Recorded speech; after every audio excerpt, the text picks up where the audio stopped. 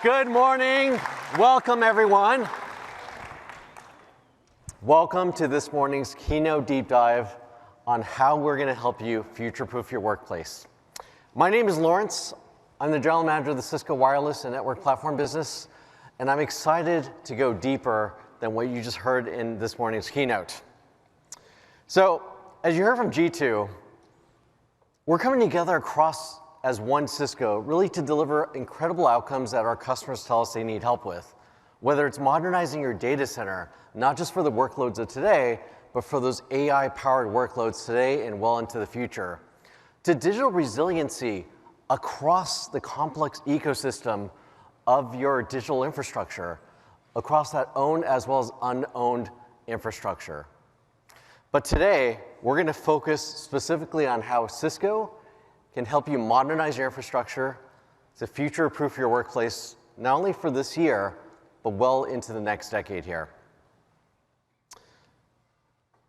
So we have a unique opportunity here at Cisco. You already know that we have a wide and deep portfolio across networking, security, collaboration, and observability.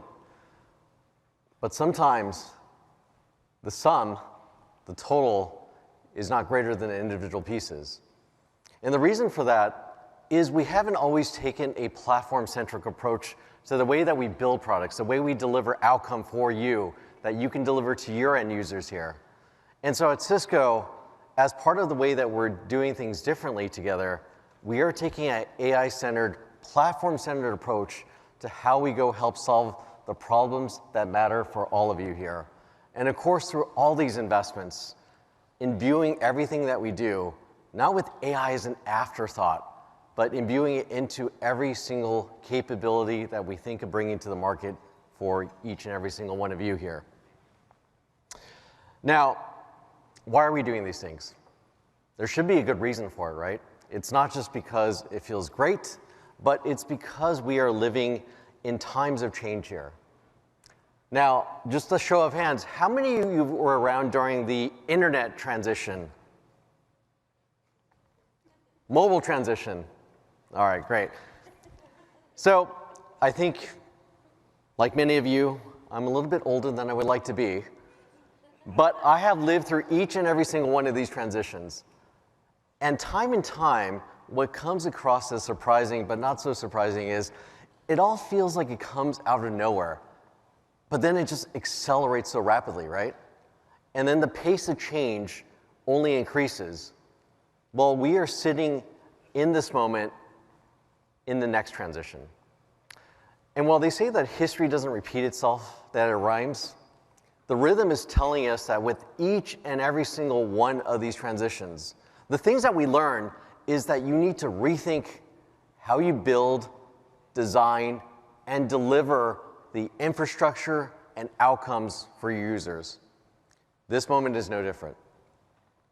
And so at Cisco, we believe that this moment requires us to rethink how we build infrastructure for the age of AI. And really, this shouldn't come as a surprise to any of you. The trends that many of you have been telling us about, the challenges that you have where you are expected to deliver more for your organizations with less, how the scarcity of talent isn't getting better. And if you were in this morning's keynote, you heard how the proliferation of AI means that there's going to be more AI agents out there doing machine scale work than there are humans to go tackle that. So ultimately, we have to figure out how do we actually build our infrastructure in a way to help respond to these changes that we're seeing in the broader marketplace here. And so rather than have me speak for the whole session, I do want to bring up some special guests. And really what we're going to be talking about is how Cisco is investing in three major areas to help do just that. How we're helping build new network devices, not just simply a refresh, but really network devices that we think are going to be future-proof for the next decade and beyond. How we're infusing security into our infrastructure. And then, of course, our perennial favorite, the evergreen thing that many of you ask for, which is how do you actually simplify your network operations? Because we know this continues to be a challenge here. So let's get into it. I'm going to welcome up our esteemed panel here. Austin, Lee, Lizzie, and Nick, please join me on the stage.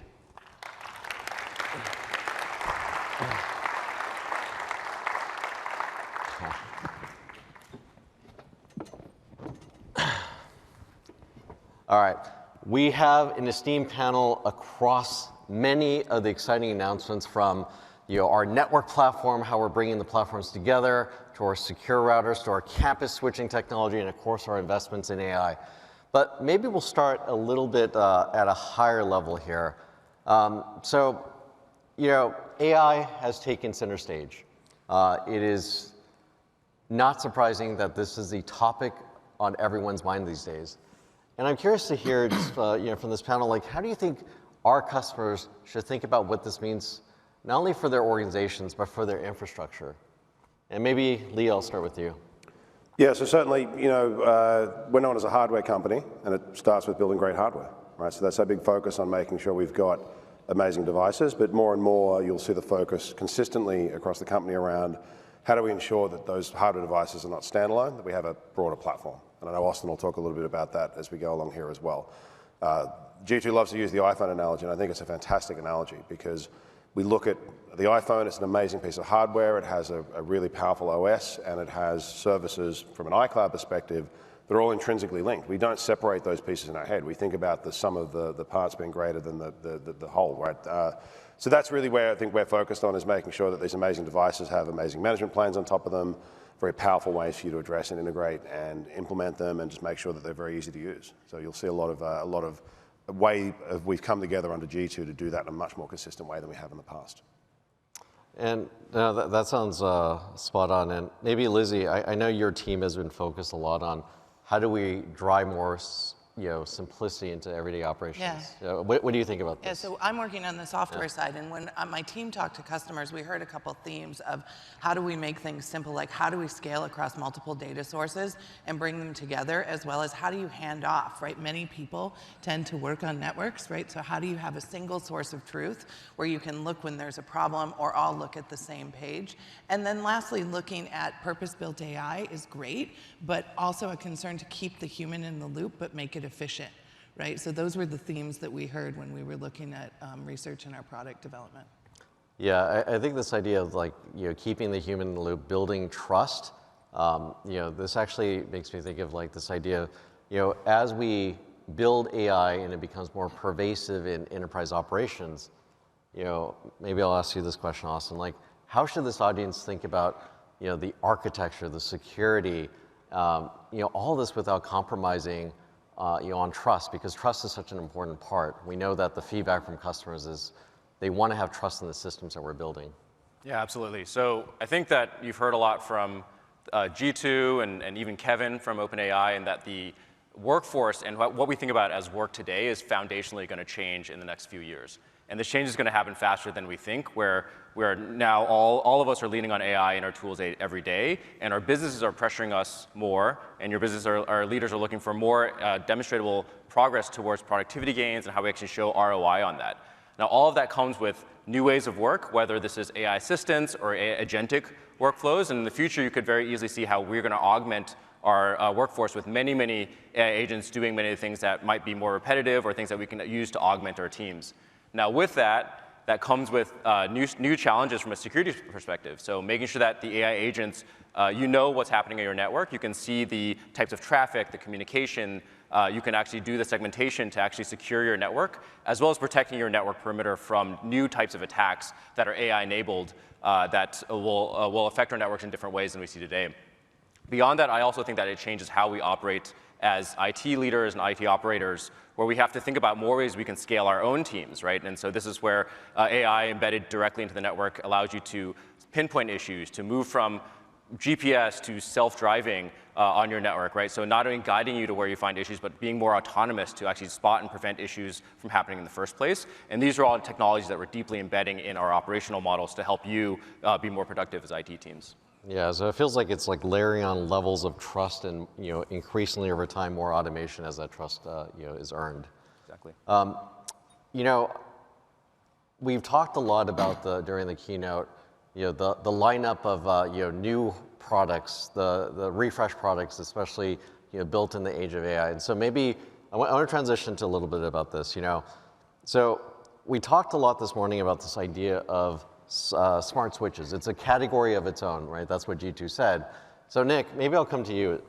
Is the idea of smart switches, like what exactly is it? Is the word smart and hyperbole? Like, tell us more about that. Yeah, well, I think with smart switches, it starts first with the customer. Customers need switches that can still deliver all this high capacity, bandwidth, throughput, scale, low latency, but they're also looking for the network to solve additional problems and use cases, and that's where the smart comes in. There's additional compute on these switches that have nothing to do with the forwarding plane and control plane that gives the ability to deploy capabilities for better telemetry, for observability, better logging management, integrating with Splunk, and ultimately additional AI capabilities that can reside resident on the hardware and future Hypershield readiness. So I think it delivers more capacity that augments not only the forwarding and the throughput, but addresses additional use cases powered by the network. Yeah, I really like this idea that it's not just building the next-gen switch for higher network throughput, but building in capacity to build programmability into it. Because ultimately, I think it's true that no one in this room can truly forecast what's coming over the next few years here. I also know the industrial IoT team has been busy. It wasn't just about building new products for the enterprise environment. Nick, do you want to touch upon that a little bit more? Yeah, so the IoT environments, the industrial world is moving as rapidly as traditional campus and carpeted office space with more demands for the devices, IoT, autonomous vehicles. I was talking to a customer this week where they have these deep mines and they have these boring devices that are going through there and they're transitioning those to this automation, fully autonomous type of vehicles.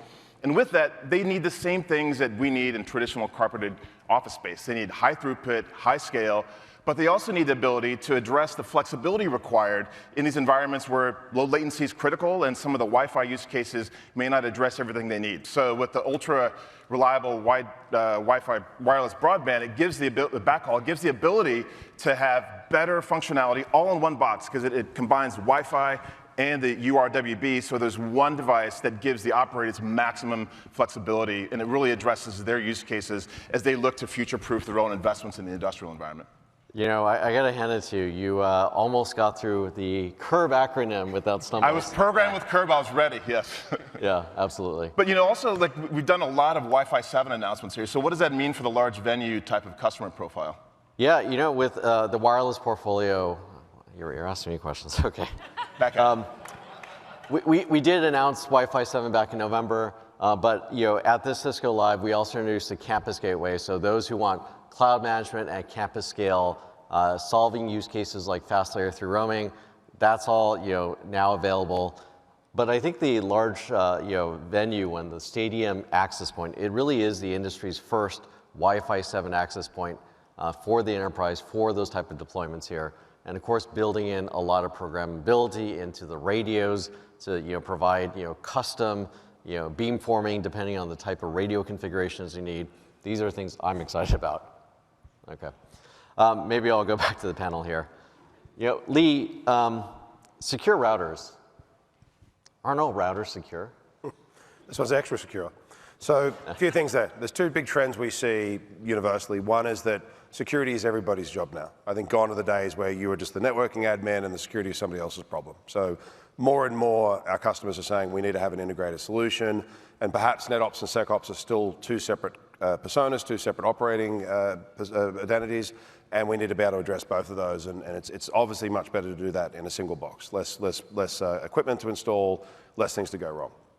So that's sort of trend number one. The other big trend is just the explosion of both the availability of bandwidth and also the need for that bandwidth. So I tell people this story to usually some jealousy. My place in the Bay Area has a 10 gigabit per second symmetrical fiber connection for $40 a month.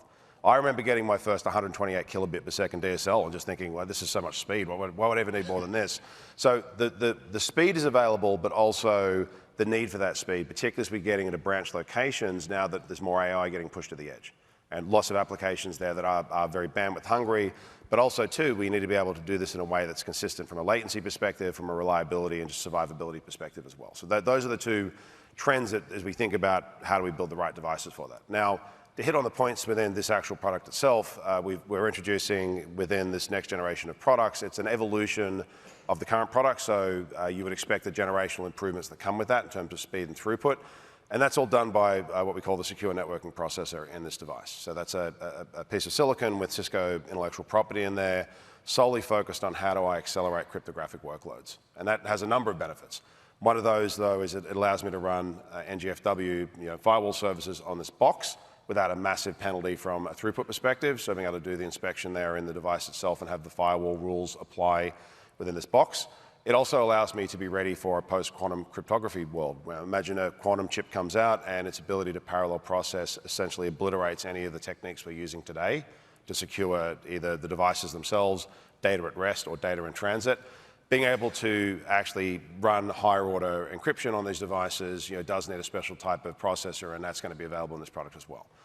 And finally, we need to manage this, right? So the other big innovation here is making these devices able to be managed via the cloud. So we're following the beauty of the platform in terms of how we build from an operating perspective is that Nick and the switching team have done a lot of great work, as have the wireless team on, on getting these devices manageable by the cloud.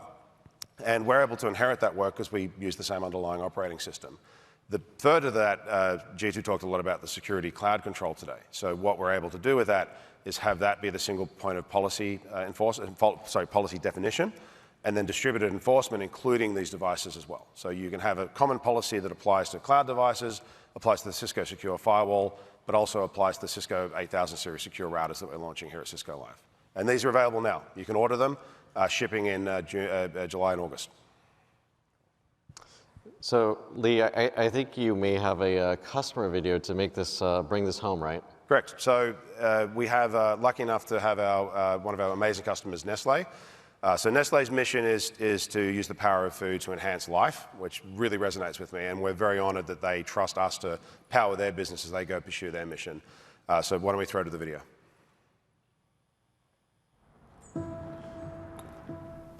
So could you share a little bit about the size and scale of Nestle in your business? It's massive. We're talking about 275,000 employees around the world. We're talking about 188 countries. We have more than 300 factories. All of them need to be connected to support our business every day. At Nestle, we are not adapting to change.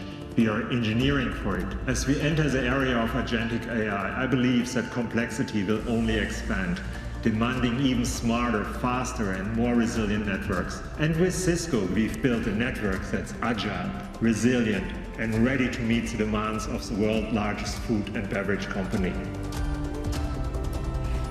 Our factories are not where the networks are.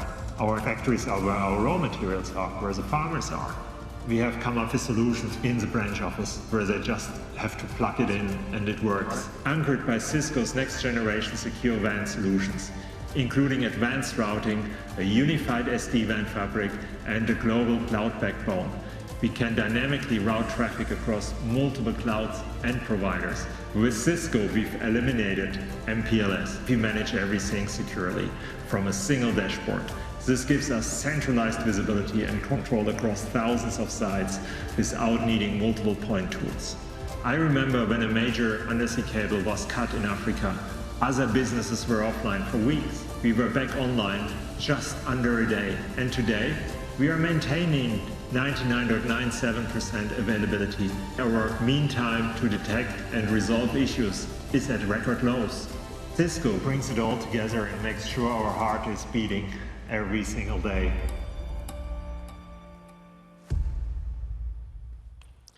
That's great. I always love hearing directly from our customers, and we'll definitely bring up more customer examples in a bit.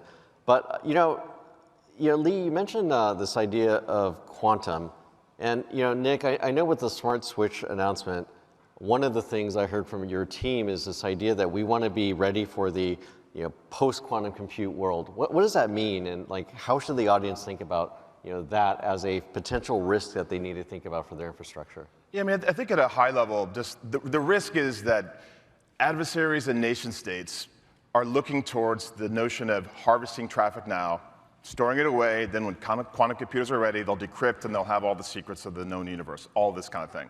Now, the reality is that these customers who are looking at this problem space, they really haven't had standardized way of addressing this problem. And NISTs and standards bodies are now just getting to the point where they're ready to put pen to paper and put these things in ink. So as we think about our switching portfolio, our routing portfolio, our hardware portfolio, customers look to make long-term commitments and bets with these products. So the products that we're shipping are going to be PQC ready when this world evolves. And so starting at the hardware layer all the way up to connectivity, control plane, and transport, these products are going to have this ability so customers can make this bet knowing that as it gets ready and ratified in EU and America and APAC and all these places, that their investments in hardware will be ready for them as they get these deployments out in the world.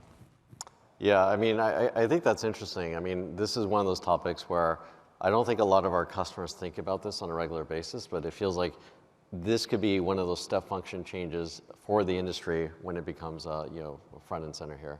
Yeah, 100%. And I think, as we look at the switching and the routing and the overall network infrastructure in general, like networking has been a way that we help customers solve security problems. And we refer to that as secure networking. This has been something we've done for a long time.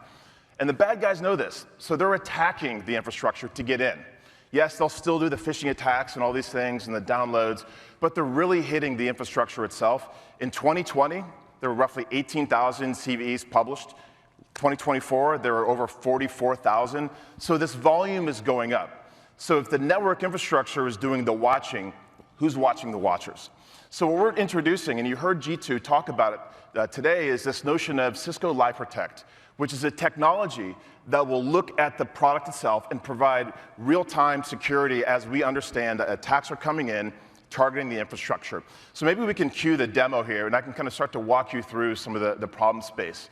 And essentially, as you look at your infrastructure, I was talking to a customer last week about this.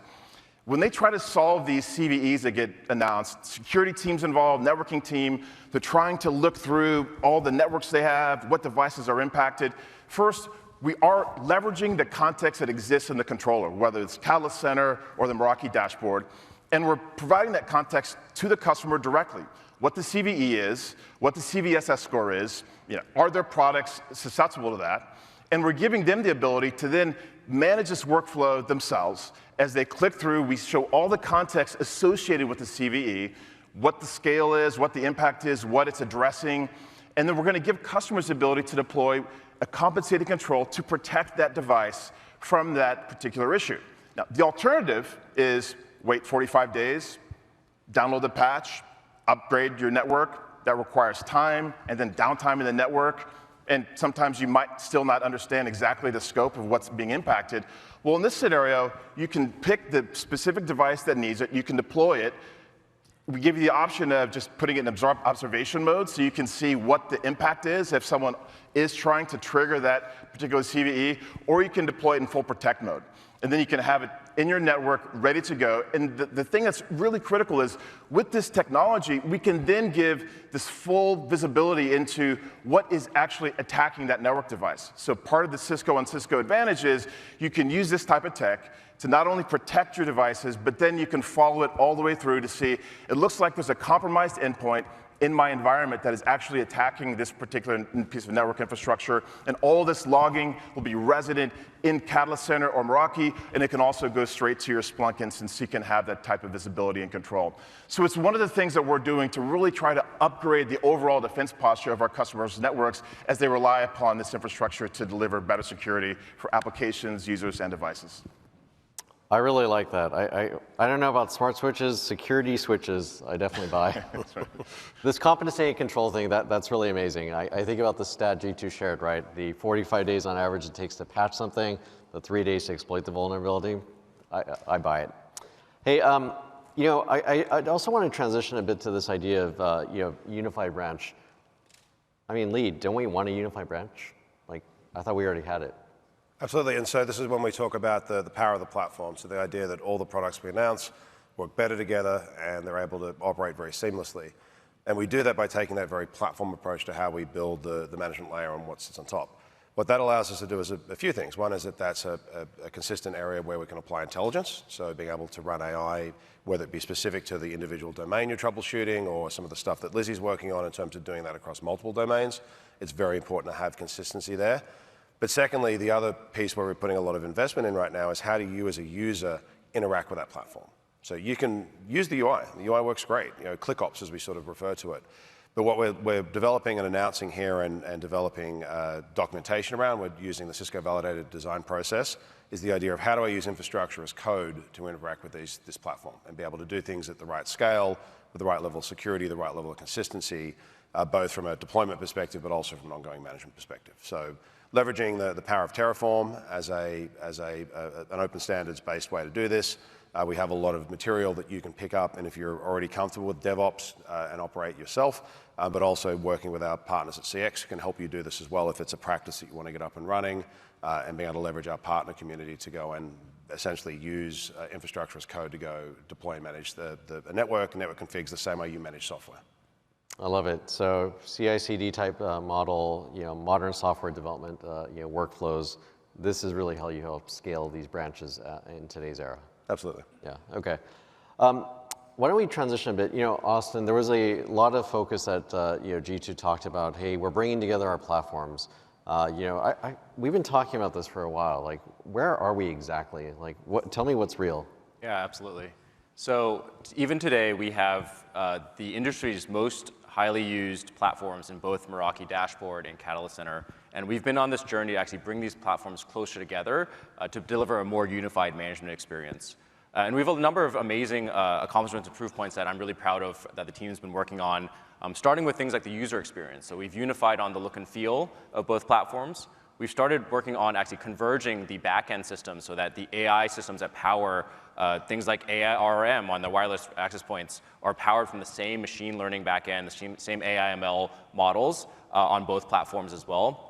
And we're going beyond that with delivering things like a consistent marketplace, a consistent API, as well as unified hardware and licensing across the whole portfolio now with all of the next-gen products. And beyond that, on the management experience side, you're going to see starting to see more of the workflows that bring the power of Catalyst to the cloud, as well as the simplicity of Meraki to Catalyst Center as well. A great example is the Live Protect workflow that Nick showed, but also things like bringing large campus switching features to the cloud, things like VRFs and BGP, Fabric we're bringing to the cloud, as well as bringing more simplified workflows to Catalyst Center. So there's a number of things that we're super excited to announce this week and then continue rolling out going forward. I love it. So really a lot of enterprise class features that many of you in this room rely on. Now, bringing it to the cloud managed model. Okay. Hey, the AI assistant and this idea of agentic ops, we've been doing a lot of work here. How does this fit into the broader vision? Yeah, absolutely. Yeah. So I'd love to actually illustrate that with a demo. So if we could switch over to the demo here. So we made a lot of capability improvements onto the cloud, like I mentioned, bringing large campus capabilities, but also enhancing this with powerful assurance and AI ops capabilities. So here you can actually see our brand new organization summary page that gives you a guided perspective on where you need to be spending time in your entire deployment, what's working, what's not, and really drill down very quickly to any hotspots or where you need to be taking action. So you can actually dive here directly into a client view to see if there's a client that's having issues. And Cisco is the only provider that can actually look from that client all the way out through the LAN, through the WAN, into the applications, right? This is powered through the ThousandEyes integration, and you can see that entire path visibility in a single place to really pinpoint and diagnose where that issue is happening.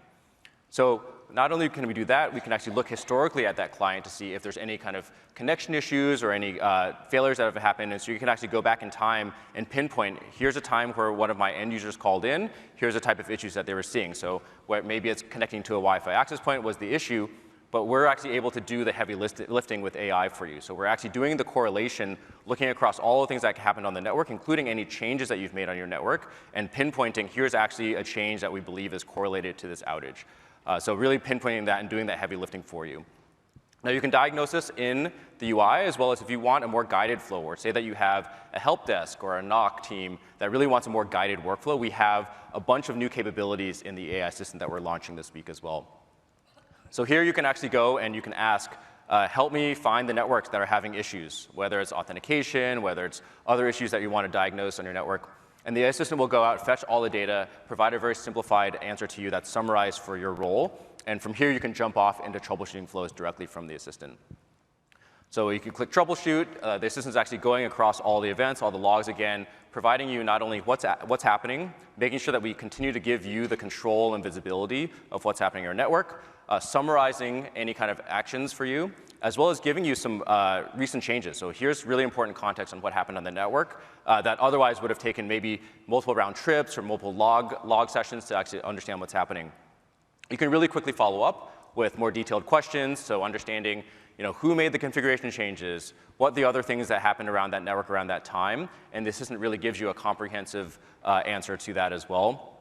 And one of the great amazing parts of the assistant is actually it blends not only all of the network telemetry that we have, but also things like our best practices, our CVDs, our documentation. So for customers that want a more guided workflow, you can actually pull in that knowledge as well, and that provides a very summarized answer. So here I can ask, how to actually go revert these policy changes, and it actually pulls in the documentation, gives you a very clear, here are the steps that you would go to summarize and take action on that to resolve that issue. So hopefully that shows you an interesting example of how we can actually take a diagnostic flow that might have taken maybe hours to trace down from a wireless issue to actually a policy change and turn that to just an order of minutes. That's great. Yep. I was going to say, this is we're just getting started here, and this is kind of the foundation for how we're going to advance this with things like the deep network model, as well as more agentic workflows. Yeah, I really like this idea that you showed even in the troubleshooting scenario, this idea of continuing to build trust in why the model's telling you why they discovered an issue. I also noticed it happened to look like dark mode, by the way. Yes, dark mode is coming very soon. All right, fantastic. Hey, Lizzie, this morning, G2 and DJ, they talked about AI Canvas, and that really seemed to, raise a lot of curious looks from the audience, as far as I can tell. Can you explain what AI Canvas is? I just worry that, people aren't grokking it, and yeah. Well, I can explain. It's a troubleshooting and execution workspace with multiple data sources. We wanted to bring in collaboration, and then we also wanted to bring in our deep network model, which is purpose-built, built with Cisco data, so that it's better than base models at actually solving problems. And we're at the beginning of this journey, but let's jump into the demo, and I'll walk through some of the things you may have seen in the keynote and some other surprises that we have. So let's assume there's a ServiceNow ticket, and here's what you're seeing. It's pulling all of the information from ServiceNow and then talking with our deep network model to actually go in and auto-generate a dashboard of things that a tier 1 engineer might want to look at. The tier 1 engineer can also add in an email to create a single source of truth, and then also can look at different things on the board. We want to be really transparent and share it with another user. So that she's going to share it with Will, generate a summary, and hand this off, because it turns out it's a network issue, and Jackie, our tier 1 engineer, may not have permissions. So when Will comes into the board, which you're going to see in a moment, I hope, he's going to have a completely different Canvas experience in terms of he's going to have the auto-generated UI, but his assistant is going to be different, and it's going to include the summary. He may decide that he wants to go in and look at some additional statistics and compare some application logs with availability. We will auto-generate a graph, and he can decide what he wants to do here. So he's going to add this to the canvas, which is a single source of truth, and you can see he's using different data sources with Meraki and Thousand Eyes. And then lastly, he's going to go in and ask, what could I do to solve this? Now we're going to come back with our deep network model and talk about that there's 3 options. Keeping the human in the loop, he's going to decide to implement QoS, and it's going to do that. And then we're going to put another card on the board, understanding what was actually done, where Will also has the option to revert it. Because again, we want to be transparent, keep the human in the loop. And then lastly, Will may decide, I want to monitor this. In the keynote you saw we had 2 cards. We have live cards as well as static cards. In this one, he's going to update the static card and bring in and see that he's actually solved the networking issue here, because you can see that his availability the packets are no longer being dropped, and it appears that the network is back to normal. Lastly, he can generate a report. We heard from our customers, like sometimes sharing this out, making sure it doesn't happen again is time consuming. So we auto-generate a report, and then he can pass that off to his leadership and his team, and they can analyze what happened and ensure it doesn't happen again. That's amazing. The idea of even just generating a report for executive consumption, like, that is huge. I will say the part that I'm most excited about, by the way, is that it's not a separate product, right? It's like integrating into our network platforms deeply. Like yes, that's what's integrated into our network platforms. Yeah.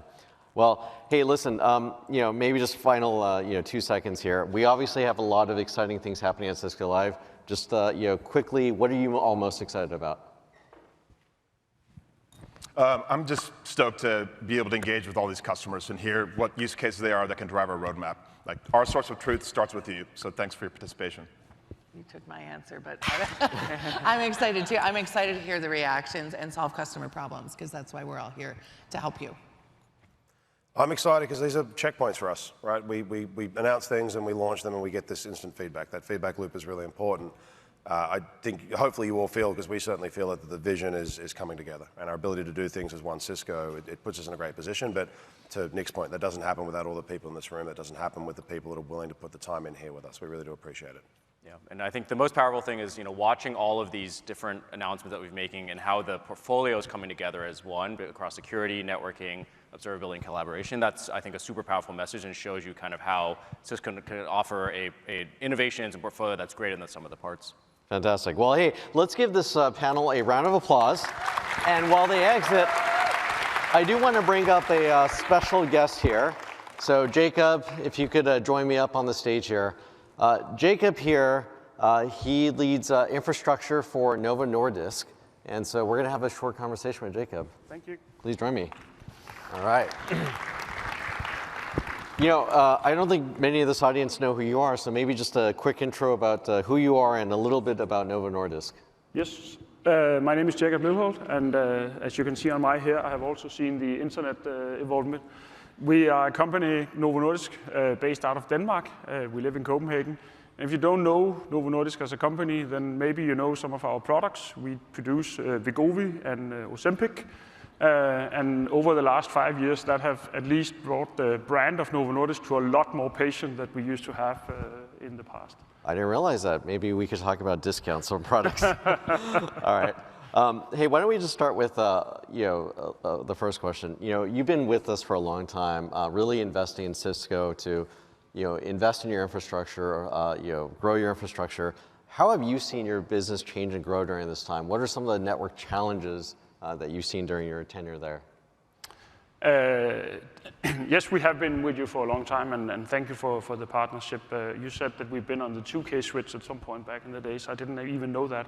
But we have had this growth, probably, if you can imagine, that when you produce and suddenly you get this product that everybody wants to have. So our biggest challenge in that sense was that we went from a production that runs 5 days a week, maybe 16 hours a day, onto 24/7, 7 days a week, zero downtime, whatever that is. And that has, of course, put some challenges on our infrastructure and on our network services that we need to overcome. And there has been challenges on the way, but it's a nice, fun journey to be on, where you can really feel that if you build out the systems right, it's a very nice place to be. And, yeah, it's amazing seeing how you went from a 5-day-a-week operation to 24/7. I'm curious, in this age of AI, it's a big topic at this conference and outside. How are you and your teams preparing for AI in your network, not only now but in the future? How do you think about how AI can support innovation at Novo Nordisk and really, the cutting-edge research that you all do? Yes, it's true that our scientists, they love AI. And for them, AI is getting, as somebody said, unlimited CPUs, unlimited bandwidth, unlimited access to all data. And that's, of course, a challenge in our environment that we cannot provide that. We all know that even cloud is somebody else's data center somewhere. So they were using cloud as the first place to run some of all these large language models and so on. But now we are really seeing them that they are also pushing us in the infrastructure departments to deliver some of these AI capabilities in the data center to train the models and run the models. And that's a big challenge for us, right? First of all, to understand what is it that they're talking about when somebody said suddenly H100 and we know something about Cisco switches. So it's also been a learning for us to understand what is these new products and what is these new capabilities that we need to deliver. I'm pretty sure that we will deliver them, because in the world of pharma, using AI models to train and figure out what the next molecule for us is going to be, that's a huge game, right? We have 15 years to market a product before it runs out of patents. And that means that we will love to get a new one out every 7 to 10 years. And today, the research time is 20. So it's not very important. It's very important for us to be able to use the AI capabilities. Yeah. That's great. I think understanding the business context obviously helps you and your team be much more effective at your jobs. That's what I'm hearing. Yeah. Definitely. And of course, I should say, also in networking, we're very excited that something that was very large computers a couple of years ago now comes into a network where we can see and use the AI capabilities to troubleshoot. That's amazing. Yeah, and you talked a lot about how Novo Nordisk is growing and expanding. Like, how do you think what you and your team do with the network can help support that scale? Standardization. Standardization. So standardization. So even though we have this era of AI, right, standardization is still the way for us to go. So we can wake up any network engineer in the middle of the night and get him to troubleshoot something that he already knows. That makes it easier still. So we have branches with the Meraki setups where there is 2 users assigned to. We have sales offices with maybe 50 or 100. We have large campuses with more than 1,000 users or 5,000. And we also have production facilities. And all of them is somewhat equally important for the end user if they have a problem. So standardization across all that platform is extremely important for us. Yeah, I hear you. I mean, it seems like, I imagine that, the branch of a handful of sellers to the manufacturing side, to your corporate campus, like standardization is a must. Yes. And I guess like you think of the touch points your team does to simplify that complexity. Can you touch a little bit upon that? Yes, so as I said, it starts for us by building these standard designs. And they actually go also outside the portfolio of Cisco products because it's also standardizing across our out-of-band management, our UPS system, and everything else. So we all know that when we're building something that is to a certain important level with a certain SLA attached to it, then we know that we can deliver that as an IT organization. Got it. Yeah. The other thing we care deeply about, and I'm sure you do as well, is securing your infrastructure. And given this wide dynamic range of network infrastructure that you have to help secure from the compliance requirements I'm sure are very prevalent in your industry. How do you think about that? You're absolutely right. Let's start backwards because compliance in pharma is a must, right? We have FDA regulations and we have the EU regulations and whatever all these are called around the globe. So using AI to actually make sure that we can live up to these requirements is one of the things that we are investigating in a lot and making that simpler. When somebody, the report you just showed on the AI canvas, right? If I could get that on my compliance system, that would be fantastic. So what are we doing to securing that? So of course we are using a lot of the traditional things in terms of firewalling, but we are also very keen on OT security. Like looking into what is happening in the OT network. That was not a thing you did 5 years ago, right? So it's definitely a thing on our CISO's radar today to understand what is going on in those environments and how can we keep those compliant and secure. Yeah. I'm curious, and do you think about, I hear you may also, look at things, observability tools as well as to help you with that. Like, where does that play a role here? But it does play a role because one of the important things about being compliant is also that you must all the time be able to prove that you are compliant, right? So if somebody comes in and asks us, what is it that is going on somewhere? What change did happen here? If we cannot prove it to them instantly, they actually have the capability of shutting down our production, and that means that we can't sell any product in the end. So that's, of course, the extreme case. But that is what we are working towards in this pharma-regulated industry. Well, hopefully, some of the integrations that we're doing with our portfolio with Splunk will be able to continue helping you with that as well. Definitely. I can say I have a wish for you in terms of the AI canvas, right? You did a change and implemented. I'm hoping it's documented in ServiceNow when you do it. That's our requirement. All right, Lizzie, there's a feature request right now. All right. I love how this works here. All right. Hey, we're running short on time, but I'm curious to hear, just like the panel here, what are you most excited about? What do you want to go check out on the show floor after this? Yeah, so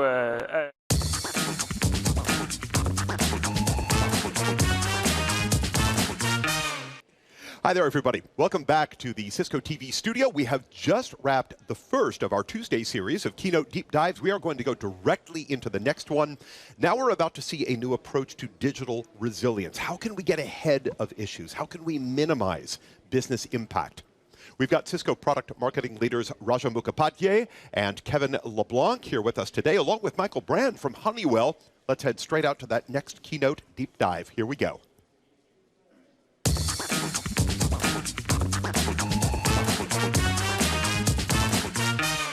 President of Product Marketing at Splunk, Kevin LeBlanc.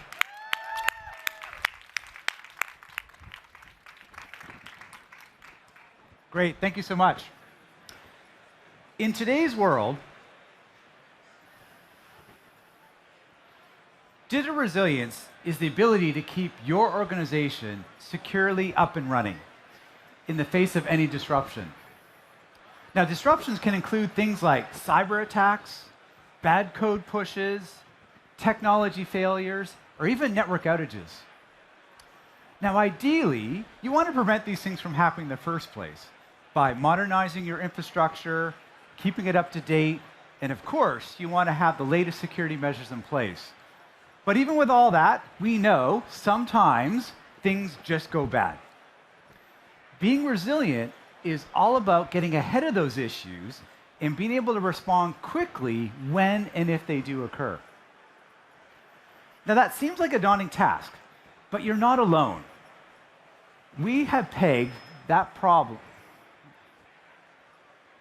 We've pegged the problem of digital resilience to be a $400 billion problem across the world's largest organizations. Recently, we conducted some research on the cost of downtime with the Global 2000. And what we learned is on the direct cost of downtime is for those companies, on average, $200 million per year per company.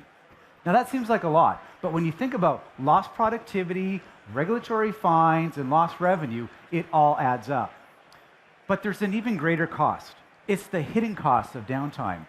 94% of the respondents indicated downtime incidents have a negative effect on the velocity of continuing to innovate. What we're talking about here is a data problem. The ability to detect, investigate, and respond requires that you have access to the right data in the right hands at the right time. But we all know across our organizations, data is typically in silos.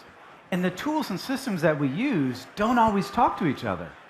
So it makes it really, really hard to be able to be proactive in finding those issues before they cause business impact.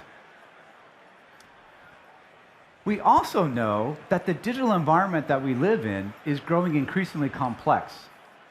We have a tangled web of endpoints and infrastructure, ranging from various flavors of public cloud, private cloud, hybrid, all the way to on-premise compute environments. And also, look at all of us here. We're all mobile. And what do we expect? We expect anytime, anywhere connectivity. And when something goes wrong, we know what gets the blame. It's always the network's fault, right? Now, traditionally, the problem was relatively straightforward. Find what's broken and fix it. But in today's world, it's more complex.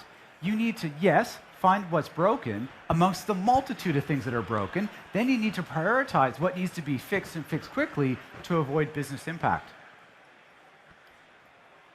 And now, AI.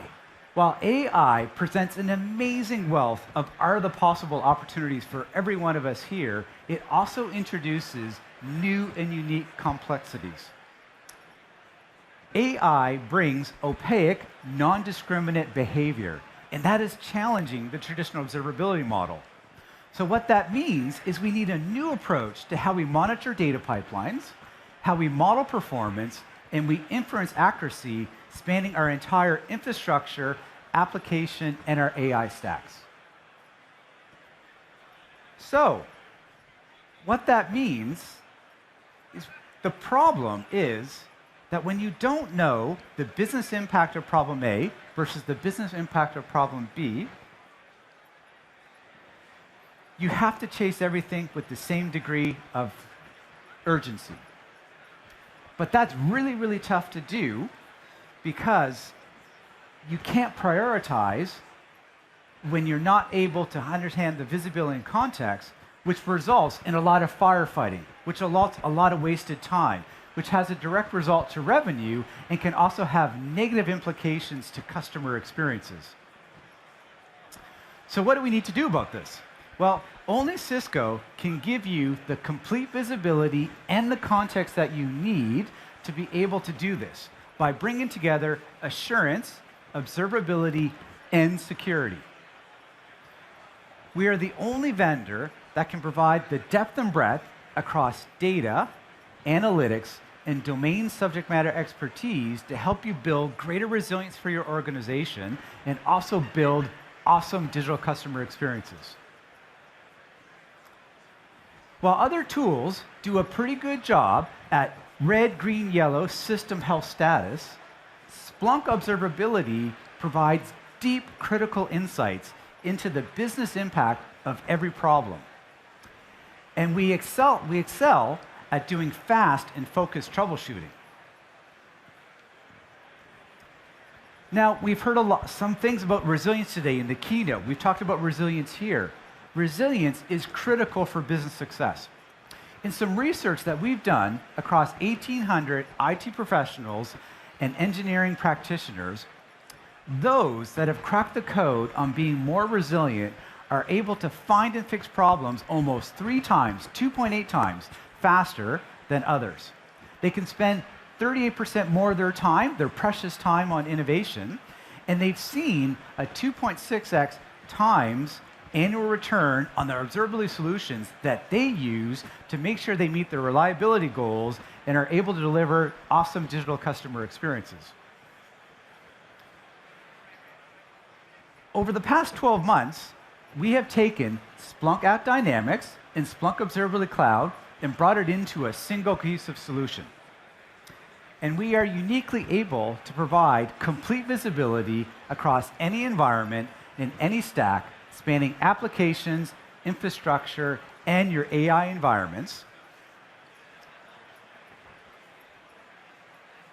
Also, what's more important is we've built it into a unified experience. And so while Splunk at Dynamics is the solution for hybrid third-party tier environments, we also have Splunk Observability Cloud, which is the solution for cloud-native environments. We leverage the power of the platform advantage, which brings in common experiences. We use the common data set, common UI, and all of this comes together to help you make faster insights and smarter insights.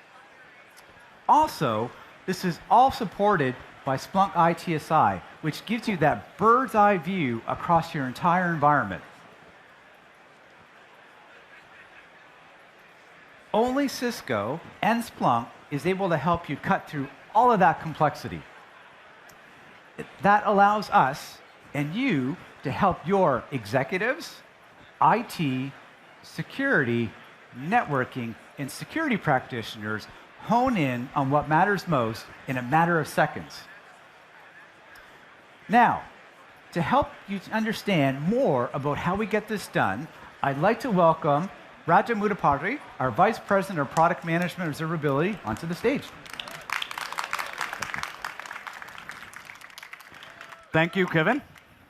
There are 3 primary reasons why customers choose Splunk.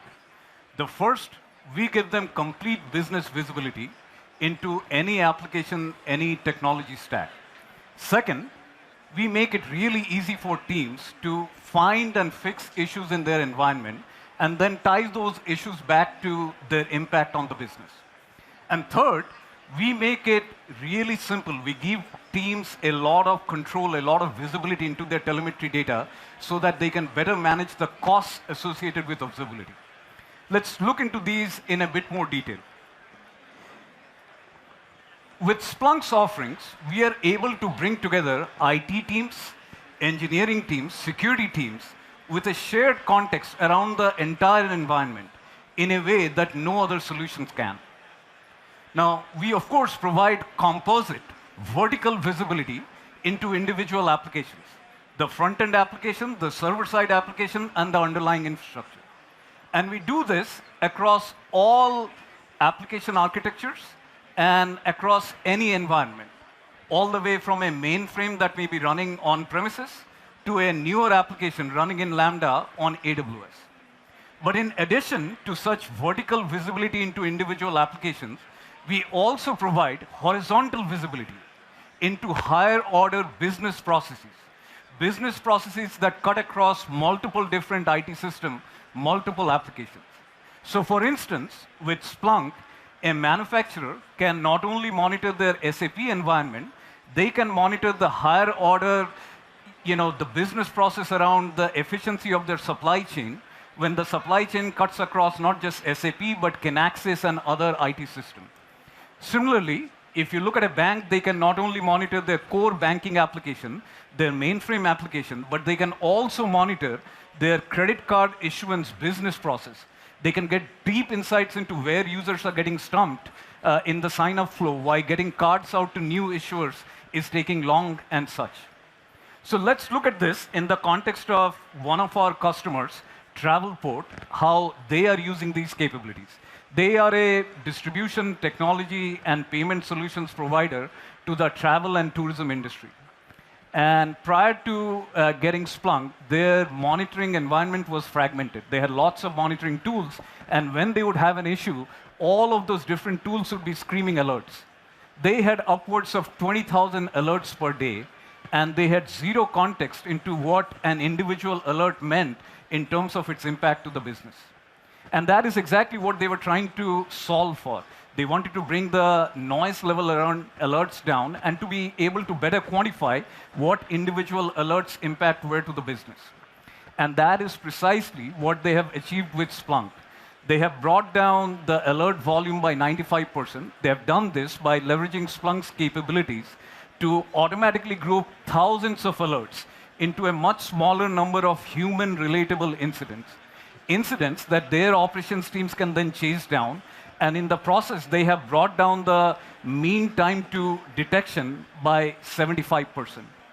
Not only that, now they have high-level dashboards that have summary roll-ups into their business-level KPIs. So things like call volume, things like the number of abandoned carts, things like their overall booking.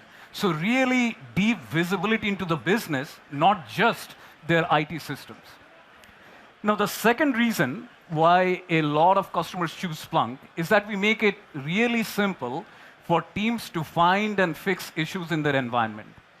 And we do this primarily by giving teams a unified view of their full environment, a full stack view, if you will, across logs, events, metrics, traces, so that users can quickly search and correlate across all of this data with ease. We also provide out-of-box monitoring dashboard for standard infrastructure component, so it's a really plug-and-play experience for users. Now, in addition to automatically grouping alerts and reducing the alert noise, we also provide for automated anomaly detection. And then when engineers are troubleshooting because of an alert, we provide automated root cause analysis summaries, all to make sure that they're able to troubleshoot issues quickly. Developers, they're able to inject tags that inject their specific business context into the telemetry data. And so that when they are troubleshooting, they can use those tags to do the troubleshooting analysis and be able to answer questions like, hey, this outage that we are having, does it impact all of my customers or only particular segments being impacted? If users are having a bad experience with your service, are users in all geographies impacted or only particular geographies? So let's look into how one of our customers, Repay, they have been taking advantage of all these capabilities. They're a payment technology and solutions provider with an omni-channel platform. They have billions of transactions that go through their platform, and the stakes of service availability are very high, both in terms of what it means for the business in terms of revenue, but also in terms of their regulatory obligations. Now, with the solution that they had prior to Splunk, it was patchy. Teams would take a long time to find and fix issues because the monitoring tool gave them only limited piecemeal visibility into their environment. They've switched over to Splunk, and now they have a comprehensive view of their overall environment in real time. And in doing so, they have been able to bring down the total number of incidents, as well as the amount of time it takes them to fix it. They have been one of the earliest adopters of our AI assistant capability, and using that, they have been able to bring down the transaction, the amount of time it takes for them to triage incidents by 50%. The transaction latencies, they have been able to bring it down by 30% by optimizing their services. So a lot of operational efficiencies that the team has gained using Splunk. Now, with the shift to public cloud and the shift to a microservices-based architecture, technology stacks have become more heavily instrumented. And that has led to an explosion of telemetry data volume that comes out of digital environments. And that is why we see a lot of customers struggling with the costs associated around observability. And this is where Splunk, we help our customers stand up flexible telemetry data pipelines. And we do that in a way that is open standards-based way with open telemetry. And the great thing about open telemetry is that you instrument your environment only once, and then you don't have to touch it, even though you retain the freedom to have multiple different observability solutions over time. And the thing here that makes Splunk solution unique is that we give our users a lot of control into the kind of processing a particular piece of logs data, metrics data, trace data will have, all with the goal of ensuring that the teams are always able to get to the most optimal observability posture that their business can afford. So let's look into how one of the customers, Travelport, they have been getting deep visibility into their business in the face of massive data volumes. As you may know, Progressive, they are one of the largest insurance companies in the world. And they have upwards of 15 million web requests coming into their platform every day. And it was crucial for them that they be able to zoom into any one of those requests and find out exactly what is going on in there. With their prior solution, they had a lot of blind spots. They didn't know when users were having a frustrating experience with their digital offering and were falling off. And that led to a significant loss of revenue. And coming over to Splunk with our full fidelity tracing solution, we now process upwards of 50 million spans per day for Progressive. That is upwards of 8 million traces. And what that means for the Progressive team is that they now have the flexibility that out of the millions of insurance codes that's floating around in their system, they can zoom in and they can find exactly what is going wrong with one individual code. Talk about finding a needle in a haystack. And this has really increased the level of confidence that the business has around the digital offering. So lots of deep visibility into the business, even in the face of massive data volumes. So these are some of the primary ways that our customers are getting value out of Splunk and why they keep choosing Splunk as a strategic partner that can help them improve the overall resilience of their digital environments. Now, let's get to the fun part. I'm really excited to share with you some of our latest product innovations. Now, when users are having problems with a digital service, IT teams don't know a priori whether the problem is in the application, the underlying infrastructure, or in the network that connects the users to the application. This is because there is no single tool that spans the entire gamut and can present a summary view across the network and the application. And this is where Splunk's IT Service Intelligence, ITSI, comes in. ITSI integrates with application monitoring tools, infrastructure monitoring tools, network monitoring tools, and is able to provide to teams a high-level visual map across your application and network, so that when a problem happens, IT teams can very quickly go and rule out, look, we don't think this problem is the network. Looks like it is the application. So that they can then engage the appropriate team so that the team can then use their specific, domain-specific monitoring tool to troubleshoot further. So let's look at all of this live in a demo video. Could you roll the video, please? Digital resilience starts with knowing, is it your system, your network, or somebody else's problem?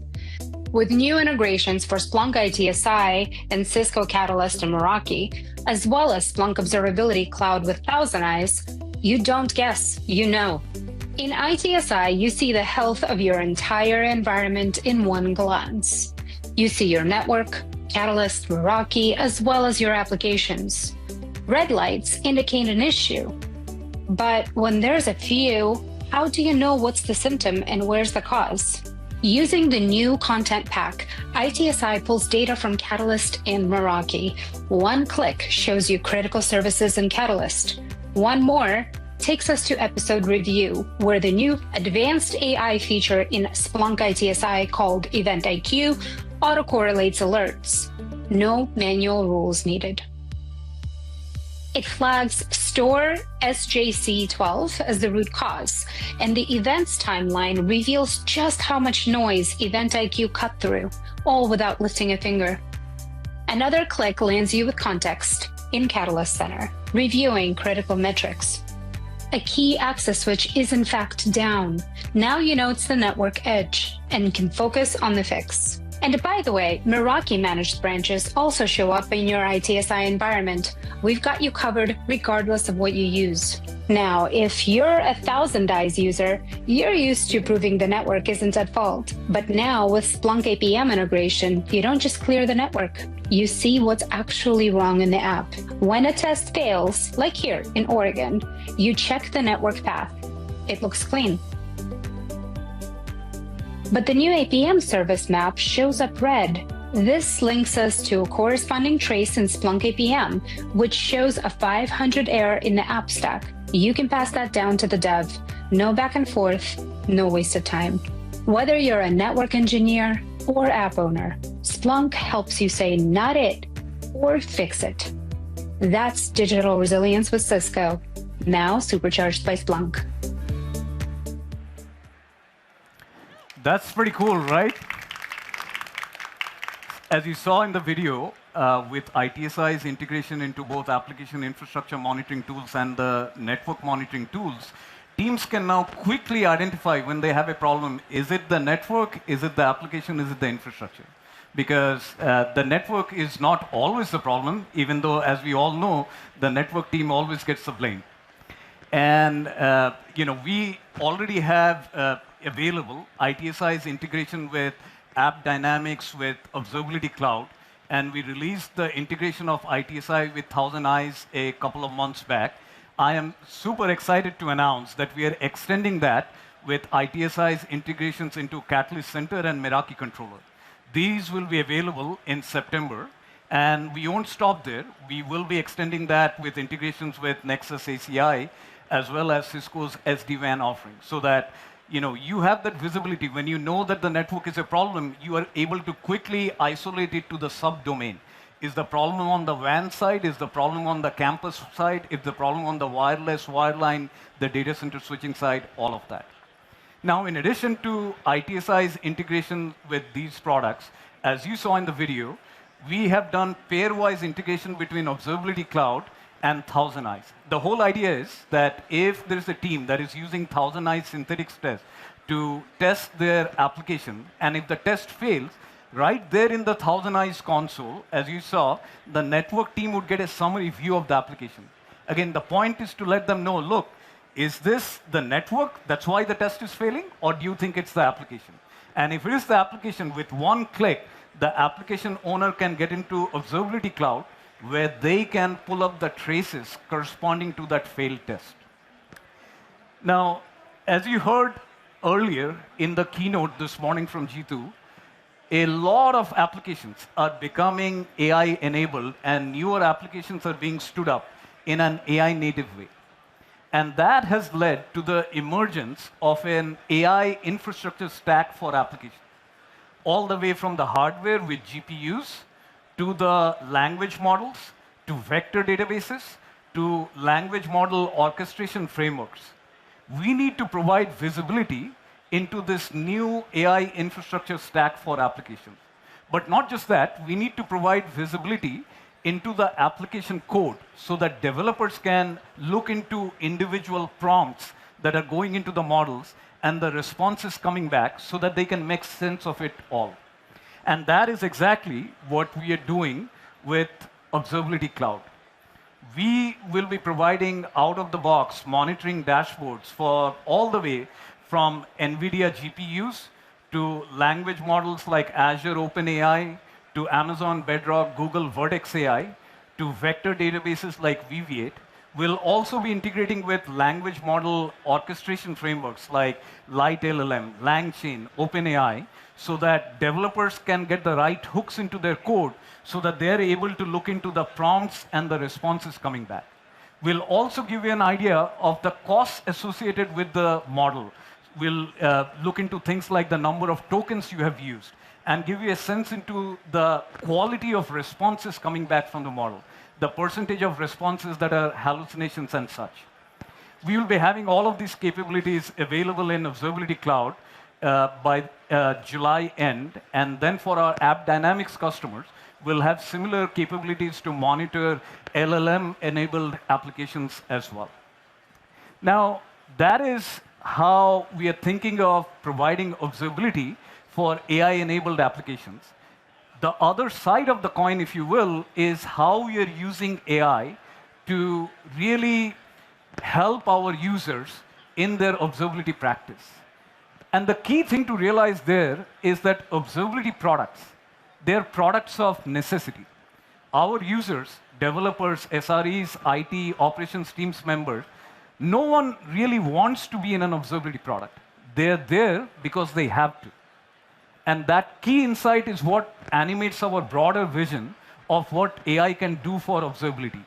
We imagine a completely different product experience in observability powered by AI, where the human toil involved in running and maintaining digital environments is brought substantively down. Whether it is detecting anomalies, whether it is troubleshooting, whether it is taking remedial action, or whether it is generating summary incident reports, we'll be automating all of these flows with AI, with a human always being in the supervisory loop. And that is exactly what you see us doing all across our portfolio. Within App Dynamics, we have always had anomaly detection for business transactions.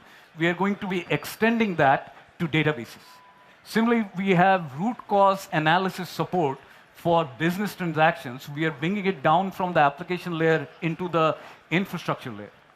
And for customers of App Dynamics that use the self-managed form factor, we would be introducing automated transaction diagnostics in the virtual appliance offering.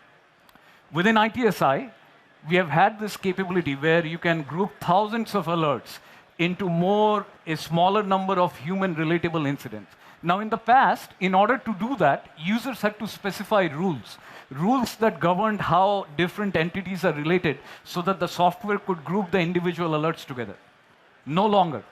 Now, we'll have AI do that for you. And that's the capability called Event IQ that we have released in preview a couple of months back. And then finally, earlier this year, we have released the AI assistant in Observability Cloud, where developers, SREs, can just ask questions in natural language and get quick responses around what's wrong in their environment, all with the goal so that they can get to the root cause faster. Now, we will be extending that and directly embedding AI in the workflow so that when an alert goes off and the SRE team comes in, they will have right there a summary view of what software thinks, what the AI thinks has gone wrong, and what could be the root cause. So a lot more stuff here to come from us. Now, we have always been big proponents that you need unified observability through your environment. And what we mean by that is that you want a full stack view across the front-end application, across your server-side application, across the underlying infrastructure, and across logs, events, metrics. But not only that, you want a view of the security profile of the application as well. All of this so that the human beings who are troubleshooting, they're not trying to look at individual pieces of a jigsaw puzzle. They can look at the entire frame all in one go. And that is why I'm very excited that we have brought together the best capabilities of App Dynamics and Observability Cloud into a single unified observability experience. And through that, you can cover your entire application estate, whether it's 3-tier applications or whether it's microservices applications running on the public cloud. We have also integrated between App Dynamics and Observability Cloud so that if you have a 3-tier application that you are using App Dynamics to monitor, and it's running on Kubernetes, you can use Observability Cloud to monitor the Kubernetes infrastructure, while still making sure that the developers that are in the App Dynamics console, they get a view of what's happening in the Kubernetes infrastructure right there within the App Dynamics console. Now, another capability that we are very excited is a secure application capability within Observability Cloud. What this does, it gives engineering teams a view into all of the security vulnerabilities that exist in their code and from a runtime lens. We know a lot of engineering teams, they are overwhelmed with the number of security vulnerabilities that exist in the code. And so they need a prioritization framework, which ones to fix first. And getting that runtime view that these are the vulnerabilities that can be invoked in runtime is a crucial signal that will help teams get on top of their backlog around security vulnerabilities. And last but not least, we have the session replay capability in App Dynamics, where whether it's mobile sessions, whether it's browser sessions, developers, product managers, designers can get really granular insight into how users are interacting with the digital offering. So, you can see lots of innovation that has come out, lots more to come in the next few months, and we're going to keep continuing on that momentum. Now, of course, we have been recognized by the industry analyst community for the work that we do for our customers. But even more, it makes us incredibly proud to get the validation from our customers to see what we do for them and how we help them make their digital environments more resilient. And to hear one such customer story, let me invite back on stage Kevin LeBlanc and Michael Bryan, leader for observability at Honeywell.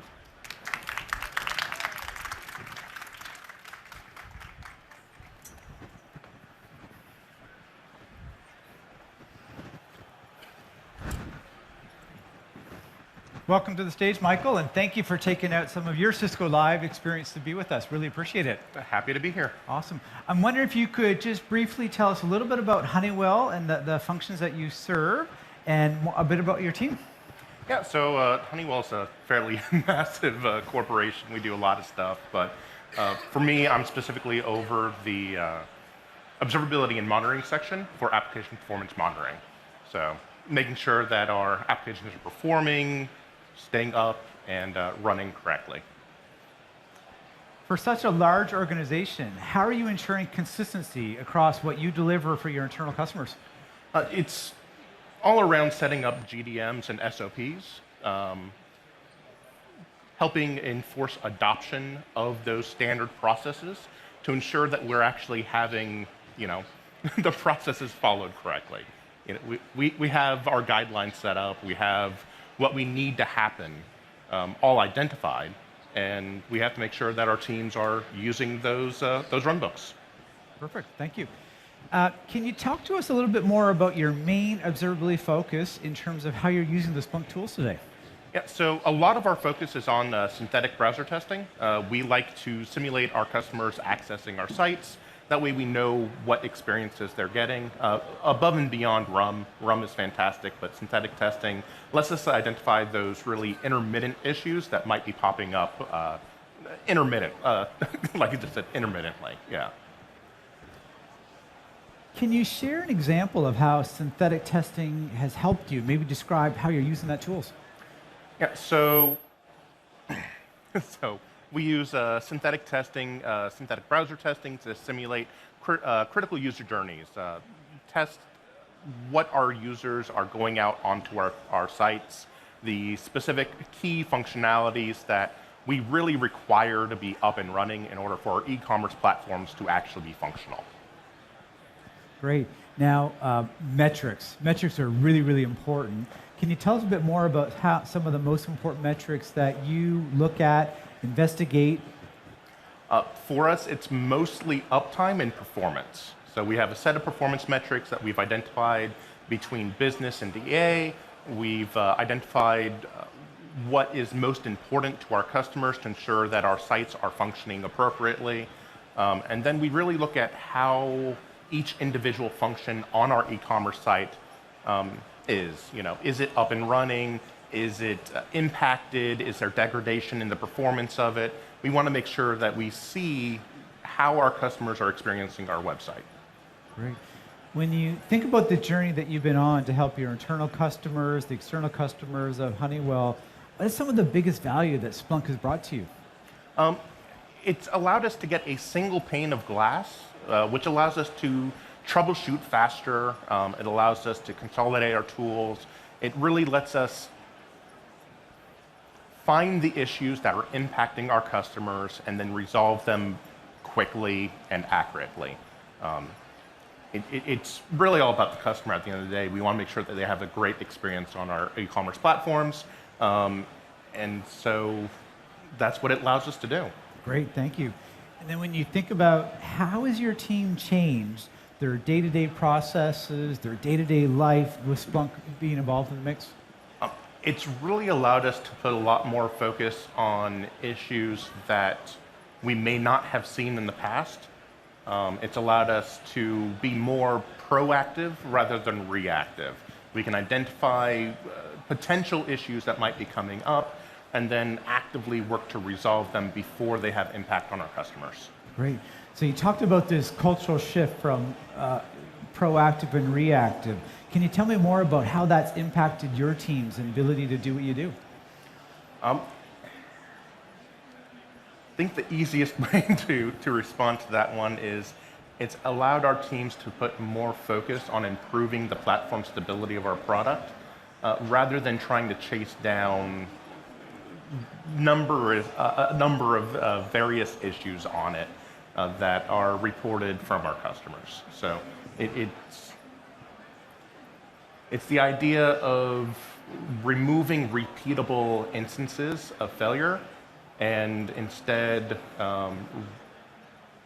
proactively improving the platform stability. Great. Yeah. So in the keynote this morning, we heard a lot about detection investigation. We talked about it here as well. Can you tell us how Splunk has helped you get earlier detection investigation? Yeah, so we use APM and synthetic tests to generate alerts that allow us to identify when we have failures occurring on our site. It also allows us to proactively identify when failures might be occurring in the future. So it allows us to hop on those issues, quickly resolve them, and really bring a better customer experience to our customers. Great, great. Can you describe something that you could catch now that before you just would have missed, would have never seen? Yeah, so we had a PIF service, a backend APM service that had a node that was intermittently failing. It was something that only impacted a couple of customers here and there, but with our synthetic tests, we were able to see it in real time, identify where the node was, and then resolve that issue permanently. Perfect. Business impact. We've talked about proactive, reactive. Can you describe to me having a proactive state? How has that helped the business? Well, it's allowed us to ensure that we have fewer P1 and P2s. It's made our platform more stable, and it's really increased the CSAT for our customers. I mean, it's provided a better experience, and in doing so, we improve how it's perceived. Perfect. And when you interact with your executive stakeholders and leadership, what are sort of the metrics that you review with them? Well, for us, it's all about performance and uptime. They want to make sure that the site is up and running, that the various functions inside of it are up and running, and that they're performing up to snuff. We want to make sure that it doesn't take 30 seconds to check out. We want that to be lightning fast. Perfect. Can you talk to us a little bit about how you do prioritization of alerts for critical path situations? So for us, we really put the most amount of focus on our actual critical user journeys. So we've worked with our business teams to identify what are the core functionalities of the site that have to be up and running in order for us to have a successful site. Cart, search, checkout, those are all portions of this critical user journey. And so when we get alerts, we're actually only getting alerts on things that are impacting the ability for our e-commerce site to actually bring in revenue. Perfect. How has synthetic testing evolved overall for you at Honeywell? Well, we went from bare bones tests, pretty much just uptime tests, to now doing a full critical user path. So we go step by step through everything that the user would touch, and we make sure that we are testing out each piece of that functionality. Great. So in the keynote this morning, G2 talked about it's not just about the network, it's not just about security. It's heavy dose of collaboration. Can you speak to how you and your team collaborate across the technology individuals, across networking and security? Yeah, so we work with our BRM team in order to bring together everybody who needs to be brought together as soon as we identify that there's an issue occurring. And what we found is that we get faster root cause analysis, we get fewer escalations because we're actually identifying the key members needed on these calls before the calls happen. So it ends up being a cleaner BRM altogether. Great. And BRM for the audience, what does that stand for? Business Resilience Management. Business Resilience Management. Great. Can you describe some of maybe the metrics, performance? Like, how do you engage? Is it dashboards that you share with this team? Primarily, it's dashboards. We have dashboards set up that share the key critical metrics for business. And then we also have an IT operations dashboard, which is more of a command center level dashboard. Lets us know how the systems are working, whether there's performance degradation, and triggers alerts based off of predefined settings, thresholds. Could you describe to us how observability has improved this cross-team dynamics? I think it's allowed us to talk more freely to one another, to be honest. We aren't blaming one another for any specific thing. We already know where the issue is. We just have to find out how to fix it. Perfect. Can you describe for us how you're bringing some of these challenges across insights to business? How are you showing up in front of your key stakeholders' mind, not just visibility? We've talked about the importance of visibility and context to business. Okay. So for us, it's really about sharing the metrics that matter to them. So we share the metrics. We were able to show them how the site's performing. We're able to identify those performance metrics and connect them with the CSAT scores that we're seeing on the business side to really show just the uptime and performance in a clear, quantifiable method. Great. And as you traverse from one key stakeholder group to the other, what are some of the main metrics that are resonating with your line of business, the business individuals? It's all about performance. It's how fast is our website running? Are the key functions up and running? What is our uptime status? It's everything that drives, our site's ability to bring in revenue. Well, this will likely vary from one company to the next. What sort of cadence do you recommend with business alignment? It's really going to be based off of the business that you're working with. We have multiple SBGs. We have some SBGs that we meet with weekly, some that are monthly. And usually they're looking at these dashboards that we've created daily.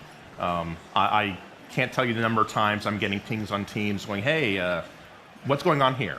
So it's really allowed them to see things in real time.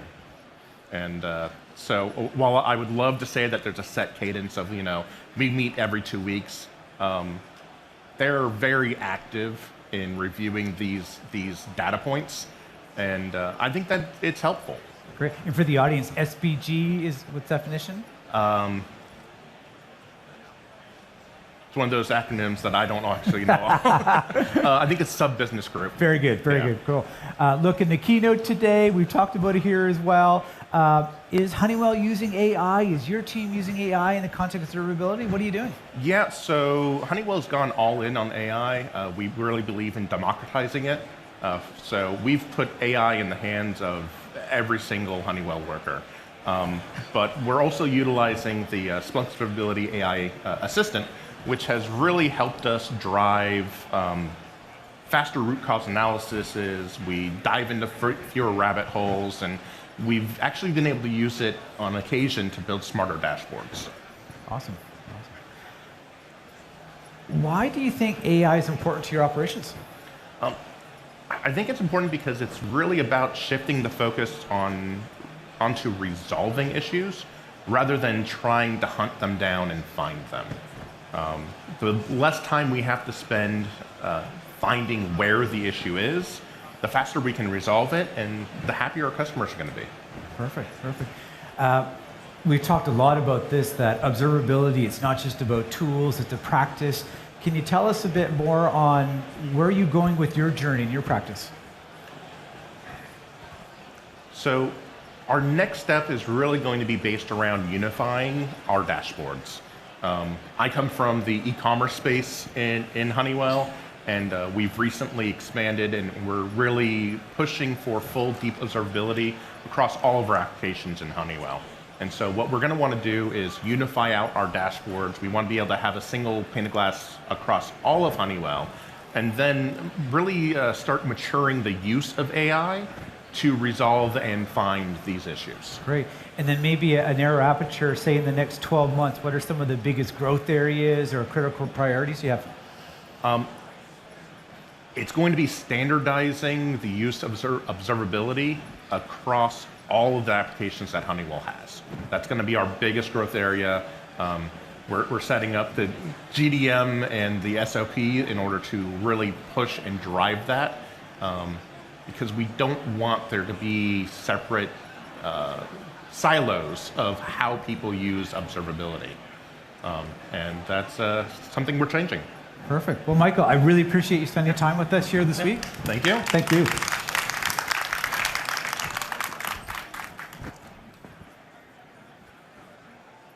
So,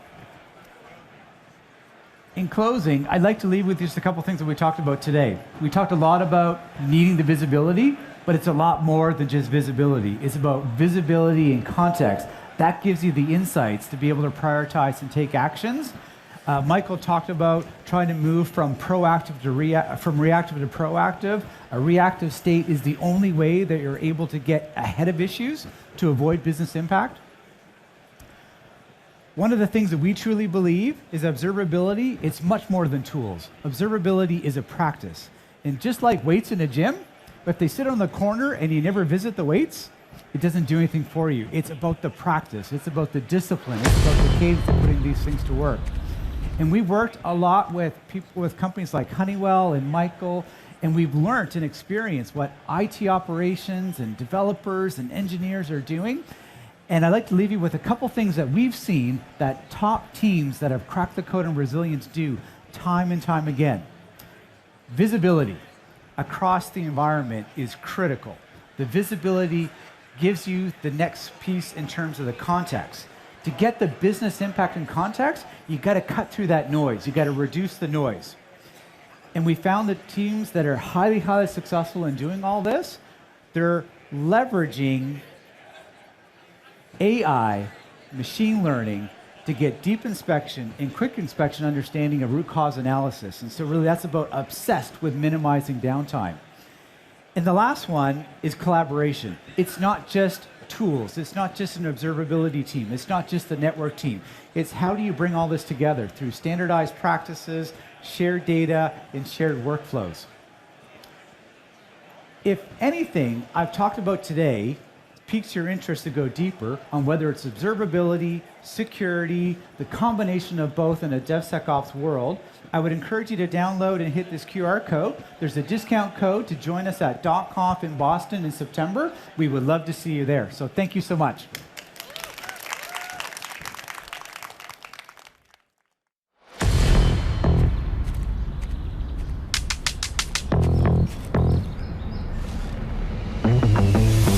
So 4 years ago, we wanted to change two things. We wanted to change the way we worked, and we wanted to change the sport of golf forever.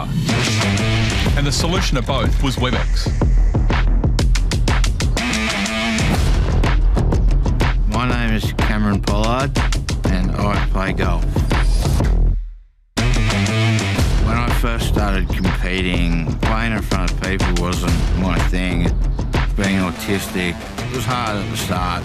Then came the Webex Players Series.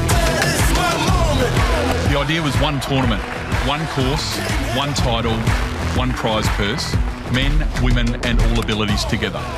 Golf is a game that's hardly changed in hundreds of years, and it took some doing.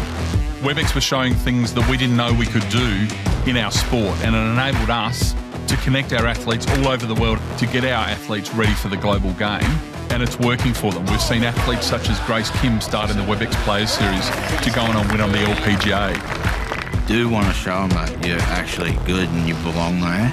I'm not just a bloke with autism. It's just because we're good enough to be there. It's a pretty awesome feeling. Since the inception of the Webex Players Series, female participation has grown 25%. Participation in general over the last year has grown from 3.4 million to 3.8 million golfers in Australia. That is phenomenal. As for the team, Webex changed the way we worked, and Webex's AI has been amazing. People Focus is a great feature for us. It allows for everyone in the meeting to feel included and be seen and heard on the one screen. Real-time translation is very valuable for us at the PGA. We talk with global tours on a regular basis. Things used to take twice as long with our team out in the field. We began this journey thinking two things. We would change the way we work, and we would change the sport of golf. What we never imagined is that we'd actually be changing people's lives.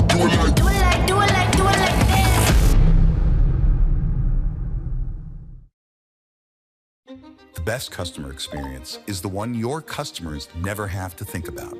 Hi, Sam. Sorry about your train cancellation. Let's get you booked on the next available train. Because you communicate proactively, anticipating their needs before they become needs. Because you deliver 24/7, always-on service with AI agents that offer personalized experiences. Because you can scale with agentic AI that completes tasks and resolves customer issues in the languages and channels customers prefer. Because you empower customer-facing teams with AI tools so they can stay engaged while providing higher touch support.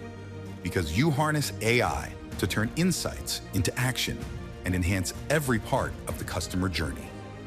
Experiences so effortless and engaging, your customers keep coming back.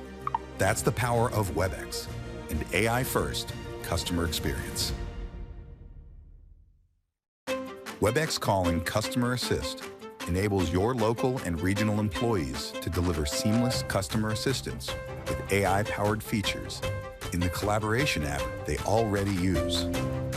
Click to Call allows your customers to get in touch with one click. No login required. Once they've reached out, any team member can answer and help. With AI Assistant, they'll have efficient tools at their fingertips, like real-time call summaries that can be shared when transferring a call. And with the Call Sentiment for Supervisors feature, supervisors can assist team members whenever they need support. Enable your local and regional employees to deliver seamless customer assistance, empowered with AI, in the collaboration app they already use. Webex Calling Customer Assist. Cisco and SAP have agreed on an ambitious milestone for the migration of our more than 250 offices globally.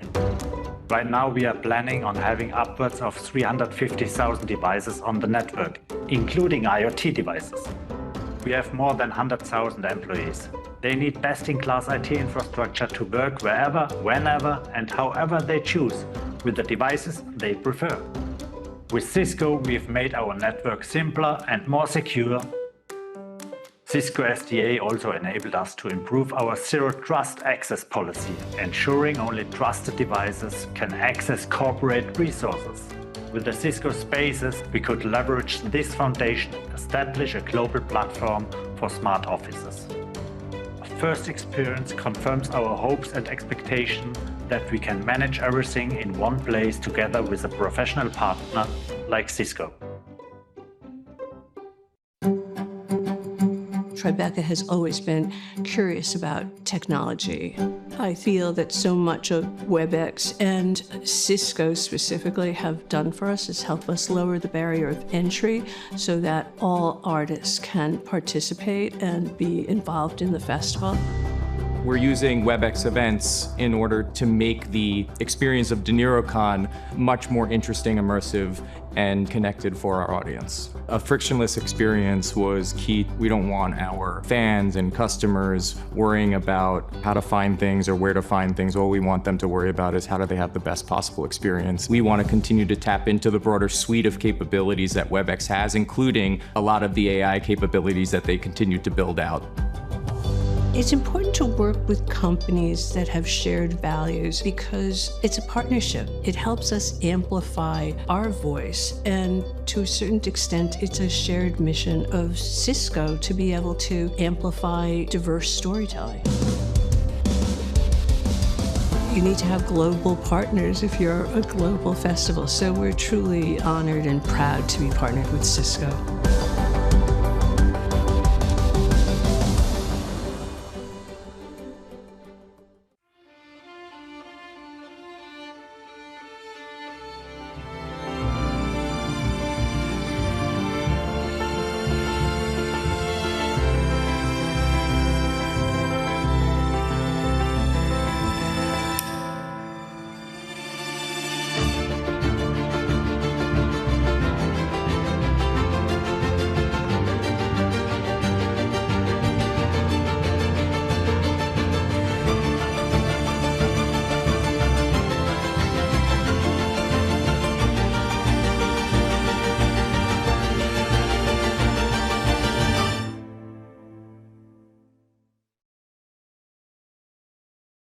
Meet AI Receptionist for Webex Calling, your always-on virtual receptionist that can answer questions, book appointments, and transfer calls so your business can boost customer satisfaction without adding staff.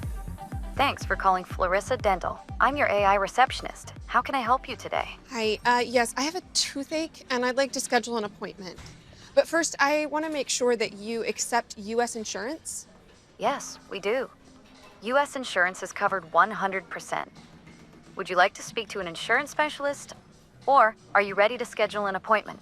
I'd like to go ahead and schedule an appointment. Thank you. Great. I'll transfer you to a nurse who will give you an initial consultation and help to schedule your appointment. Thank you. Deliver outstanding customer service. AI Receptionist, available later this year as an add-on to Webex Calling.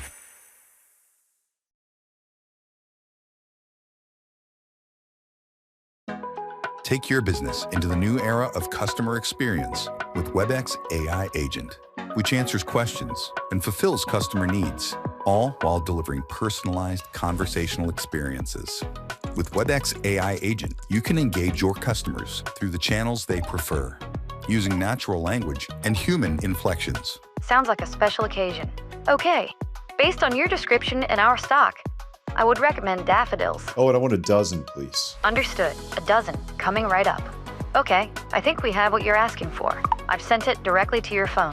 Even if your customer changes their mind mid-conversation. I've got it. Miami. That's the destination. Of course. I found several flights that fit your preference.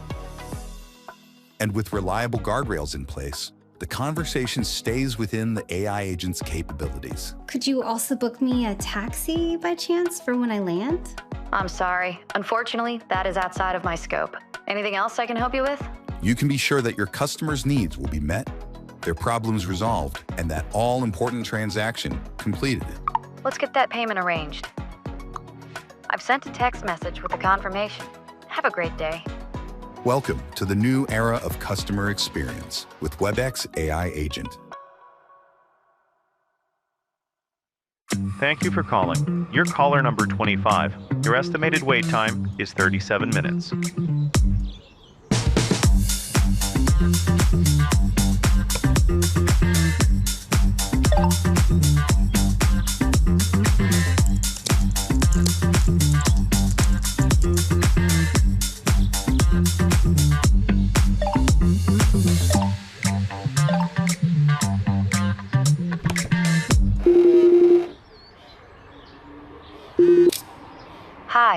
I'm Blossom, an AI agent. Hey, how are you?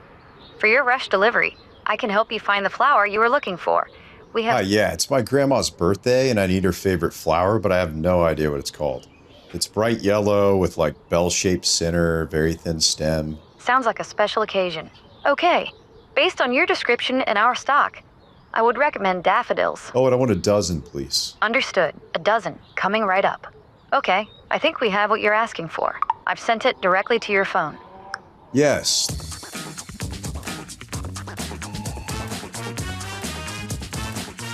Good morning and welcome. Thank you so much for being our guinea pigs for this new silent presentation. This is new for me as well. So first and foremost, if you can hear me and you're excited to be here, the coolest, most powerful session at Cisco Live, raise your hand. We can hear? Okay, all good. All right, I have to tell you, a couple of years ago when we kicked off engineering sustainability across Cisco, I was trying to convince people why energy was such a big deal for this portfolio and for our work. I don't think I have to explain any of that today. So I'm not going to explain why it's such a big deal. What I am going to tell you is help you with some numbers so we can start to see and understand the magnitude and the urgency. And pick your poison. If it's the stick with compliance and regulations that are still happening around the world, or if it's the great big opportunity in front of all of us. One of the most recent studies I stumbled upon that I wanted to share with you is a McKinsey study that's forecasted between 2023 and 2030. The amount of data center energy consumption spend is going to threefold, going to a projected over 150 gigawatts of power by 2030. Just so, for comparison, 1 gigawatt is one nuclear power plant, right? So we're looking at forecasts of demand that our grid simply cannot support. No change in how much data center spending is going. The change is how big can you dream? How large are those numbers? It's not just in the billions, they're talking trillions of dollars, right? We're talking leaders around the world saying we're going to re-rack and redo every data center in the world, and now we're building new ones. If you go over to the campus side, the regulatory pressure to look at energy buildings and bring in, from a real estate perspective, we still have a vacancy problem around the world of refreshing campuses, office buildings, centers to make sure that we have not only the power needed, but bringing renewable energy and the right experiences to those employees. You add on top of that a world shortage of skilled electricians. Anyone who's done any work in a building will know the most expensive labor you're going to pay for is those skilled electricians. And so this is where we're going to focus. And where we have been focusing is around energy on both the networking side and the cooling solution. And I have to tell you, this year, there are so many new exciting things that we have gotten across a milestone finish line to bring to you here at Cisco Live for the first time. So let's start to first understand, across Cisco's entire portfolio, we've had the pleasure and the opportunity to build this foundation around energy management. We know on both the campus and the campus future-proof workspace side, as well as our digital resilience with the acquisition of Splunk, all of this data is going to need to pervasively come together. And what we've been doing very quietly behind the scenes is standardizing across an energy management platform. This energy management platform, we've taken 5 key metrics across our portfolio. We've standardized it. We've made it available for free in visibility. Across our major controllers, you can now see how much energy you're using, the greenhouse gas emission footprint, the carbon intensity, and the mix of that energy. So by location, you can see how much of that energy is coming from renewable, not just any renewable, how much is coming from wind, solar, thermal. And then we look at the cost of that energy. We have taken our data and telemetry, we've overlaid it with electricity maps and IEA data, and now you have geotagging. And the only people in the world who have access to this data are Cisco and the end customer. So as you think about how we can build platforms and services and where customers are going to begin, it's really important to understand credible measurement. You have energy management as a foundation. And then we look at, well, you can turn off all the light switches you want. You can try to go on standby mode as much as you want. That's not going to move the needle for our energy capacity needs. What's going to move the needle is new innovation. And if you've seen maybe or heard some of this in the past, you may be familiar with the old current wars between AC and DC. You may have heard of fault managed power. I've been talking about it for a couple of years now. If it's your first time learning about it, let me simply tell you, there is a new class of power called fault managed power. It was introduced into our National Electrical Code in 2023. And it's what comes after PoE. Power over Ethernet tops out at 100 watts. When we introduce fault managed power, Cisco is leading the charge in terms of IP. We are working with industry alliance groups to bring together partners in the industry and start to really educate what this new technology is. It is not only smarter and more secure, it is safe to touch, up to 450 volts DC. I'm going to say that again for making sure that everyone's hearing that okay. It's not just arc safe, it's not just ground safe, it is touch safe, up to 450 volt DC. And for the very first time at Cisco Live, we have a live demo for you. With Panduit, transmitter and receiver, powering Cisco switches, powering PoE endpoints. It is also cheaper and faster. When you think about the deployment, you no longer need certified electricians to do everything end to end. You might have low cabling labor to do the cabling and then maybe your certified electricians for that final fixture. But this is a tremendous way to save on cost. It's more efficient, right? When you think about the end-to-end power loss of distance and delivery and line loss, all of that gets fixed because this is DC.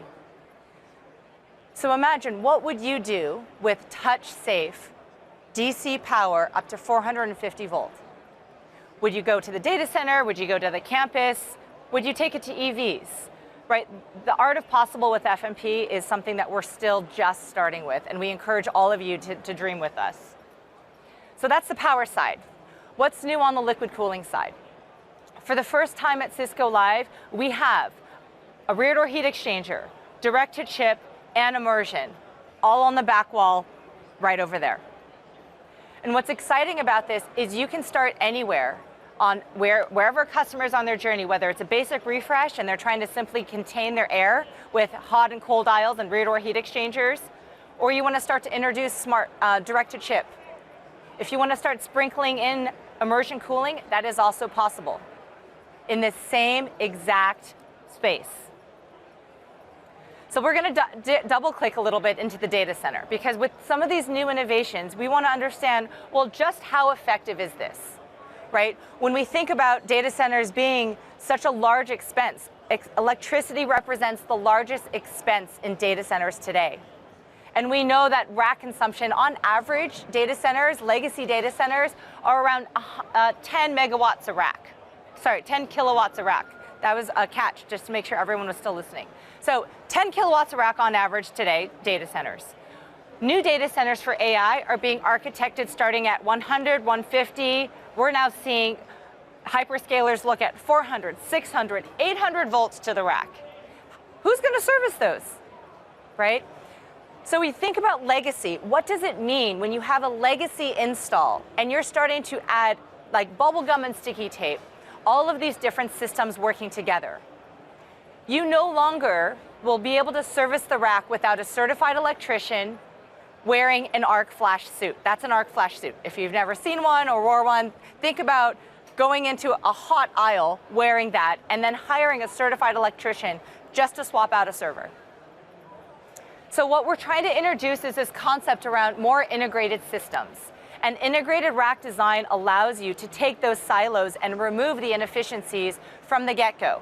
So we're partnering with a variety of ecosystem vendors to make sure that we have validated architectures and reference designs to make it easier for customers to say, give me that block. We know it works and we know it's optimized, right? The thermal cycling and the signal integrity that happens on those GPUs, which are the most expensive part of that server, will go away when you architect in systems that are designed to work together with maximum efficiency. And so the concept of taking power and cooling, and think about, sometimes we're referring to it now as L11, taking wherever customers are in their current design and making sure we can transition them to the future. And if there's a brand new data center build, of which there are many, how are you designing these new data centers with the maximum efficiency, with power and cooling in mind? So, hopefully some of this is starting to make sense. The thing that really gets me really excited is tracking and measuring it. As I said in the beginning, that foundation of energy management is where you have to start for credibility. And so we put numbers on this. We took a rack design that has 128 servers, and we designed what a legacy data center would look like, air-cooled, and we found 65% of that power is non-useful power. Can you imagine 65% of the cost that you're doing is going to just cool the systems or being lost by power, the distribution line loss, right? AC to DC, distance delivery, it's inefficient. Then imagine combining all of this, putting it in an integrated rack system, throwing on fault managed power, 380 volt DC, and getting down from 65% to 22% of non-useful power. Raise of hands, who gets a little bit excited about over 75% energy cost savings in a data center? Yeah. This is just for a smaller data center. If you put these numbers to an AI data center, we've also run those numbers. Those costs for a legacy data center, energy costs for about a 5 to, let's say like a 10 megawatt data center, $350 million an annual cost of energy. That's the far left column, right? So we have these numbers and we can model them based on the designs. And that's what's really exciting about these reference architecture designs. So now let's look at where has Cisco done this in the past. With routed optical networking, we combined layers in the network to bring more efficiency, better performance, less space. Right, this is not new to Cisco. Many of our hyperscalers and web scalers have adopted routed optical networking. And what's very excited about that is we continue to innovate across the entire portfolio. And so routed optical networking has been around. We've seen tremendous savings in service providers. The numbers weren't even believable. We ran them.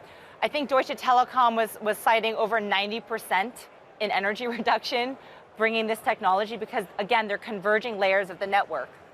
So we've continued to re-architect and design, and we know that for AI-ready data centers, optical is very important. And so with Cisco's linear pluggable optics, LPO optics, it basically eliminates that need for the digital signal processing on both the transmitter and receiver side. So again, we're consolidating, and simplifying the architecture. And by doing that, we are seeing 50% less energy compared to retimed optics. That's 30% energy overall on the networking side with LPO. And we have that to display and show you how all that works together on that back wall. So when you compare and you start looking at legacy, where are we losing all of this power, right? The numbers seem sometimes too good to be true. But if you actually take into account and you follow the power all the way through, you can see that whether it's power factor loss, AC to DC conversion, loss in chassis just for the fans itself, a lot of these are lost in current data center metrics, right? PUE does not measure all of that wasted energy inside of every one of those boxes.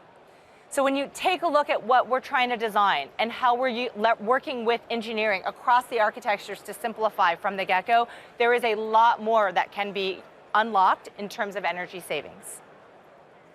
For those who are trying to imagine, how in the world am I going to get FMP in this data center and what do those architectures look like?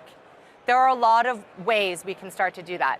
The first phase gets fault managed power to the rack. Just removing those copper bus bars, removing copper bus savings material cost alone is huge, right? What we hope to envision in the future is simplifying that with cable trays. And why is that possible? Well, we see in the campus cable trays with PoE simplifying that architecture. Maybe it's the sidecars where you have an entire rack of power at the end of a rack. So we are reimagining, and we are looking and we are working with a lot of these new data center design builds for brand new data centers getting ready for AI. And we're doing that working with an ecosystem of partners. We have a new program called Engineering Alliances that you'll see peppered in a lot of our solutions behind you, working with key partners across storage, cooling, power, immersion, and non-traditional partners to help customers make it easier for reference architecture designs.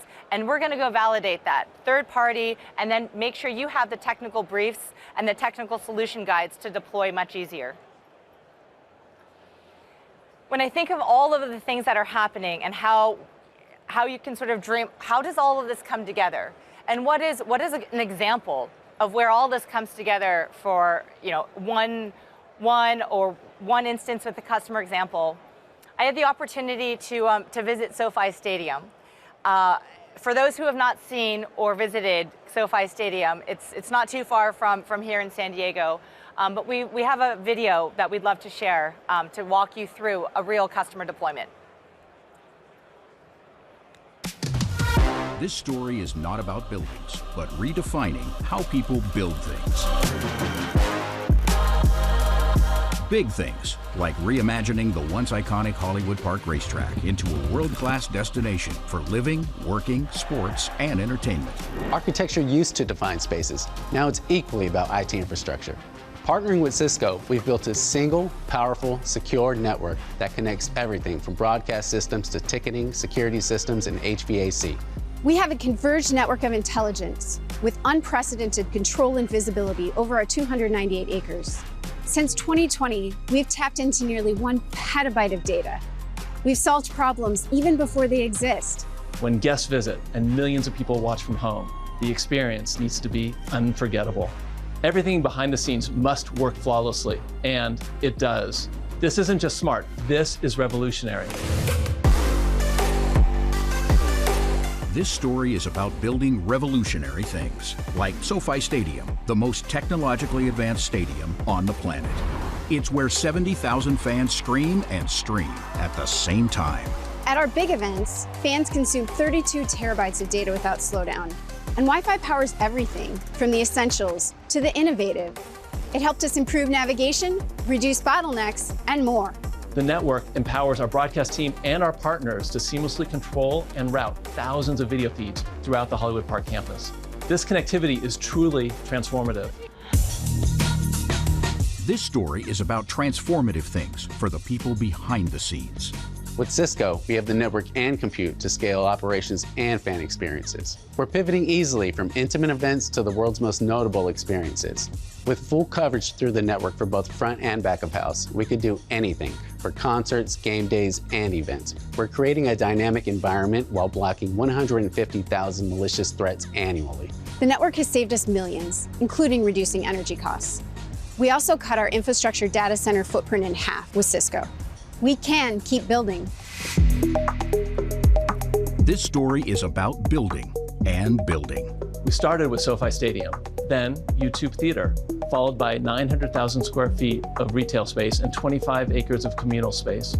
Expansion used to mean new networks and countless days of work. Now it takes hours, and everything is routed and ready. We keep building without missing a beat. Or a championship. Or a medal. With Cisco, we have a partner and a blueprint to build the future.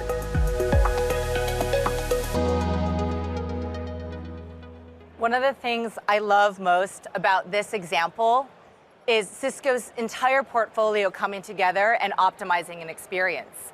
And whether you're a sports fan or an entertainment fan, I encourage you and invite you to go see this. And if that's not enough, we have been in more and more getting ready for the Olympics at Hollywood Park. And so the idea that you can continue to build is something that we're seeing at campuses across the world.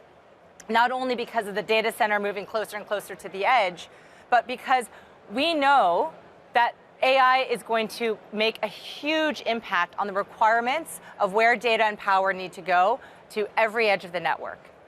And so these low deployments of DC and then looking at real estate and how all Cisco's portfolio can come together, we are building in and continuing to expand our ecosystem partners. And what's exciting to me is when we see these projects, we're getting earlier and earlier in the process. So the design in, the architecture firms, hey, there's going to be an Olympics here in LA. how do we build? And again, it's not a new network. It's just expanding on something existing. So one of the things I would encourage everyone to think about is, for all of the projects you're doing, how early in the process are you actually considering IT and the network? And how has that changed from before, where IT is either an afterthought or IT gets built in after the building is built? That's no longer happening. We're getting invited earlier and earlier in the process. And there's so many partners in that ecosystem that we can do. And so when you take something like future-proof workspaces, and you take PoE and you take FMP, for the first time, again, I mentioned, first time ever at Cisco Live, we actually have fault-managed power with Panduit, powering Cisco switches, powering PoE, endpoints and devices, all across the campus in our sensors and endpoints right behind you. And energy management is sitting underneath all of that. So when you look at, well, what does that after effect look like in the campus? In our own Penn 1 offices, with PoE only, we are saving 36% in our annual electricity costs, just PoE lighting. Panduit had a customer that was deploying 3 different buildings across 20 different remote locations. And what was fascinating is they saved 22% upfront in their capital costs and close to 80% in their operating costs for energy. Instead of weeks and months to deploy it, it took a matter of hours. So when you start to compare all of the differences in how we build, how we design, and this idea of an end-to-end microgrid, DC end-to-end microgrid. For those who aren't aware, solar and wind are also DC native. 380 volt DC is where we already have an existing ecosystem today. And so as we start to think about deployments where we can put fault managed power, 380 volt DC is effectively FMP ready, right? And so these ecosystem partners are who we are working with to design buildings and reference architecture designs. And if you know of a smart building or an intelligent building in your vicinity or area, I would go and ask, how converged or integrated are your IT and OT systems? And if not, ask a question, is there a smart or intelligent building in your area that's connected to the grid and can do on and off loading? Do any of them have on-site generation? Do any of them use a DC microgrid today? And these are questions that we're continuing to ask and continuing to design in across all of our customers. The Engineering Alliance program is one that I would encourage everyone. It's still fairly new, but what's exciting is the partners that we're partnering with to design in are seeing pipelines, and we know the pipelines for building are longer, but the conversations that were happening are quite exciting. And the mega projects that we're seeing globally, bringing in all of these various partners, allows Cisco to build solutions and validated solutions with these partners and get them to market much faster. Some of the ways that we're continuing to do that and leverage Cisco's larger industry thought leadership is the industry groups where we participate, we lead, we're founding members and board members. And so when you think about the changing landscape and how rapidly the environment for regulatory is changing, standard is changing, the cost of labor, raise your hand if you're familiar with LEED certification for buildings. Raise your hand if you know something similar for data centers. So ASHRAE and the US Buildings Green Council is looking at how to do something similar to LEED for data centers and standardize on that. That's not something Cisco is going to do alone, right? We're going to work with these industry groups to start designing how we do things like that. And that's going to help us all get a little bit faster deployment, safer deployment, and things that are better energy efficient wise and better for the planet. On the right-hand side here, we actually have a consortium that we've come together in London. So we're starting in the UK region. These partners are global, but it's a reference architecture design for what might be the most intelligent ready building that we've seen and we've built, partnering with Schneider, Ideal, and Sidara. So when we take these architecture firms and we take these validated designs and we take something like Schneider's BMS and their systems and Cisco's architecture, it makes it that much easier for a hospital, a stadium, a school, a university, a new campus to say, let's leverage that reference architecture design and that ecosystem blueprint. There are a lot of themes that have come up, and when I think about the innovation that we're bringing to you here at Cisco Live, and yet you're at the beginning of your Cisco Live week, I want you to take a look at some of these new innovations and ask the questions. For every project that you see, for every demo that you see, standardizing across power and cooling is a necessity, and it's something that often we've taken for granted. There are three key themes that I've sort of tracked and measured between the last time I was here and today. One of them is how we're getting designed in earlier and earlier. I mentioned we're now talking to the MEP systems themselves, right? Think about the BlackRocks of the world for data centers, the Turners, I mean, there's so many and they're very local, but the manufacturing, electrical, and plumbing, we're now talking about to make sure whether it's the primary loop in a data center or it's how to do, on-site generation for a campus. Designing in early is a huge trend that is very different than just a couple of years ago. The second theme is around building these ecosystem of partners. There are so many cool innovations that we can bring faster to market if we can go validate those reference architecture designs. And if you happen to be in San Jose in the coming months or weeks or months, I would invite you to a new living lab that we're putting together, leveraging some of the great things you see here at Cisco Live in San Jose so we can actually have the technical conversations with customer design in. And that third theme is around the thought leadership. Like the industry groups, the alliances, the consortiums, where you start to see companies privatize and coming together and trying to steer where we need the policy and the regulation and where we need private sector to be able to lead. And all three of those themes coming together are so important for the speed and scale at which power and cooling can no longer be taken as a given, but now need to be re-engineered, re-architected, and new technologies need to come a lot faster for adoption if we're going to have a hope and a prayer of getting this new technology responsibly built for the future. Cisco Live is a long week. You have a lot of choices. I am so glad that you've chosen to kick off center stage here at this session, and I really look forward to conversations that are happening between the AI-ready data center space and the future-proof workspaces. Have a great week, and thank you.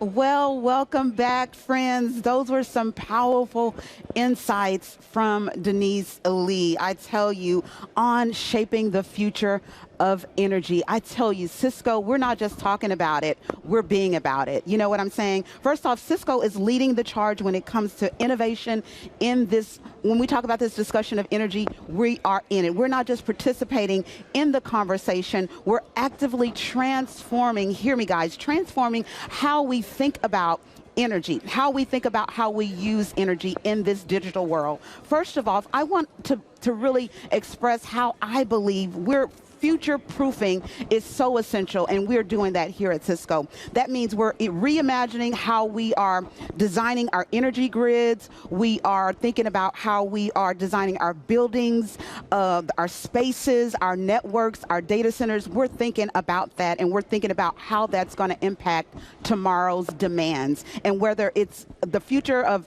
AI is changing, we are thinking about that, and we're making those changes right now, right here at Cisco. And finally, Cisco isn't just about thinking about long-term.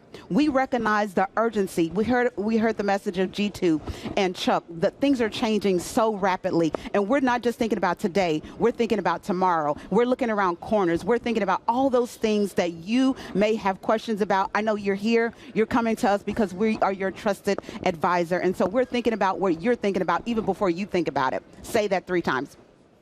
Bottom line, Cisco is more than just a tech leader.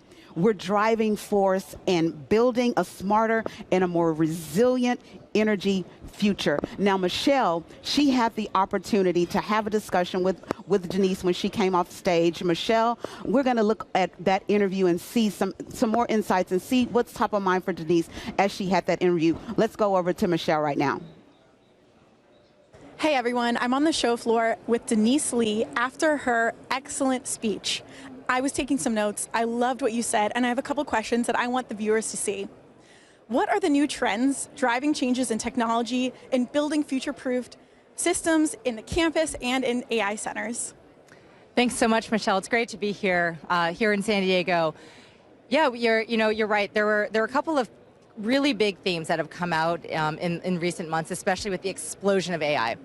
The first is bringing IT traditionally an afterthought for buildings earlier and earlier into the design process, all the way up with even the mechanical, electrical, plumbing, so MEP firms. We're talking about brand new data centers. We're talking about upgrading campuses, and they're bringing Cisco earlier and into the process, saying things like, where should we build based on access to power? How do we design the envelope of the building and the power requirements and the cooling requirements? And that's just a brand new trend. So design in early is one trend. The other trend, second one, is around the ecosystems that we're thinking about. There's a whole plethora of new ecosystem partners that traditionally Cisco would just assume we would go into and everything would plug in and work together. But what we've learned is when you design these systems earlier in the process, you validate them, you have reference architecture designs, it just makes it that much easier for the customer to say, I want that solution, and I know it all works together. I love that. That makes a lot of sense, and I'm so glad folks back home get to see this as well. All right, I heard you talking about energy management as a foundation. Can you elaborate on that, and how are we helping customers integrate this into existing IT environments? I'm so glad you asked that question, because I have to tell you, it's not always the easiest thing to do, but it's the easiest thing to take for granted, which is you want access to good data that tells you how much energy am I using. You would think it's an easy question, right? And an easy answer, it really is not. So there's actually a tremendous amount of work our engineering teams have done to standardize the measurement of energy across all of our devices and actually give it away for free in our platform. So the visibility of this data is simplified, standardized, and free visibility across our entire platform. I love that answer. Okay, one more for you. Strategy behind working with large ecosystems of partners to bring end-to-end solutions together. How do we do this? We do this through a number of different programs. Anyone who's worked with Cisco will know, our partner program is world-class, right? And the number of partners and the kinds of partners we continue to bring in give us a fresh perspective, give us access to new markets and new technology and new innovation at speed and scale. And it's really bringing, our partners are part of the team and that extension, so we just have to continue to make sure we're bringing in the right partners. And there are a number of new ones, both in the campus and the data center. They're very different. For us to be able to offer our customers the best solutions, we need the best of breed vendors. That's incredible. Thank you so much, Denise, for your time. Now back to the studio. Wow, I don't know about you, but if I were you, I would be feeling a little FOMO right now because you're not here and you're missing it. And I'm here with my phenomenal co-host, Rob. That's me. Yeah. Rob, tell me, what have you been feeling? And let our audience know what they're missing out on because they're not here. Well, it's conversations like we just heard here. And this is one thing I like about Cisco looking around the next corner, because yes, we want to put gear in all of these places, but I think there's one on the data center side, there's been a huge understanding of, wow, these workloads are not traditional workloads. They have much different power requirements, and then the trickle effect of everything that happens beyond that, which is how do we dissipate that heat? How do we get it? But what I love what Cisco's doing is saying, well, there's even a bigger ecosystem that this needs to fit into, because AI is pushing us into whole new areas, but it's also requiring whole new demands on infrastructure faster than our infrastructure traditionally has ever had to keep up with. And so I'm glad that they're thinking about that, because it's everything from liquid cooling at that kind of level to how do we coordinate across countries in such a way that we can also monitor, be responsible, and grade this stuff. So I'm excited by the stuff we're doing. The demonstrations on the show floor are second to none. There are incredible things, many of which we featured on the show here. But yeah, being here, everyone I've talked to, it's really about the people that you interact with. And yes, the technology's there, but I love the people. The people. I was going to you took the words right out of my mouth, because I was going to connect back to the people, and I feel like a broken record, but we can't do what we do without the people. They're the ones that's thinking of the things that others aren't thinking about. And so they're looking to us. I see the tea leaf, I can read the tea leaves. Cisco is looking up, I made that reference to the bat, the bat in the sky. Oh, yeah. I see the bridge in the sky, and people are like, where is Cisco? And we're showing up in ways that, people can't even imagine. Yeah. What's the one thing that you saw on the showroom floor that really stood out to you, Rob? Oh gosh, because so first of all, I don't feel like I've seen the whole showroom floor. Yeah. I've been a little bit focused on the areas that they wanted me to be halfway smart in, and so I'd focus on those things, and that's been the NOC and the SOC. And so just to stick there for just a moment, since it was what I was working on, it's fresh in my mind. But I love the focus on, they're using AI already in the Network Operations Center, and the reason why I love that is because it's not a demonstration of what a network could be, it's a functioning network that is supporting what I would easily say is the pickiest, smartest audience you could possibly have to build a temporary network, which is something most engineers are smart enough to say, I don't know if I want to be on that project unless it's funded and staffed well enough, and we do it on a regular basis like that, consistently improving it. So the NOC and the SOC, the teams that support that, that's still one of my favorites. So what have you had the opportunity to notice the looks on people's faces? Had that caught you? Have you saw some wows or some, some come to Jesus moments, excuse my reference, but they're where the light bulb is actually going off and people are like, wow. Are you able to see some expressions from some people's faces? I feel like there's that element is there. I feel like it's more on my face and maybe I'm not able to see theirs because I have this this imposter syndrome where I figure that I'm constantly surrounded by people who know more than I do. So I'm like, that was a big surprise to me, and I'm like, should I let them know, or do I need to hide that? So I think it's happening at all different levels, and maybe some of us are holding it back to a certain extent, but I love the move from generative AI to agentic AI, because it's really hard to stay ahead of this curve right now. It's running hard on all of us, but I feel like we've got a lot of movements in the right place. Hardware, software, control plane, management, and the way we're integrating clouds and the tools that have been announced. I think those are good wow moments. Wow, wow. Well, Lauren, I know she's going to share with us. Lauren, over to you. Hi, everyone. It's Lauren, and I am here in the showcase area talking all things digital resilience. And let me tell you, being resilient in an IT world is not easy. But Cisco and Splunk are better together and showing you that it really could be. So the three things we want to think about, we think about resiliency and how hard it is A, there's more and more attacks. The surface is expanding. We have a number of different pieces and areas and mobile workforces that makes it really tough to secure everything. And then there's the downtime that we see with applications and how costly it is to businesses. I'm reading up to $200 million a year in some cases. And then it's like, what's the root cause of it all? And don't forget about how AI just really accelerates all of those things. And so what we're doing here at Cisco Splunk is looking at it into three components. A, let's look at how we can power the SOC of the future and really start finding a unified way to see threats, find the mean time to resolution quickly, and understand what happened quickly. We're also looking at applications. How can we start being proactive and understanding unplanned downtime before it comes up? And then that third piece is all about the network. How can we have more of a way to see if there is a problem, where that problem is within the network? So there's a lot of cool things that you'll learn about here. Check us out, Digital Resilience, here in the showcase. We will be here all week. Wow, there are some exciting things, special things that are going on in the showcase. And I know Michelle, she's out there. She's seeing some phenomenal things as well. Michelle, what are you seeing out there on the showcase floor? Z, thanks so much. The showcase floor is exciting as always. I'm here in the Purpose Pavilion, and right here is the Sustainability Showcase. There's a couple things that I'd love to show the audience at home, or if you're here, please, this is a call, come check this stuff out. It's awesome. One thing I want to start talking about is the circular design score that we use at Cisco when designing products. It's every product that goes to market is built, or it has basically scored on a 100-point scale, and they need 75 points to bring it to market. And you may be asking, how do you get to 75 points? Well, you start at 100 and points are reduced and taken away if they do something, if they build something that isn't sustainable. For example, if there's paint on it, if it's made with something that's not recyclable, those things may decrease your score. So we have competitions for each of these teams designing things, and I think that's what keeps things fun and everybody wins.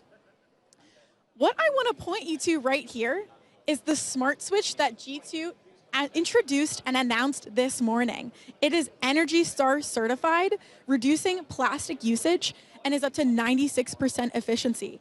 This is incredible and showcases Cisco's commitment to sustainability.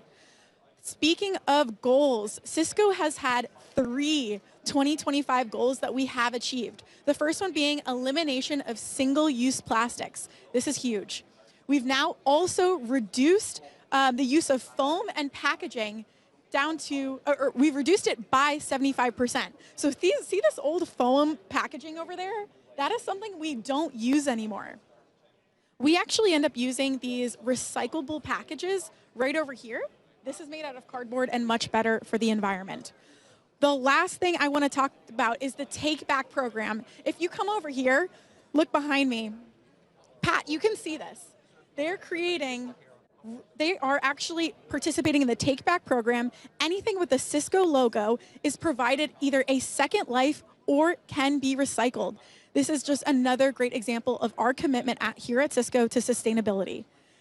Z, I want to take it back to you now. This was just an awesome opportunity. We'll see you on the show floor, and now back to you, Z. Thanks, Michelle. That is super amazing. Rob, what were some things that you received from that?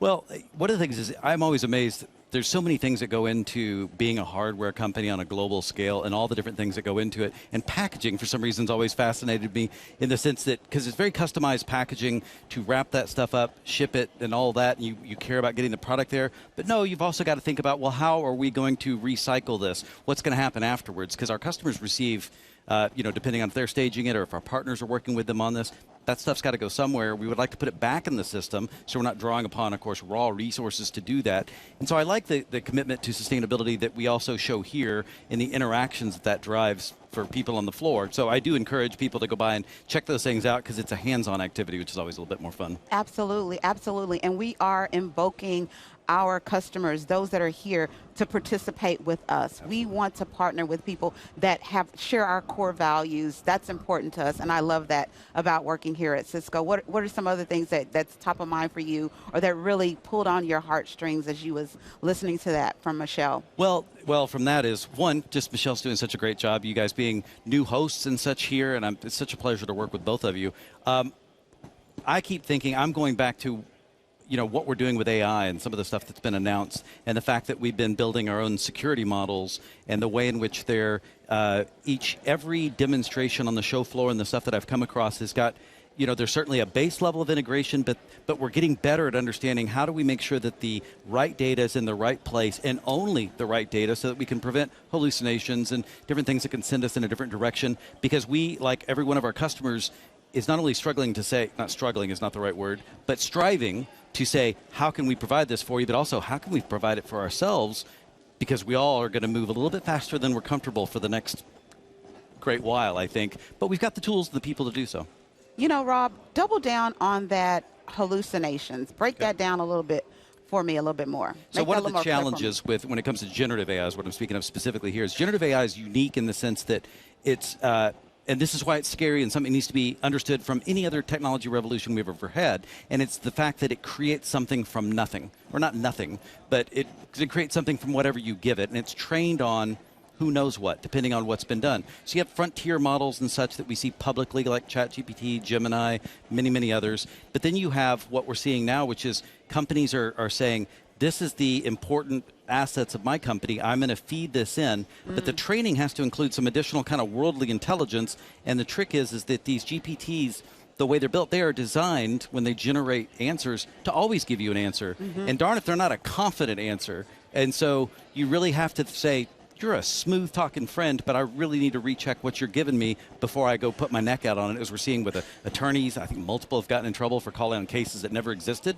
Yeah. And they're dealing with volumes of text, so you got to be really careful with these technologies. Yeah, absolutely. You got to fact check the fact checkers. Yeah. You got to do that in these day and age. A little bit you can do with the LLMs. Ask it again, and you'd be surprised how it can improve upon itself when questioned. And it's actually very polite about saying, hey, I think you missed something, and it apologizes. And then I go, hey, and then I'm like, don't feel bad, which is probably unnecessary. But I'm like, we start making this emotional connection with this inanimate object, and it's a challenge. I do too. I'm always please and thank you. Yeah. Please and thank you. Can you Why please? not? Because when the machines turn against us, not that that's the score, and that's not really happening, but somebody's taking I notes. just want to say he was at least nice, you know? Perfect, perfect. Well, I love it.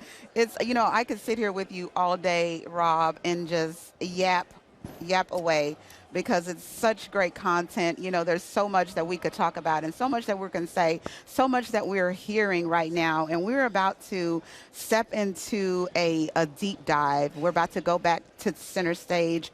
And, you know, I want you to really lean in because this is going to be something critical that's really going to, I think it's going to really change the trajectory of what you were thinking before you got here. Not just what we heard in the keynote. We're going to hear so much more in this next deep dive. I want you to get ready for to dive into what we have next. You're about to listen to these other people that's about to enter the stage. And look, let's go to the main stage right now. I'll quit talking. Let's go.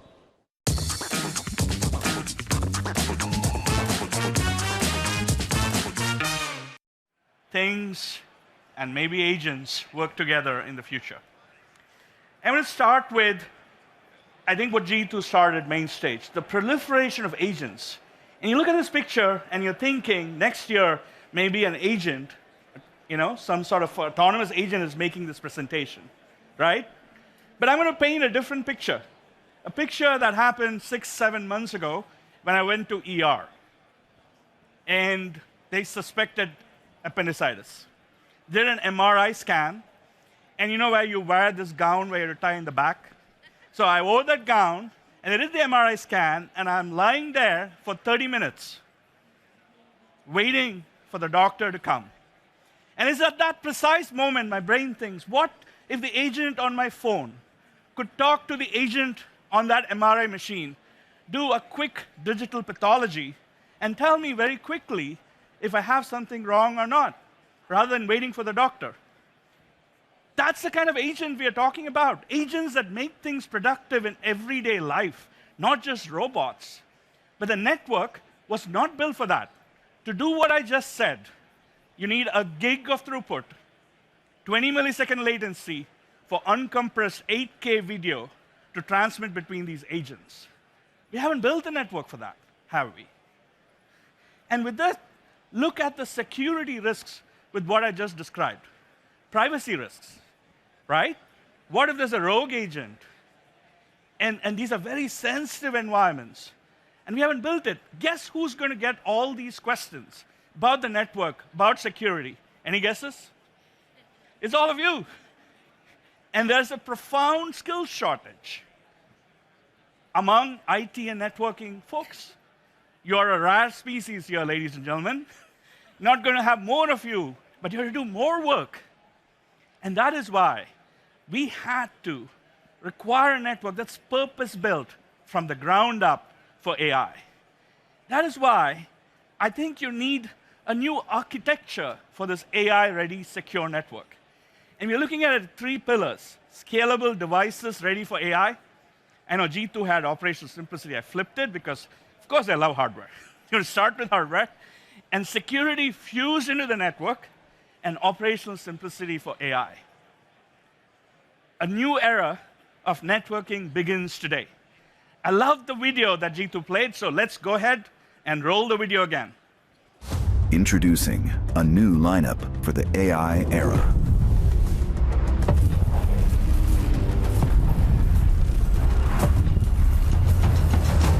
Smart switches. To scale networks simply and securely. Secure routers to protect data and devices across thousands of sites. Intelligent Wi-Fi 7 to delight even the largest crowds. Cloud-native campus gateways for seamless roaming in the campus. Wi-Fi and URWB for ultra-reliable, zero-loss access everywhere. Advanced firewalls for distributed threat detection. New rugged switches to power AI-ready factories. The secure network for AI-ready campus, branch, and industrial IoT.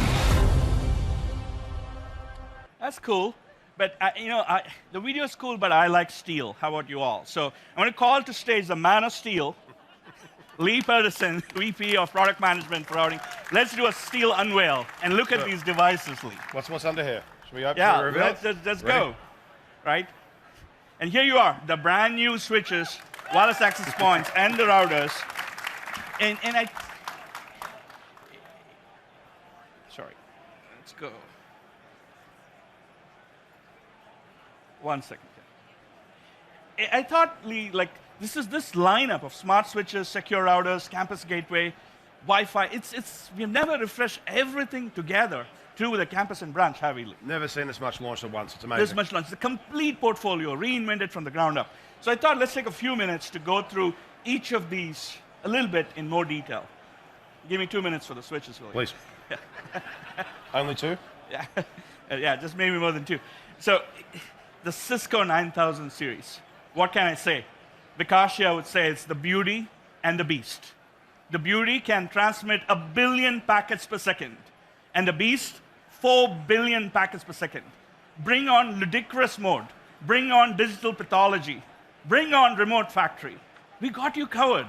We are building these switches for the future, right? But 1 billion packets per second is fast, but not smart. What is smart is it figuring out among those billion packets, the few that have security issues, and directing those to a coprocessor. What is smart is figuring out that the 1 billion packets per second can go to 0 in a second to save energy and hibernate and wake up in a second. What is smart is that 1 billion packets per second, an AI small language model right there in the switch to filter out what data to actually send to Splunk or the management tool so you can troubleshoot these switches.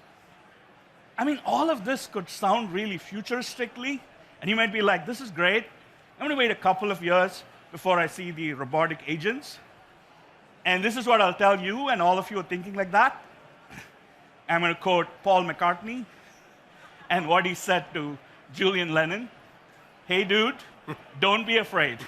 You've gone, you're made to go on and get her. The minute you bring her in the network, things will start to get better. The Cisco 9000 series, made from the ground up to make your network simply better.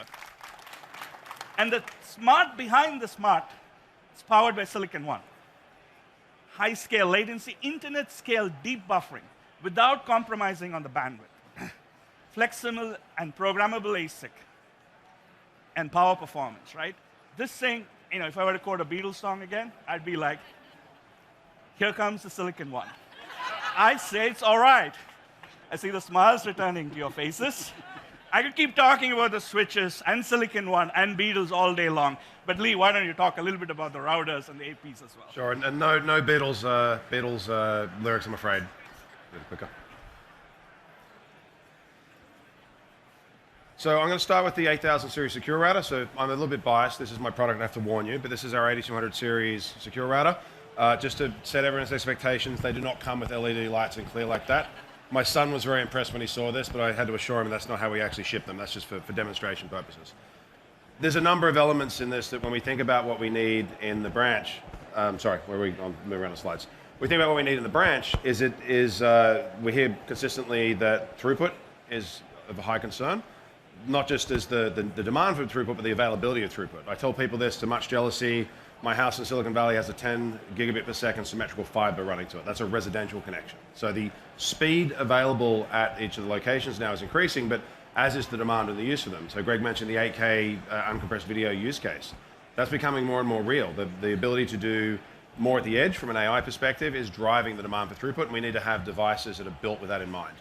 The way we achieve that with this device is through the secure networking processor. So that is essentially using Cisco intellectual property to accelerate cryptographic workloads. And that has a number of benefits. One of those is being able to reach these higher order speeds, be able to run firewall services at near close to line rate as we possibly can on these devices, as well as being ready for when quantum computing, quantum cryptography becomes real. And we're as Cisco working on this ourselves, we need to have a stronger security posture in the devices, and that has to be done at the hardware level. So the secure network processor is the piece that enables all of that. But the main thing for us is that the secure element of this is also around not just firewall services, which we can run very well in this, but also how we take cloud security. So how do we integrate with SASE?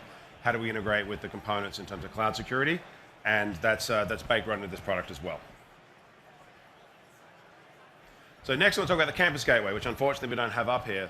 But this has been a big ask for the longest time, where we want to take the mix of the benefit of an on-prem deployment with a controller and the scale and the efficiency that can be achieved with that, but the ease of use and the ease of deployment that comes from the cloud.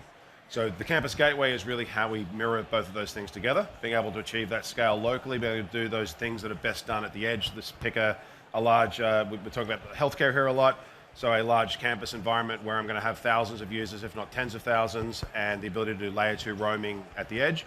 This device allows you to do that with a campus gateway, but then also be able to have that simplicity of the cloud deployment, cloud management. And it's a great solution because it can be deployed brownfields. You don't have to throw out your existing cabling or your existing devices. It can be dropped in and used very easily. And that's available today. So that's actually shipping and available today. And then the final thing is that within our so Greg, they told me not to pick this up. Do you think I should try? You did say I was the man of steel. The man of steel. It's not that heavy. Come on, guys. That is our completing our wireless lineup. This is our stadium Wi-Fi. So this is the first time we've purpose-built an access point for stadium environments. I was talking to the CIO of the Dallas Cowboys, and he can't wait to get these things deployed in AT&T Stadium. So these are fantastic because they're purpose-built for those types of environments. Incredibly demanding, lots of devices, the expectations of the users in those levels, and the ability to use this to drive consumer experiences in those sort of locations is huge. So we now have a full lineup of Wi-Fi 7 products here available, and I'm very excited about to round it out with the stadium products. Thank you so much, Lee. I'll call you. Thank you so much, Lee. Call you back on stage. But let's talk a little bit about security fused into the network, right? Like, what are we doing? I'm going to focus a little on the campus, and Lee will come back and talk a little bit more about the branch. The first thing is it's sort of a layered approach where there's comprehensive security fused into every layer of the network. We start with the device itself, so the switch, the router, or the wireless LAN controller, if you will. And what we always done is secure boot up, right? Like we make sure that you can't tamper with the Cisco devices. Now what we're doing with all these next-gen devices is making it quantum-proof.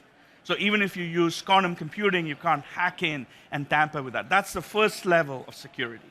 The second is securing the network. So we did line rate IPsec, line rate MACsec, but this morning you heard G2 speak about Live Protect. I'm going to double click into what are we doing with Live Protect to protect the network traffic.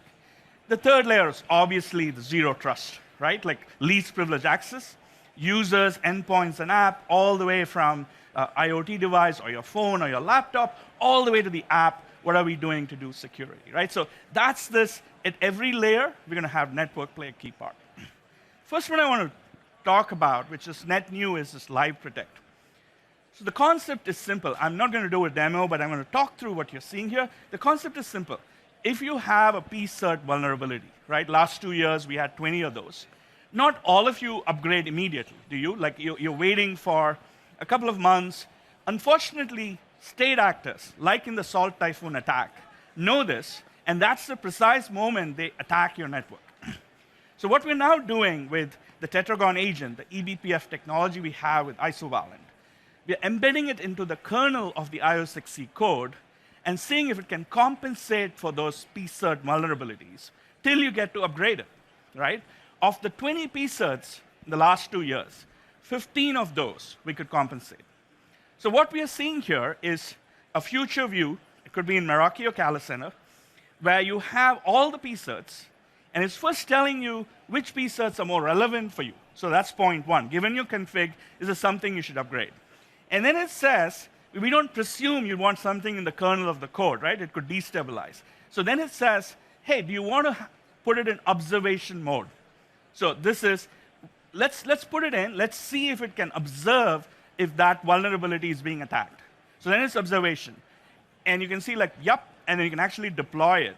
So all of this is possible. So we're thinking through, given it's something that could destabilize the network, thinking through how we do this gradually. So that's one. As regard what's net new in the branch with SASE, I think Lee's going to go deeper into it.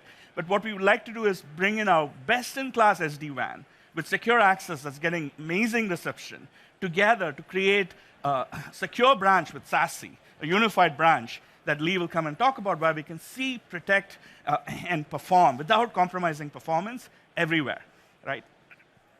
So we have zero trust in the branch.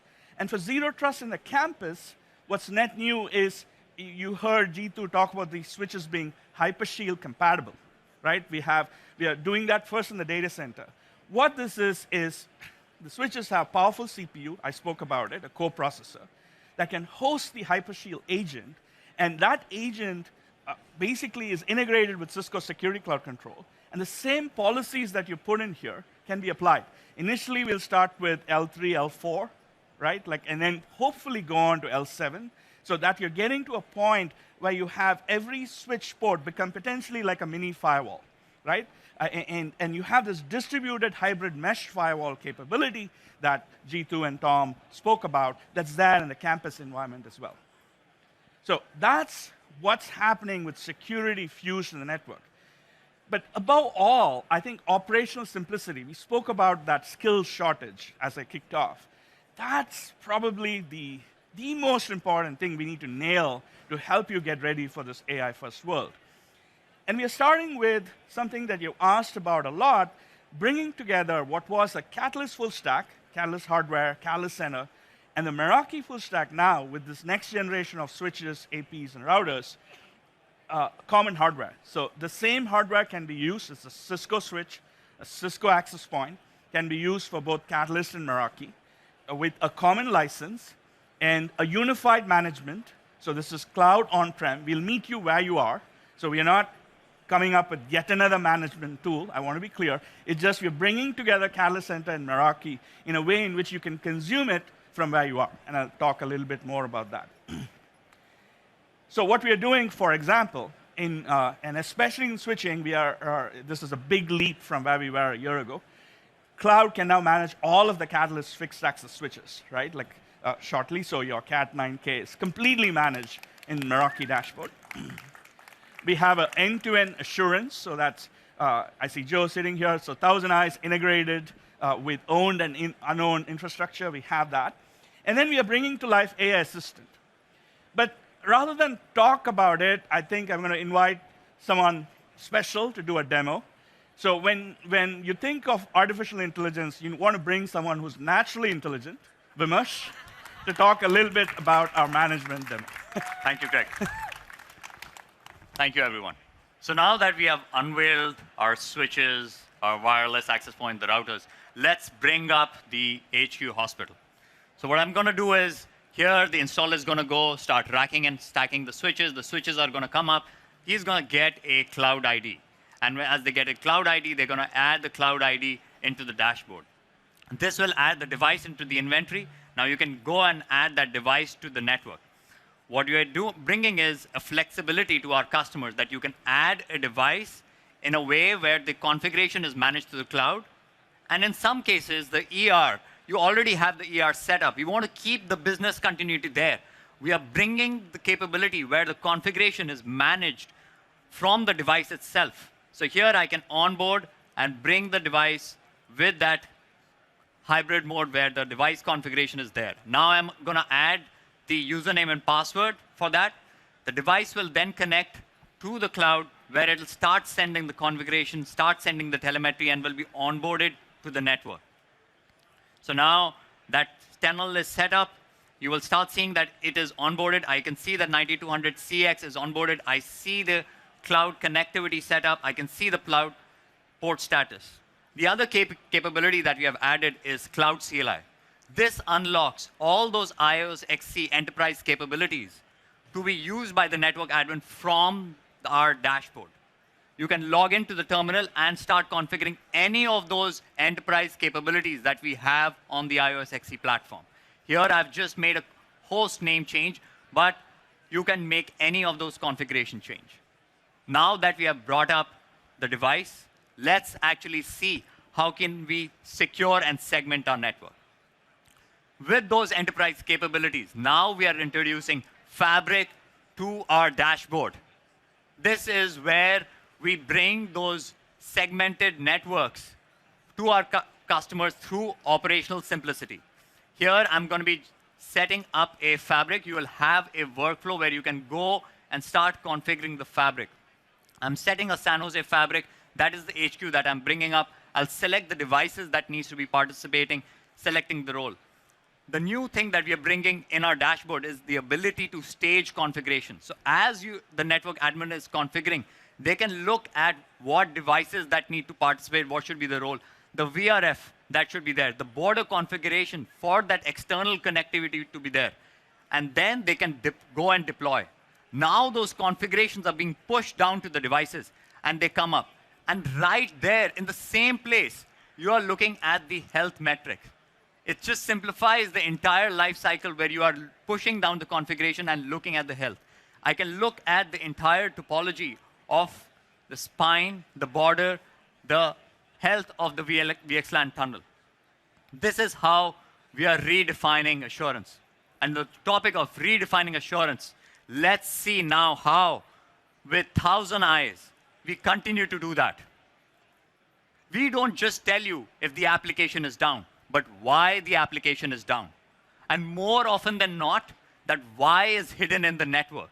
And 1,000 eyes has the power to pinpoint those network-related issues deep into the network. Whether it is your public infrastructure or third-party infrastructure that you don't own. Here, 1,000 eyes has the ability to pinpoint those. Here, let's take an example. An application was down. Here, I'm seeing a 500 internal server error. We don't just tell you the symptom. We actually tell you the entire story. When I click on this service map, this is where things get interesting. We are bringing data from Splunk Observability Cloud that we are telling the entire trace from the client to the network, to the front-end application, to the back-end services. This is distributed tracing, end-to-end. And wait, there is more. I can look at the availability down correlated when the issue went down. I'm going to pause here for a second. What you see, this operational event, this is where things get interesting. It is not network pathing anymore. This is cloud infrastructure intelligence. Here, Cloud Insights is actually correlating the application down with the cloud configuration changes.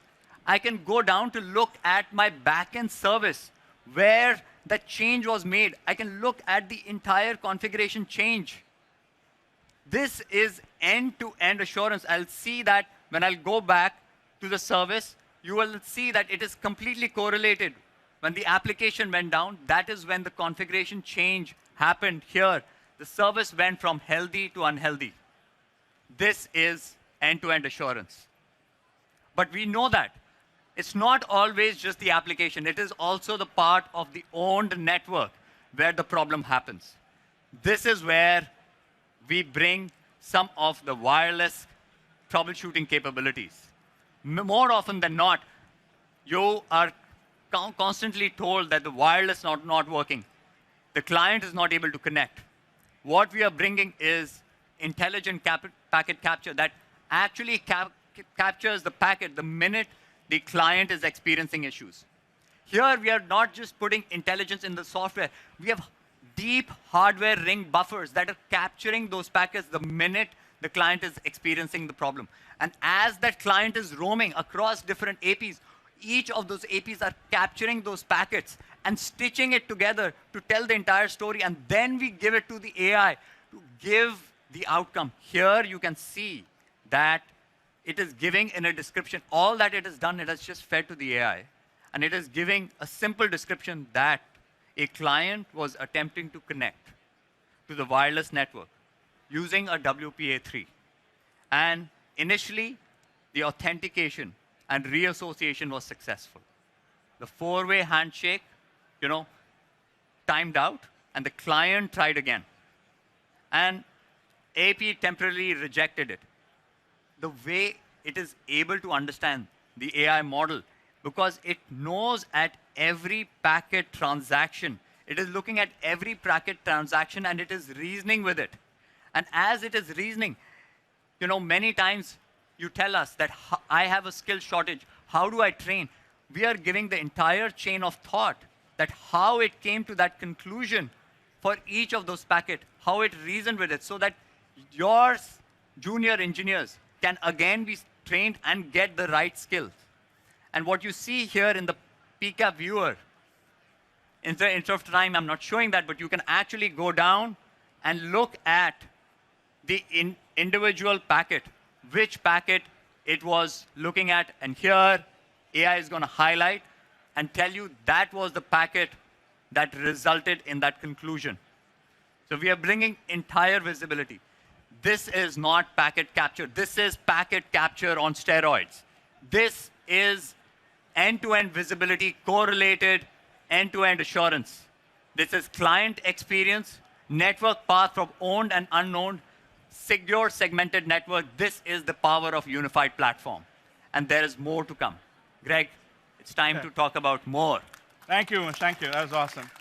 The question that gets to mind as Vimersh was presenting is, what if you're not naturally intelligent like Vimersh, but you still want to troubleshoot as well as he could? And that's where the AI canvas is coming to life, right? So first is the new networking skills for AI Assistant. We'll start there. And you can just natural language, ask it the same questions that Vimersh was asking. I'm going to present it because I want to go and talk about AI Canvas a little bit. You saw in the keynote demo. So let's do a collaborative demo, if you will. Someone who is artificially challenged, natural challenge, and a naturally intelligent person. So I'm going to start the troubleshooting with AI Canvas, and let's go to the demo. So what we have here is the Meraki dashboard. I'm looking at it. It's an assurance org summary view. And wait, 1 second. It's not flipped. Yeah, let's flip to the laptop. Laptop, please. Maybe wait. Is it like you have to? Yeah. Okay. So here we go. So in my case, I'm not going to go and ask about packet capture. I'm like, dude, I have a ticket. This is the ticket number. People are complaining about issues. What should I do? That's what I've typed in here. I click it, and it's like, all right, let me look at it for details. So this is AI Assistant in Meraki. It pulls up, and it says, yeah, looks like 5 folks are having issues. It is in building 23, floor 3. Yeah. It's my floor where I sit. That's where they have issues. And it says, I can tell you more about these issues if you can open AI Canvas. So, of course, I'm going to say yes, Vimersh, is that OK? So I say yes. Let's go ahead and open it. And here we go. And now this is part of the Meraki experience. It's not a separate product. It takes you to AI Canvas, which automatically pulls all the data relevant to that ticket. And so what it has done here is pull data from 1,000 eyes. So that's the first one. And so looking at the whole path and telling that there's a problem with LAN. Switches never have problems. Remember, this is Joe Vaccaro's hack. But somehow the switch seems to have a problem. And then it pulls data from Meraki in that same chart, correlating. So this is dynamically generated, showing, looks like that there is a peak utilization, right? Like that's going on. I feel smart already. Right, and it says, hey, you can resolve this issue by doing a QoS change. But this is where I'm like, remember, I'm not a double CCIE like you are, Vimersh. So I'm like, should I do this QoS change or not? And so I like, hey, wait a minute, tell me more, right? Like, could you please provide more details on this? I do that, and it's investigating, and it's saying like, pulling up more information again from various tools. You'll see. Let's give it a minute here. Yeah. And so what's doing is it's saying like, okay, these are the 5 clients, and here is what's happening. These 5 clients are trying to do a server upgrade from, looks like Windows, and that's clogging the network, and it's correlating the Webex issue that I saw, and it's at that exact moment when the switch utilization is high. So it's not the switch after all. It's the folks in the 3rd floor doing server updates, right? But we found that out, and so if I understand why I need to do QoS, it's saying you should prioritize Webex traffic if that's what you want. So pretty cool, but I know if I do something, my IT team, I'm not allowed, right? Like, my last name ends with AI. That means stop at some point, right? And so this is a point I want to collaborate. So, and this is what's, I think, so super interesting, where I'm like, okay, this is good, but I'm going to call in Vimersh here, but not call in physically. I'm going to go in and say like, It's going to come. Yeah. Okay, so Share. that's what's happening, and I'm going to write a message. The great thing is normally when I call Vimersh, I'd be like, dude, something's up, please help. But this time it can be smarter because all of the diagnostics I did, I can paste and generate an AI summary. So this is automatically generated. And it says this is what's going on, and I invite Vimersh to look at it. And Vimersh, come on in now. Yeah, so just like what you saw. So what happens is, in many of the environment, you have the service help desk, right? They are the first line of defense. They are troubleshooting. So this is where AI Canvas, they are going to be doing the first troubleshooting part, but the same view that Greg, the service help desk, was troubleshooting, now me, Vimarsh, the expert, is able to see and analyze to make that is the right decision or not. Now I can see that, yes, it is right. I can go ahead and confirm. Let me go and apply the QoS policy on this. So here, I'll log in, and I'll look at that entire view. So it gives me an entire summary. I can validate all those changes, look at the data, and take that recommendation that the AI gave and go ahead, apply on the network. How do you know this change worked, Vimersh? Because it is monitoring. So it continuously monitors the change. It tells me that it'll take 15 minutes, and I can go back and again look at what was the change after the QoS policies was applied. So here, it'll again give me a graph. I can see that. I can place it as a documentation itself, and then log it in my entire SOP of how we came to a problem. The service technician did the troubleshooting and handed off to the network admin to make that change. All right, thank you so much, Vimersh. Thank you. That was just wonderful. But I think hopefully we brought to life how we are changing the nature of the game in the management tool of your choice. Here it was Meraki. Hopefully soon it'll come to Calla Center, and we're thinking of how we can have this be a unified experience. But we talked a lot about campus, and let's flip to the... Okay, it's there. We can also manage hundreds of clinics and remote sites, and I'd like to invite back to the stage my man of steel, Lee Peterson, to talk about the branch. Good. I did that deliberately. Yeah. Yeah. Just to prove that things go wrong. It's not all perfect. So, yes, we're trying to manage at scale. So we focus a lot on the branch locations, and why they're important for us is that, and why they're important for you as customers, is that these are unique in their nature. There are many of them. There could be tens, hundreds, thousands, tens of thousands of them. They're distributed. You typically have no IT staff there, and they're super critical because this is where your customers have their impression of you. If you have a bad experience in a branch, we don't really want to walk into let's say a retail store. We don't really want to walk into a healthcare clinic and the systems are down. It means I can't be checked in. It means I can't do point of sale transactions. These things matter. So what we're very focused on is not just the hardware, but also how we wrap a platform around that that's able to help us get to where we need to. And one of the consistent challenges we hear is that not just the scale and the distribution of these sites, but just the complexity of deploying and managing them. It's very hard to you can have the best plans in the world about what I want my configuration in the branch to look like, but actually keeping that consistent and keeping that over time to be the relevant thing, it's very hard to do. So this is really what we're looking at around how do we make this easier, how do we make this better? Now, the beautiful thing about when we talk about a platform, all those things that Vimarsh showed, all those great benefits Greg talked about, all the amazing things that we get with Assurance with Thousand Eyes, AI Canvas, when we take a platform approach, automatically all these products get that benefit. So a lot of the effort has been around making sure that wireless switching and routing are all manageable by a single consistent platform. And we saw some of that there. And that then gives us a layer where we can apply intelligence consistently, so we can do troubleshooting across all these assets, but then also with AI Canvas across other domains as well. Where we've been spending a lot of our effort, though, is around how do I actually take one of these and deploy it in that consistent way? How do I do it quickly? How do I do it accurately? How do I do it in a way that makes sure I'm not exposed from a security perspective? So, talked about the platform already. And what we really want to be able to do is think of that as like a programmable asset. So just show of hands, who's heard of Terraform? Probably maybe 20% of the room. So Terraform is a really amazing tool where we can look at how do we actually do infrastructure as code. It's very common, used a lot in data centers, and it's open source. It's an automation framework for deploying and configuring infrastructure. And what it really allows us to do is to take what is, today, Vimar showed you the process of clicking through and adding a device. You can do that for a few devices. You can do that for a handful of devices. But what if I'm deploying hundreds of locations in a night? How do I do that consistently without there being error? And that's really the big advantage we have with Terraform, is the ability to treat the configuration as code and be able to have that push down to the device and be managed in a very consistent way.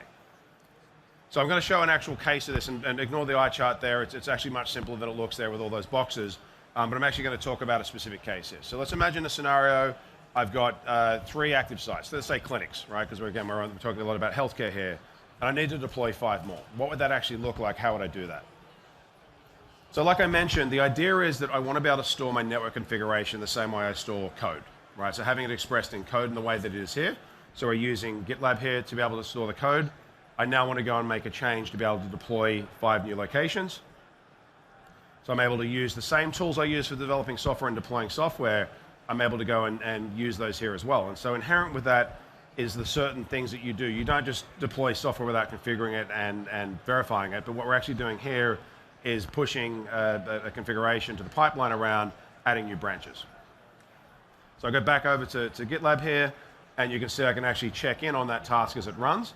And again, because I'm managing it the same way, my CI/CD, continual integration, continual deployment pipeline, I get all the same verification and checks I would. I probably wouldn't allow a low-level operator to push a change at this scale without configuration or without validation. So we're able to use the benefits, again, of both the pipeline from a deployment perspective and Terraform to verify and validate those changes are good before they get deployed out. And so we can see here that that's completed. And then that now gets reflected. This is the logical deployment back in the Meraki dashboard that shows that configuration is completed. So what that would allow me to do is that those 5 branch locations now, rather than having to fly a network engineer on site and have them do all the configuration on the fly, these are now logically deployed. And when you get to the branch, each one of these pieces of equipment, it's a plug and play experience. It connects, it talks to the cloud, it gets its configuration, it's up and running, verified, validated, and working. So that's how we really reduce the vectors of attack from a perspective of having config drift, having security holes that I forgot to add a policy, things like that. It's a very consistent way to manage at scale and to manage with the high level of accuracy and efficiency that we need to. So that's enough from us product managers. I would love to actually hear from one of our customers, one of our amazing customers here. So I'm very happy to be able to welcome Aruna Ravichandran, our SVP of Marketing, to the stage, and Greg from Duke Health. Sorry, Jeff. I'm going to sit on this. Thanks. Okay. Very excited to have Jeff with us from Duke Health. I'm Aruna Ravichandran. I lead marketing for the collaboration as well as the enterprise networking part of the portfolio. So Jeff, give us a little bit of more color about Duke Health. Tell us about your role in the company as well as your organization's mission. Sure. So I've been with Duke Health for 17 years. Duke Health is one of 25 academic medical centers in the United States. Currently, we have 4 hospitals and about 160 clinics across the state. And our mission is to, advancing healthcare together. Awesome. So let's get started. So tell us a little bit about your journey into Cisco. Like, what were the challenges did you actually have with Duke Health? Yeah, sure. So we've got old buildings, we've got brownfield environments, and with legacy equipment. And then we are lucky to have a couple greenfield buildings that we're getting ready to do. And we're putting in the new 9350s, and we're planning for the Wi-Fi 7 as well with those. So even before you got it started on the journey, I know that you are an EFT customers for these amazing, smart switches which we recently launched. Give us a little bit more color in terms of what were the challenges you were actually experiencing and why did you actually bring Cisco? So, again, it's the structured cabling that's in the buildings that we have to go and replace because of the speeds and the feeds for the new technology require that. So those are definitely a challenge. Awesome. Everybody is talking about AI, and you've heard about AI in the conference as well. So tell us what are some of the interesting use cases you have actually seen? I think you shared this with me last week when we talked in terms of how AI is being used at Duke Health in order to basically promote health. Sure. So I'm excited about this. I worked on an application called Autism and Beyond, which uses a smartphone to look at a toddler's facial expressions and tics to determine if they're autistic or not. And what that does, it allows that toddler to get treated earlier for autism. Another AI-infused application that I worked on was called Sepsis Watch. If you're not aware of what sepsis is, when your body goes into sepsis, your organs start to shut down, and the mortality rate when that happens is very high, so it's a bad thing. And what we did is we took all the data from the vital signs monitors for a patient and used AI to take a look at that data to determine if a patient was going to go into sepsis before they actually went into sepsis, which by doing that, we were able to give the doctor a 5-hour head start before their patient even started to see symptoms of being sepsis. And by doing that, we found that we've been able to save about 8 lives per month. Wow. Wow. That's amazing.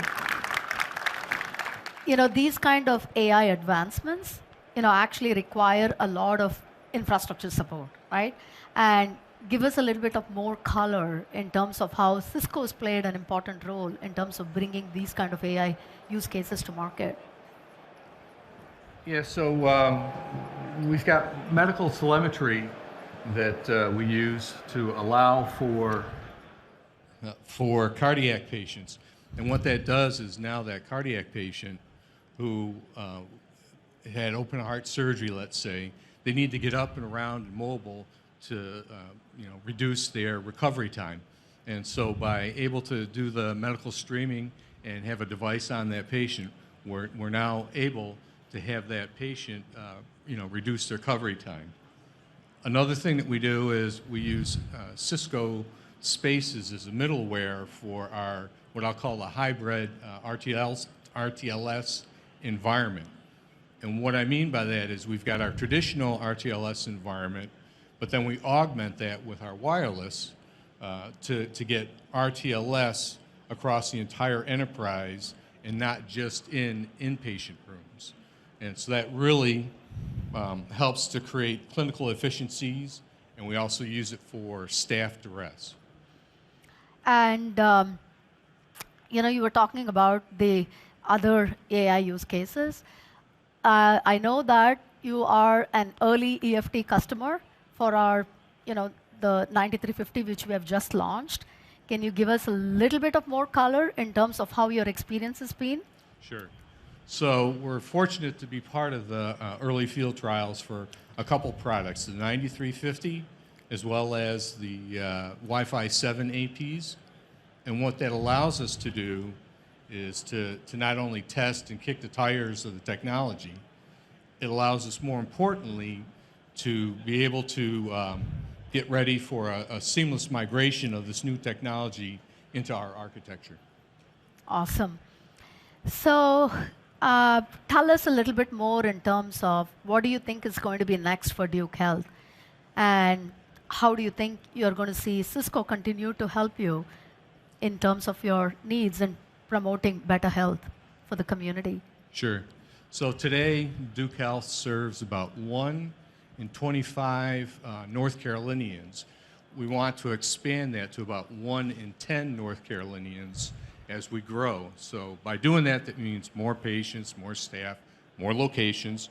And so we need the technologies, the innovations, and more importantly, the Cisco partnership to help us reach and achieve those missions and goals and visions that we're looking for. Awesome. I want to see whether the audience has any kind of questions we want to take. We have a couple of minutes left. Anybody's got any other incremental questions they want to ask Jeff at this time? Come on, somebody's got to have something.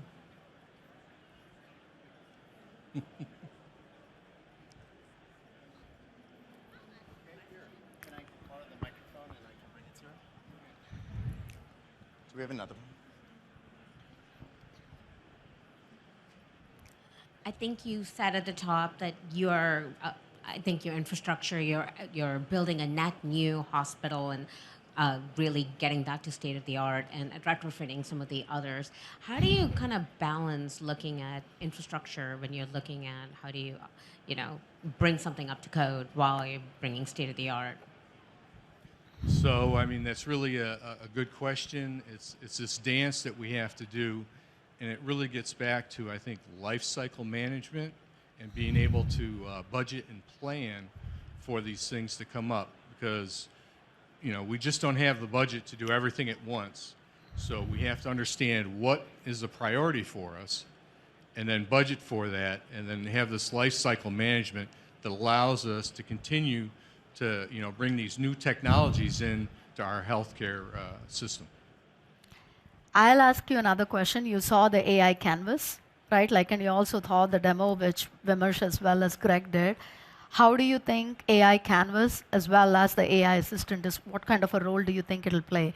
Will it help you simplify your operations? Will it help your team actually manage everything in a single console so that you can get rid of those troubleshooting tickets? Where do you see the value add with the AI canvas?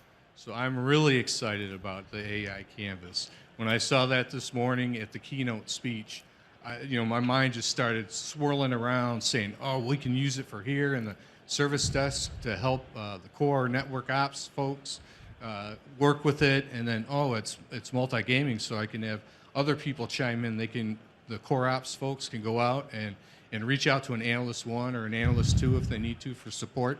And it's all real time, and it captures all the data and everything. I see it helping us to really get to a point where we're reducing our mean time to resolution. That was the ultimate goal. When you think about the whole agentic ops lineup, which we launched, it's when you think about AI ops, it's basically probably going from a couple of hours down to a couple of minutes.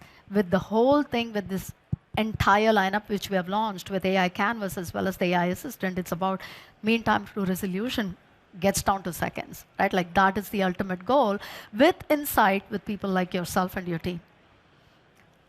One more question? Yeah, hey, how is your security posture evolving due to the embrace of AI at Duke Health? So as you can imagine, as a healthcare institution, security is at a premium for us because of HIPAA and PCI that we deal with. As we go on this AI journey and look to, incorporate that more in the day-to-day functionality, I see that it's going to be critical for us to validate that, and it's going to be this journey that I think we go on where as we get more comfortable, as we validate, trust but verify kind of thing, validate it, then we'll see that, we can really use it for security, and it'll reduce a lot of times when things are happening, some kind of security breach. We can just let it go and do it instead of, hey, it detected something, now we got to look at it and make sure it's doing what we think it's supposed to be doing, and then let it do it. And in addition to that, especially adding on to what you said, with the AI Canvas, you'll now have an opportunity to share that with your security counterpart. Absolutely. Right? Yeah. And an opportunity to, again, accelerate the troubleshooting. Yes. Awesome. Please give a huge round of applause to Jeff from Duke Health. Thank you for joining us today. So that brings us to the tail end of this particular session. So you can learn a lot more across the board. So next session is going to be around the unified branch, which actually starts in the next 30 minutes. And if you want to participate in AI user experience research, please scan the QR code, which is on my left-hand side, and you'll have an opportunity to actually win our Bang & Olufsen headset, which we have in collaboration with Cisco. Thank you for joining us today.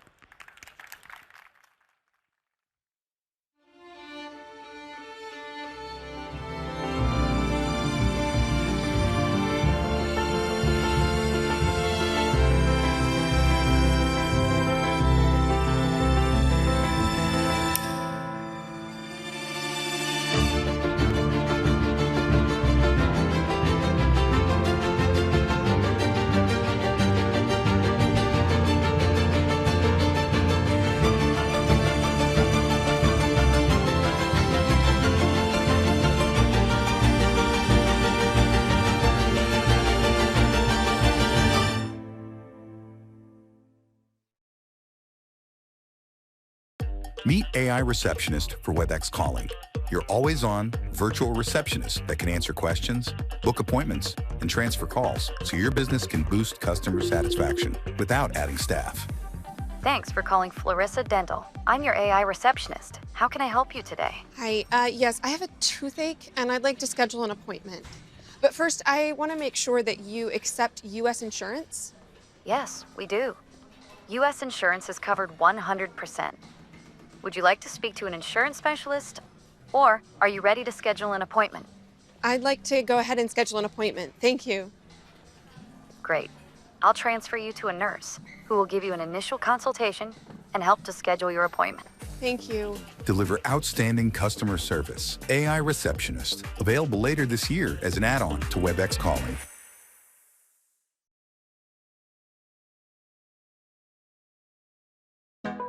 Take your business into the new era of customer experience with Webex AI Agent, which answers questions and fulfills customer needs, all while delivering personalized conversational experiences. With Webex AI Agent, you can engage your customers through the channels they prefer, using natural language and human inflections. Sounds like a special occasion. Okay, based on your description and our stock, I would recommend daffodils. Oh, and I want a dozen, please. Understood. A dozen, coming right up. Okay, I think we have what you're asking for. I've sent it directly to your phone. Even if your customer changes their mind mid-conversation. I've got it. Miami. That's the destination. Of course. I found several flights that fit your preference. And with reliable guardrails in place, the conversation stays within the AI agent's capabilities. Could you also book me a taxi by chance for when I land? I'm sorry. Unfortunately, that is outside of my scope. Anything else I can help you with? You can be sure that your customers' needs will be met, their problems resolved, and that all-important transaction completed. Let's get that payment arranged. I've sent a text message with a confirmation. Have a great day. Welcome to the new era of customer experience with Webex AI Agent. Thank you for calling. You're caller number 25. Your estimated wait time is 37 minutes.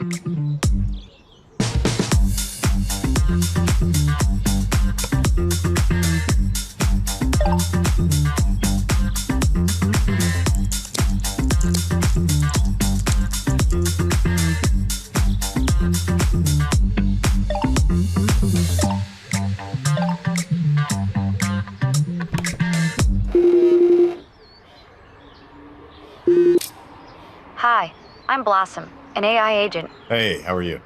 For your rush delivery, I can help you find the flower you were looking for. We have... Hi, yeah, it's my grandma's birthday and I need her favorite flower, but I have no idea what it's called. It's bright yellow with like bell-shaped center, very thin stem. Sounds like a special occasion. Okay, based on your description and our stock, I would recommend daffodils. Oh, and I want a dozen, please. Understood. A dozen, coming right up. Okay, I think we have what you're asking for. I've sent it directly to your phone. Yes, the daffodils are perfect. Can I order a bottle of champagne as well? That sounds delightful. Unfortunately, we don't offer alcohol purchases online, only in store. However, we do have artisan vases. Would you like to add one to your order? That sounds good. You got it. If you're ready to complete your purchase, I can text you the payment link. Yes, please. Let's get that payment arranged. I've sent a text message with a confirmation. Have a great day.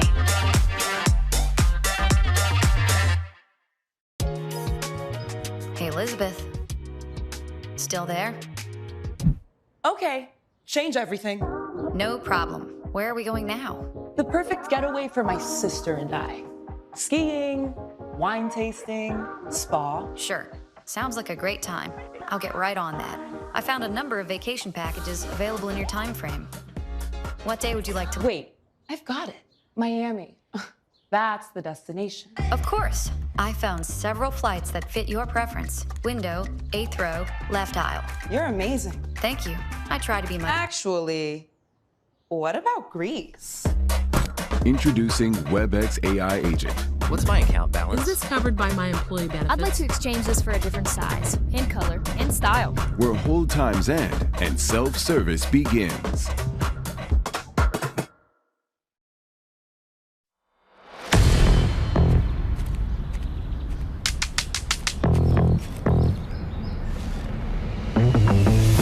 So 4 years ago, we wanted to change two things.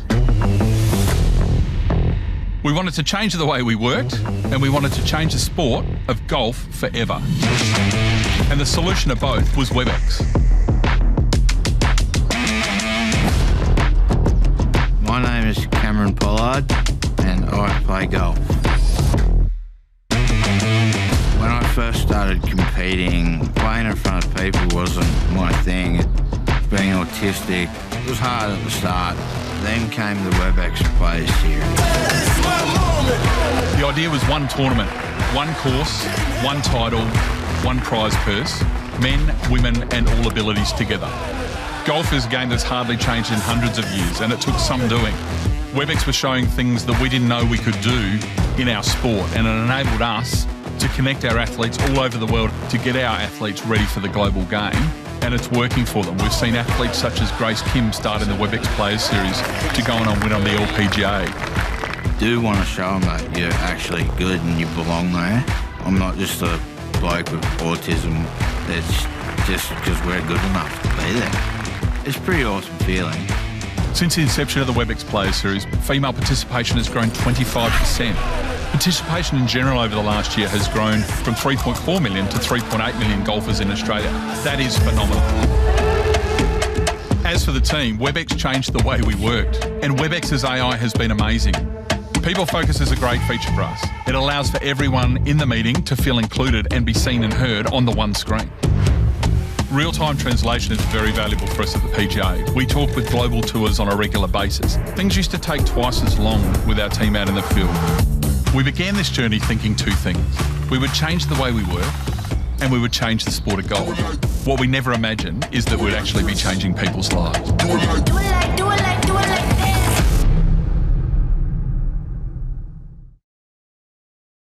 The best customer experience is the one your customers never have to think about.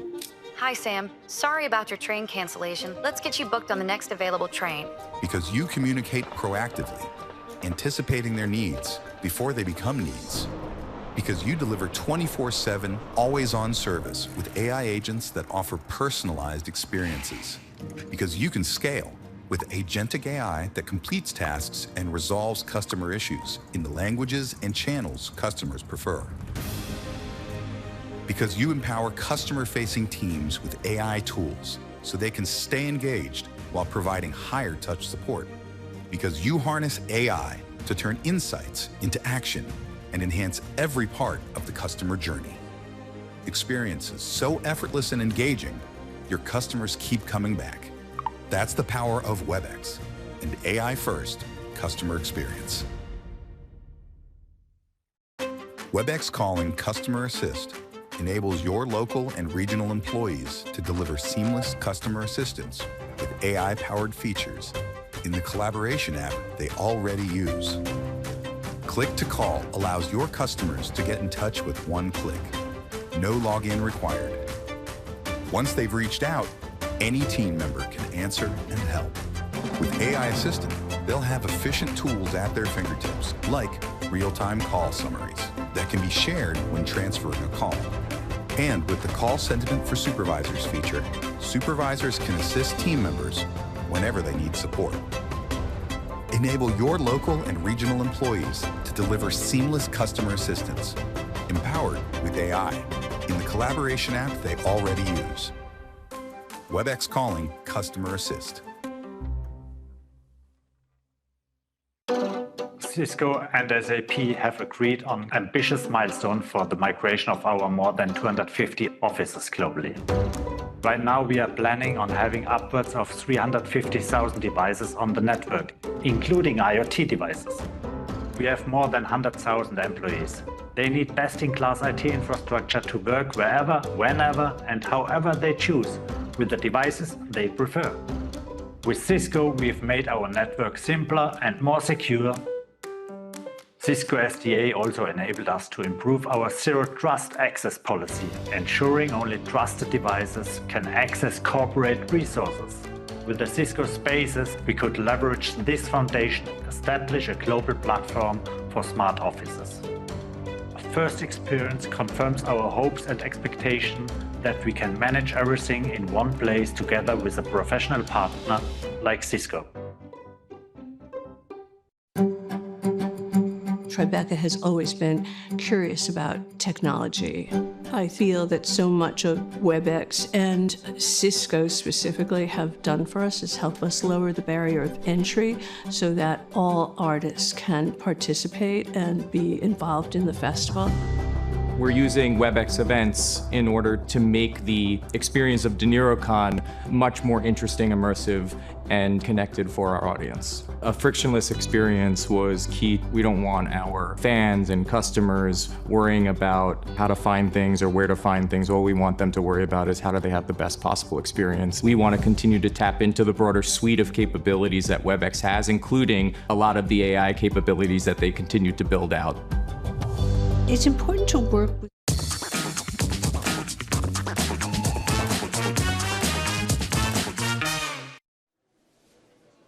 Welcome back. We are here live at the Cisco Live TV studio right here. Did I say live? Yes, live right here in sunny San Diego at the San Diego Convention Center. I tell you, we just wrapped up a fantastic session with a deep dive with our leaders here at Cisco, Raj and Kevin. They talked about a new approach to digital resilience, get ahead of the issues and minimize business impact.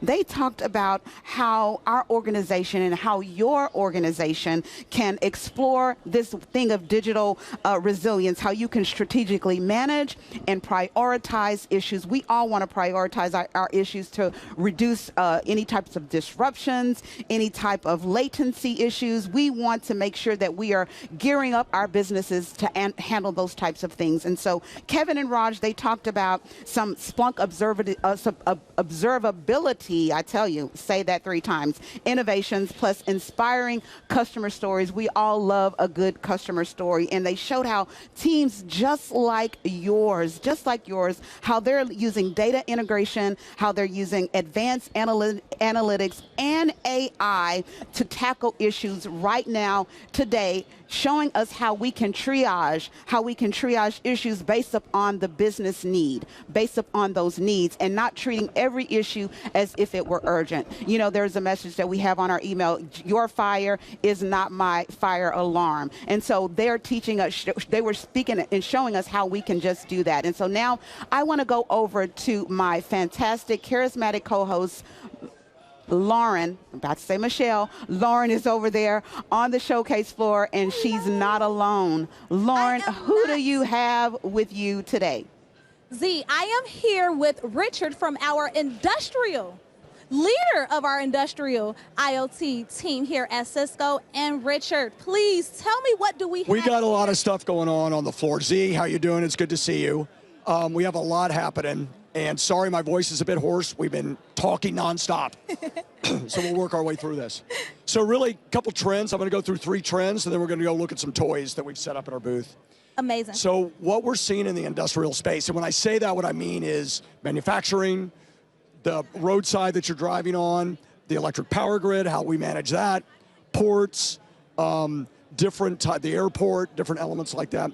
What we're seeing is we're bringing those pieces onto the network, because a lot of those customers, what they want is the ability to do 3 things. One is, how do I build a network policy?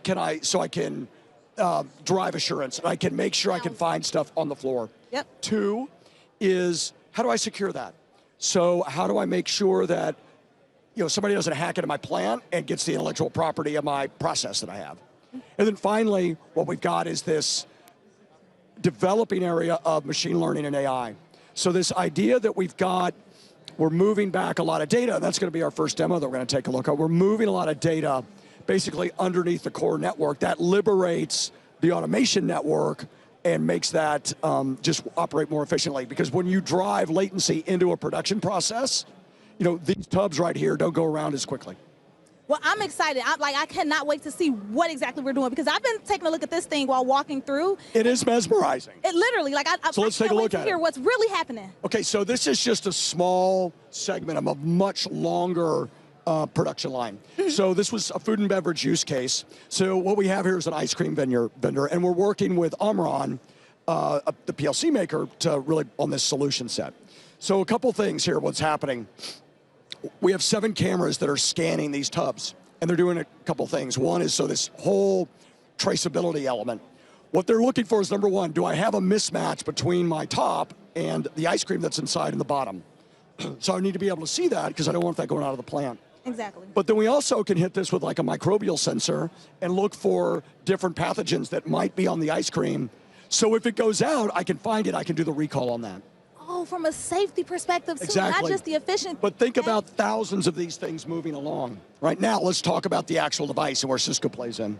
So we have 7 cameras, and we're backhauling that data, using our industrial switches that we're showing here. So we just launched these, came on the market this morning, the IE3500 and the IE3500H together, and they're doing a lot of the backhaul of the data. Now, each of these cameras is basically a mini server. Okay, so they're generating a lot of data. So we need like 10 gig to move that data along the nervous system back into the actual containers that tell them what's going on here. So that's a trend that we're seeing across the board. This idea of visual inspection, we'll talk about it again on this guitar demo, but that's a key use case, first mover use case that we see in the industrial world. Second point. Yes. These are HTTP servers on these cameras. So for the operator, this device looks like an IT device, right? It's got compute embedded in here. So I need to be able to build the container that can really manage that and move the data where I want to move it. So either into the cloud or a data center or element, and that's what we've got here. Wow. So an idea of how we're taking a process and then bringing the network underneath it and then moving that data to the analytical piece. You need the network. Yeah, absolutely. Essentially, the network is the foundation of what we're seeing. Well, because if you didn't, this would be a completely isolated environment inside the plant floor. It's hard to secure. It's hard when something goes wrong. I don't know where that's happening. So there are a number of things like that we work on. Wow. Okay. Wow. But let's do, you ready to step it up? Let's step it up. Okay, all right, Ready to let's see go. what's next. Let's look at the guitars. I think this is the favorite demo here. Everyone's been looking at these guitars. Yeah, we put this on the floor. It has been insane, this entire deal. All right, so what we have is a modern production line that we built with these guitars, except instead of making the guitars, we're tuning them.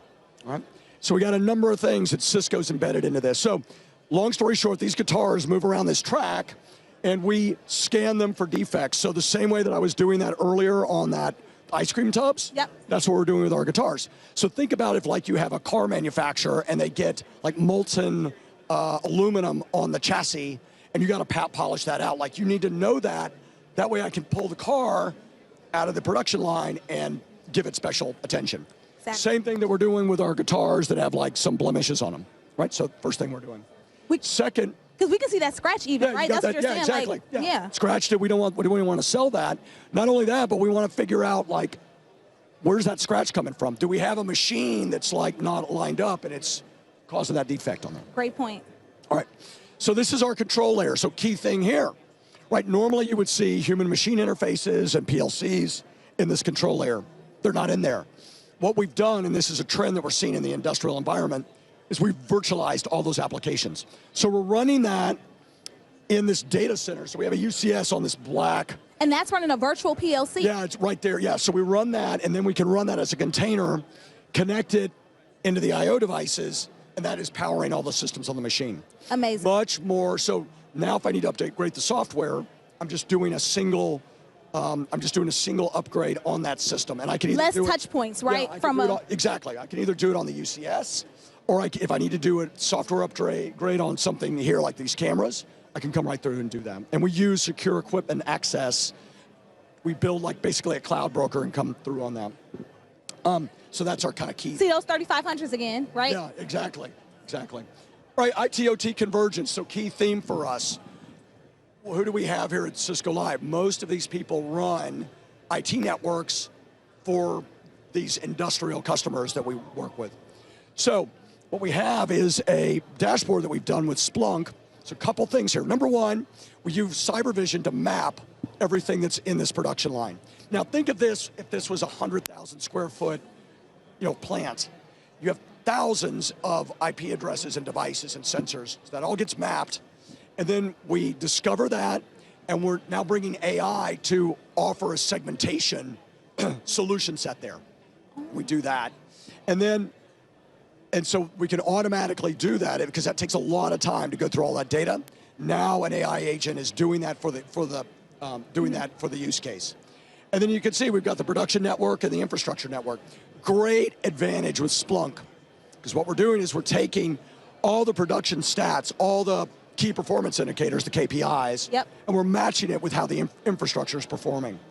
Perfect use case for Splunk, where I've got different types of data sets, and I really want to optimize both the production environment as well as the IT network that's fueling that, the security piece that's fueling that as well.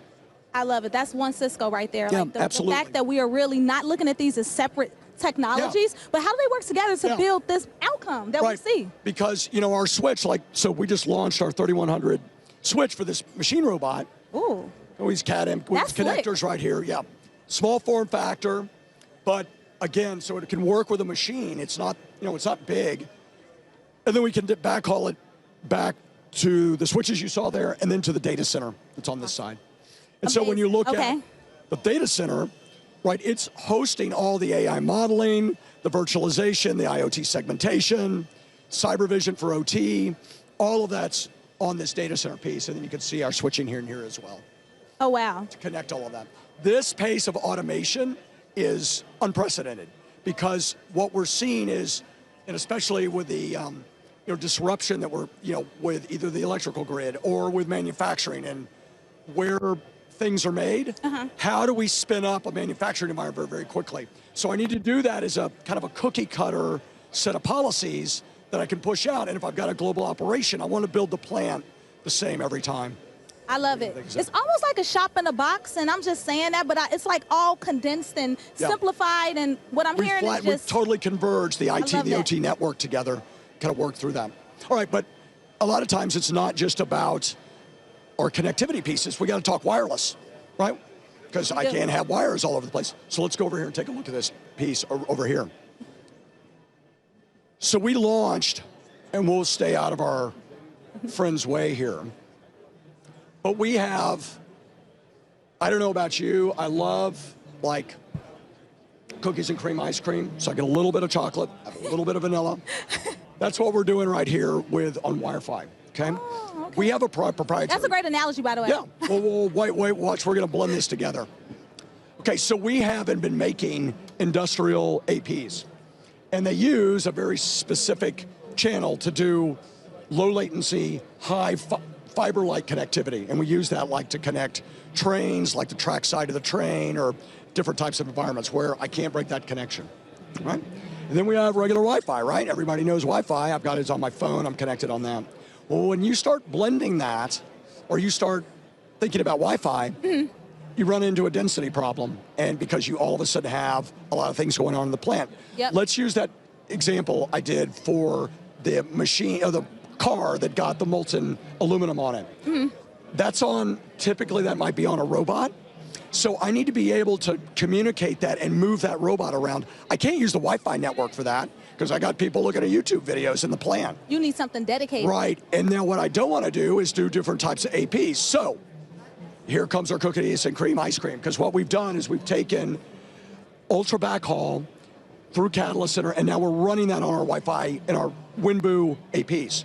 So you can do mix and match, all with a click of a button in Catalyst Center. So it's a much more expansive, so I can get all of my, same APs. Like we're not putting anything new in the plant. Same APs. This AGV, it needs to be on ultra backhaul. Check the box in Catalyst Center. I've got control systems that are on an iPad, and I need to be able to do that as well.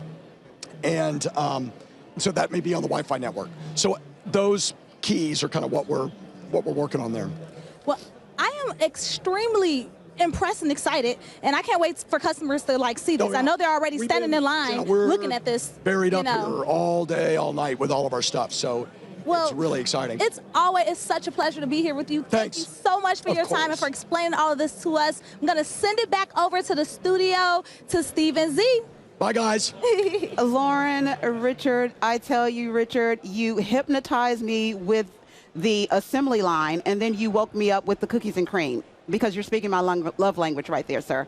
So we're here in the studio. I need you to hold on to your seats, because I'm going to throw it over to Steve, because he's in the studio with some amazing guests. Steve, who do you have with you today? Thank you so much, Z. I do appreciate it. It is time right now that we get to talk Intel, which is always one of my favorite things to do here at the show. Intel, one of our longest-term, most deeply valued and important partners here at Cisco. I've got Doran Vanderjack here in the studio with me. Doran is VP, General Manager of US OEM and Strategic Account Sales. Man, you've got a long title, Doran. Jeez. So glad to have you here. Yes, thank you. It's great to be here. Thanks for having me again. Oh, absolutely. Such a pleasure.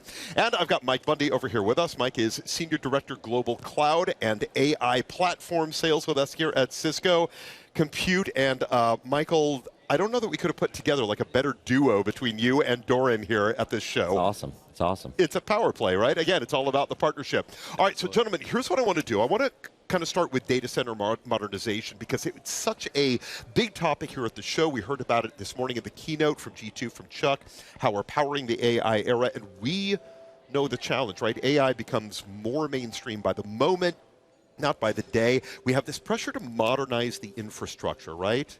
It's intensifying at such an alarming rate. That drives compute costs. That makes sustainability targets harder to reach. It makes agility harder to achieve, right? Yeah. I want to talk to both of you how Intel and Cisco team up to tackle this industry need. Doran, let me go for you, and then Mike, I want to come to you as well on the Cisco side. Sure. No, hey, first, thanks for having me again. It's great to be here. You know, when I think about how much the industry has pivoted to take advantage of AI and its infrastructure, and the things that you really are concerned now more about, which you never would have thought of, constrained environments. Do I have enough water? Do I have enough power? For crying out loud, we've got nuclear mini mills now that we're putting in the middle of deserts to power infrastructure. I think about the introduction of the new Xeon 6 and what we're trying to accomplish there, and what we've been working together with Cisco on for many, many years. And that is, how do I pack more punch into an existing platform? So I think about things like workload consolidation, i.e. data center modernization. How long have we been talking about this? We just have a new name for it. It's packing more punch into the same footprint. From a power perspective, we actually get better, more workload, and you really want that capability in one device, because you don't have a larger footprint. You can't afford to put an adjacent GPU in. So in that footprint, you really are running AI workloads. You are, we put in AMX and MR DIMMs to provide the capability to do inferencing, to do do inferencing and small language model operations within the same CPU. So a lot of capability. I mean, the other piece I think about is like, the optimizations, because it comes back to sustainability. So we've worked with common application platforms like TensorFlow and PyTorch to optimize those. We've looked at what does a customer really need. Like, if I want to modernize my data center, I want to do that at my own pace. This gives you the capability to do it at your own pace. And everything we've done with our partner Cisco has been, let's deliver a future-proof platform on these open standards that allow you to modernize your data center at a superior TCO.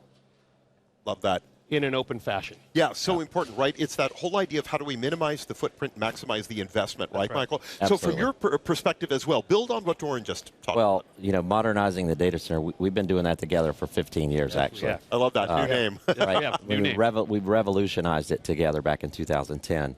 And, we look now with what you guys have done with the Xeon 6P processors. Like, we've had thousands of customers that have made the upgrades in the last 12 months with us. And it's done wonders from a sustainability point of view, from a cost savings point of view.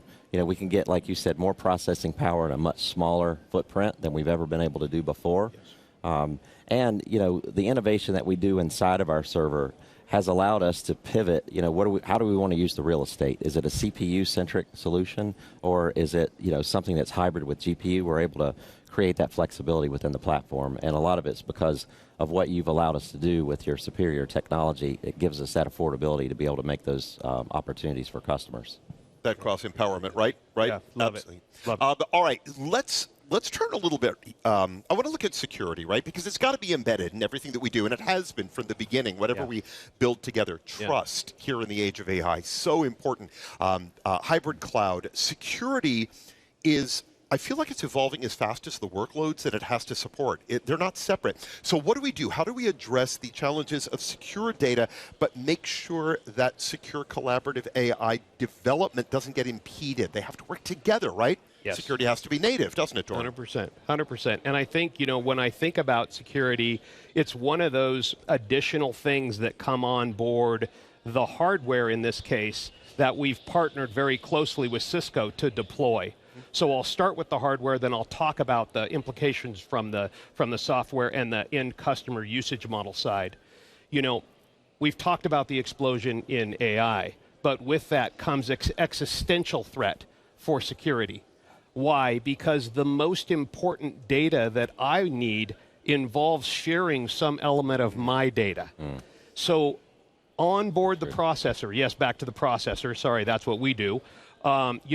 We have SGX and TDX extensions. Those are extensions that allow us to create a virtual vault with data in motion. That means your most important data is essentially safeguarded. And so, social security numbers, for very, very sensitive customer or HR data. You've got, national secrets, those kinds of things vaulted away. But very importantly, I still need to be able to do something with that data. And the do something is, hey, search all of these social security numbers and find the ones that don't work out. Those aren't good, right? Or that person, that person doesn't exist in this other system.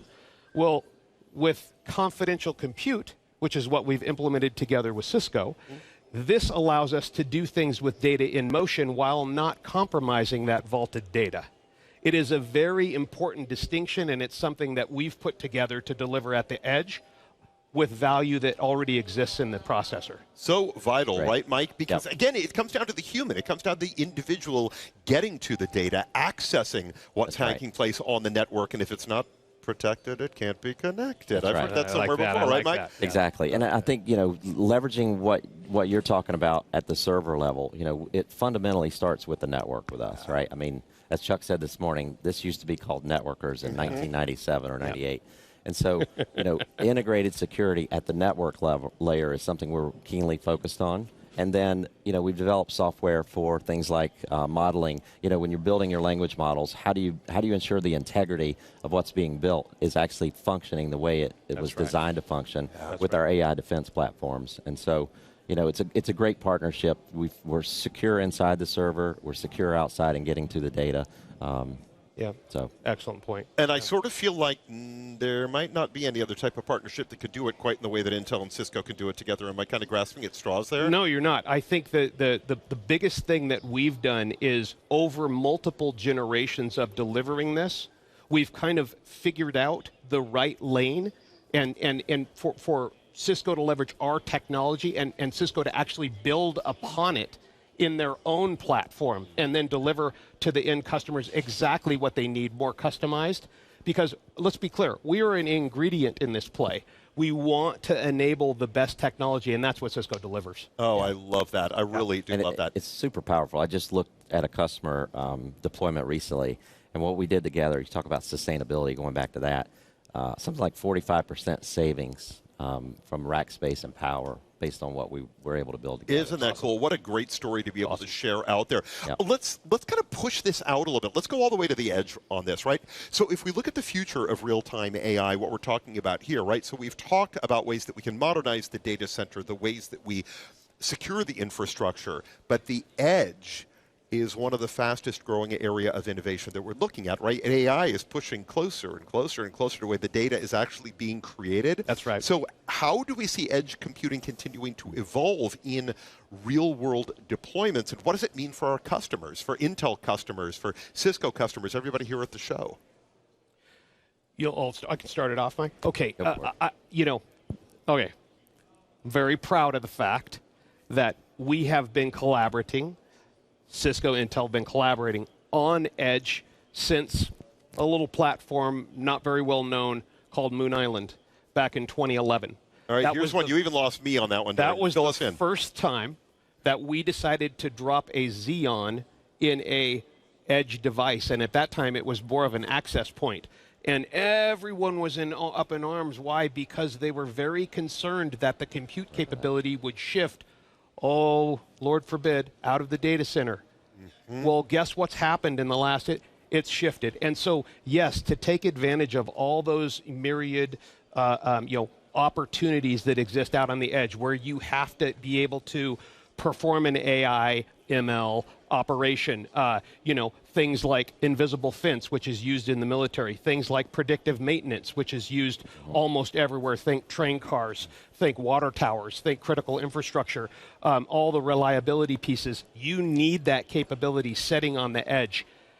Cisco has been absolutely adroit in addressing those specific opportunities point by point with customers, whether it's been whether it's been in the rail, whether it's been industrial, whether it's been healthcare, and I think what we're doing is exposing back to the infrastructure that we provide, Open Vino, one API, to allow these kinds of operations on the edge. This is so cool, and it's just something where we have just had an absolutely killer partnership. I'm super proud of it, and I think that's going to continue forever. This is something to be proud of, isn't it, Mike? Well, it is, and I think the co-innovation we're doing, we're going to release a new platform soon that will have integrated storage, integrated compute, integrated security, integrated wireless.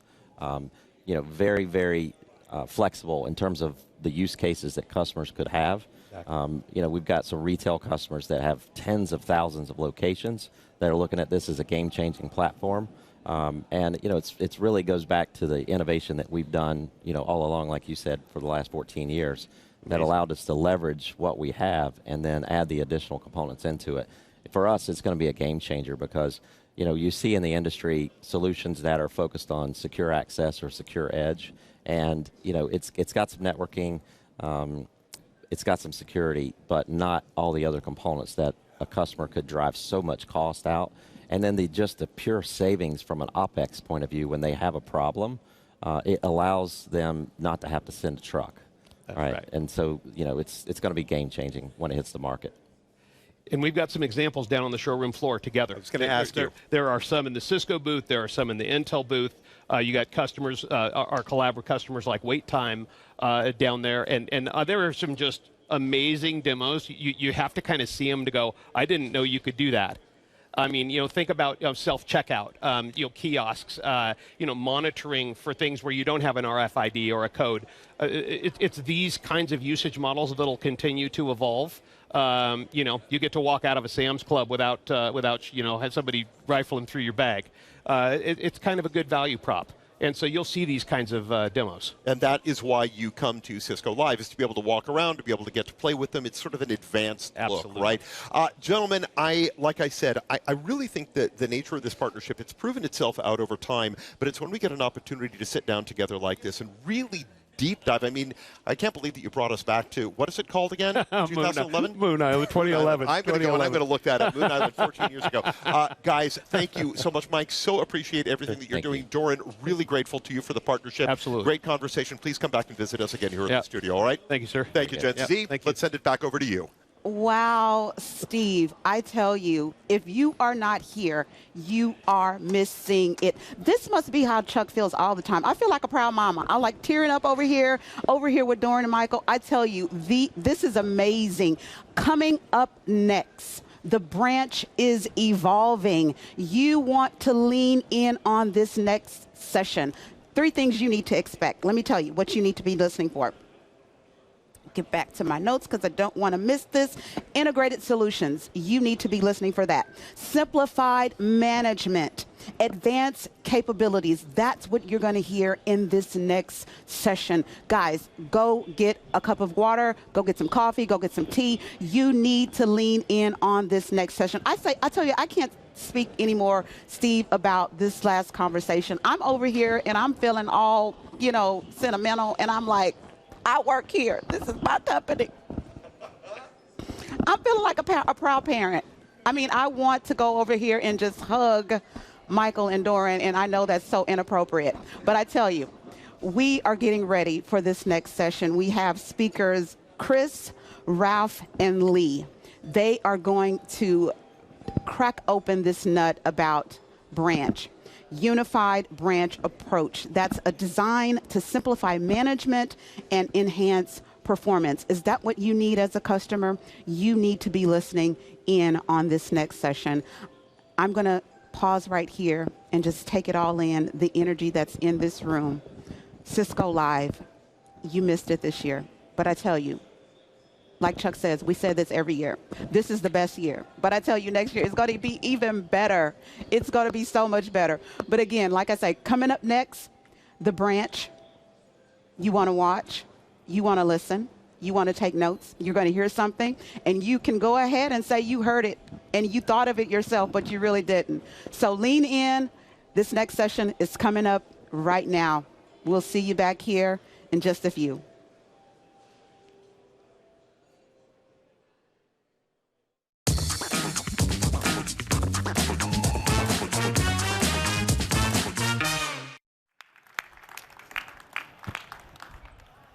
Thank you. How's everybody doing? How's the day going? So I fell up the stairs earlier. I've got on stage without falling on the stairs. So already this is a win. It's only going to get better from here. That's amazing. So look, thank you everybody for taking the time. I am here to talk about the branch operations. So my role at Cisco is focused on the WAN edge, the secure WAN devices that we launch. And they're a very important control point for us as we think about branches, right? Branches are super critical to our customers' operations. The ability to meet your customers where they are, to do a job of delighting them, to be able to interact with them, to be able to transact with them. If that doesn't work, that's going to be the number one driver of customer dissatisfaction. And with so many choices for our customers today, you run the risk that the loyalty and the bad things that come from having a bad customer experience, a bad employee experience in those branch locations. So we see some trends when we talk to, and it's very universal. It doesn't matter whether we're talking branches in India, branches in the US, branches in Europe. We hear the same things from customers, but it's getting more complex, right? The things are not getting simpler over time. The amount of applications and where those applications live is proliferated into so many different places that it's not as simple as it's been in the past. So that drives a lot of the complexity and drives a lot of the challenges, and I'm going to get into some of the techniques we as Cisco are bringing to bear in order to try and simplify that, to try and make that easier. Security is front of mind. So there was a view that security and networking were somewhat separate. We are innovating and making sure that we treat those as one thing, because even if somebody is only responsible for the network, I guarantee you there's somebody else in the organization responsible for security that's going to have a great deal of involvement and have strong opinions on what actually happens from that networking device perspective. So being able to make sure we deliver secure experiences is very important. The other universal trend is the skill shortage, right? We hear this everywhere, that there's just not enough skilled individuals. Our job as Cisco is to help make things simpler, to make you more efficient so you can scale, so you can focus on the things that matter, not on the routine tasks associated with running networking. And then finally, AI pressure, and that's coming at a number of different angles, right? There is the application of AI in your own networks and the things that you're doing to service your customers and service your employees. There is the rising threat of AI from a security perspective, right? The AI renaissance is in front of us in terms of the ability for people, the bad actors who use AI, to come up with new attack vectors on our networking infrastructure, and it's very important that we deal with that. So what this all leads to is that we need to start thinking about how we architect our networks, how we architect the branch differently. And that's what I'm here to talk to you about today, is how we're doing that. So I'll cover that in 3 areas, and this was the same areas in terms of the pillars that we talked about in the keynote this morning. But operational simplicity powered by AI, security and the networking being fused together, being one and the same, and how we build devices that are scalable, that are ready for the AI era. So starting off with the simplicity point, within the networking portfolio, we've spent a lot of time thinking about how do we make things simpler. And we don't make things simpler by building new things that don't integrate with each other. So starting with the hardware, introducing a lot of common hardware. I'll get into more specifics of what that means for the WAN portfolio later. Consistent way that we license and that we have entitlement for using these products. And then finally, simplifying the management and converging that as well. So it means that you get the best of every world, right? You want to use CLI mixed in with cloud. You want to do some on-prem. The ability to operate those in a consistent manner is a big part of what we've been working on and what we're very excited to launch here at Cisco Live and be able to talk more about as we go through this event. We are also thinking about not just how do we say, but how do we make it real, right? So the platform is really where it all starts. So the ability for any of these devices, whether they were traditionally what we would have said was a Catalyst device, what would have been a cloud-managed Meraki device, a consistent place to manage those from a control plane perspective, which then becomes the point at which we can expose APIs for interacting with it. It then becomes the place where we expose analytics and intelligence in terms of being able to interact and troubleshoot those networks. And it's also where assurance comes in. So our ability to look at our networking estate, owned, unowned infrastructure, and be able to help pinpoint problems. A lot of the times, the number one thing our customers ask for is just, when there's a problem, just help me find it. Actually, just proactively tell me there's a problem. Tell me what I've got to do to fix it. And that's the things we've been able to build. You know, we have more devices on the planet from a networking perspective than anybody else. We have the biggest data lake. We have decades of experience from CCIE. Being able to take that knowledge and apply it at this platform level drives great things for us. So I'm going to get into branches code in a moment and what we're innovating, what we're announcing there. Unified management, I've touched on that already. So consistent management of Catalyst and Meraki devices in the cloud, and then the end-to-end assurance. So baking Thousand Eyes as an assurance experience into all our devices. Those devices being able to act as endpoints and being able to troubleshoot and be able to be the points at which we run synthetic tests to be able to tell what's going on in the network, to build a very rich picture of quality of experience and what's going on there. So getting into some detail around branches code. So show of hands, who's heard of Terraform? That's more than the last. Percentage-wise, that's more than the last presentation. That's about half, so that's great. That's great to hear. So Terraform is an open source set of tools that are able to be used for automating how we do things with pieces of infrastructure. So think of the ability to take something like a network configuration and treat it the way and save it in the way we do software, right? The code that we do, that's the infrastructure as code. So a lot of our effort has been around how do we take that as an approach. It's an open source approach. It's freely available. You could go use it today. But what could we as Cisco do to make that better? So there's a few things we've done within that. One is that we've built validated designs, Cisco validated designs around how you, not only the equipment you use and how you deploy it in the branch, but also how do you interact with the actual platform itself. We've also worked with our CX organization to make sure that we can help you on this journey if you decide that this is something you want to do. And I'll get into the specifics of what that looks like with a demo here in a moment. But we have a whole service offering around how we can actually train you on how to use this and take all that intelligence. I mentioned that decades of experience. Right? We really, really shouldn't let things get misconfigured because we know that the best. We know things that would actually cause network breaking changes. So the ability to actually look at the change before it gets deployed and verify that it's not going to actually cause damage and be able to control that as well. So I'm going to talk about a scenario here. So imagine I've got 3 active sites. I'm operating the network. My boss comes and says we need to deploy 5 new sites. And take your choice. Retail sites, healthcare clinics, doesn't really matter. What would happen in the traditional world would be I would have to go into a user interface and I'd have to make lots of clicks, or maybe I don't have a management interface and maybe I'm manually configuring those devices on site. So it doesn't really scale because it might be 5 sites today, it might be 50 sites tomorrow, it might be 500 sites the week after that. Right? So being able to do things at scale in a consistent way that is able to reduce the risk of mistakes, able to reduce the errors, we're able to reduce the security vulnerabilities you introduce when you're doing things manually. So I'm going to show what an infrastructure as code and what a deploy pipeline looks like here. So this is in GitLab. This is our branch configuration stored as code in GitLab. So again, the same way that you would manage software. I'm able to use the same tools I would use to manage software here as well. So I want to jump in, I'm going to make some edits to this. I'll go into the IDE here and actually I'm just going to copy the configuration, be able to say, give me 5 more sites that have that same configuration. That's where the consistency comes from. Now, because this is again part of a continual integration, continual deployment pipeline, all the things that are associated with that happen inherently. So I'm going to push that back into Git, and I can see here it's actually running as a task as part of the pipeline. But we can do some very clever things here as we do this. We can make sure that we don't commit that change to the actual deployment to the deployed network before it's even pushed out. Let's confirm that it works, let's test it. We could set up pipeline flows to say, go deploy that in a canary site and validate and verify it first. So let's get in front of that and make sure prior to the change that we just make sure that everything's okay. But then also what we see here, where we've gotten to the end of that, after it's deployed, let's go check and make sure it didn't cause any detrimental impact. And we can go and look at Thousand Eyes and intelligence from other places to make sure that the change wasn't detrimental. So what we can see here is after that pipeline is finished, I can now go into the dashboard and I can see I've now got 5 sites configured. My next 5 sites are logically deployed. What that then allows me to do is that if I've got those 5 sites and maybe they're on the 4 corners of the planet, I don't know. And I can send the equipment that I'm going to deploy there and it becomes a plug and play experience. So the type of person that you have to go and deploy, you don't need a CCNA, CCIE to go on site to do this configuration.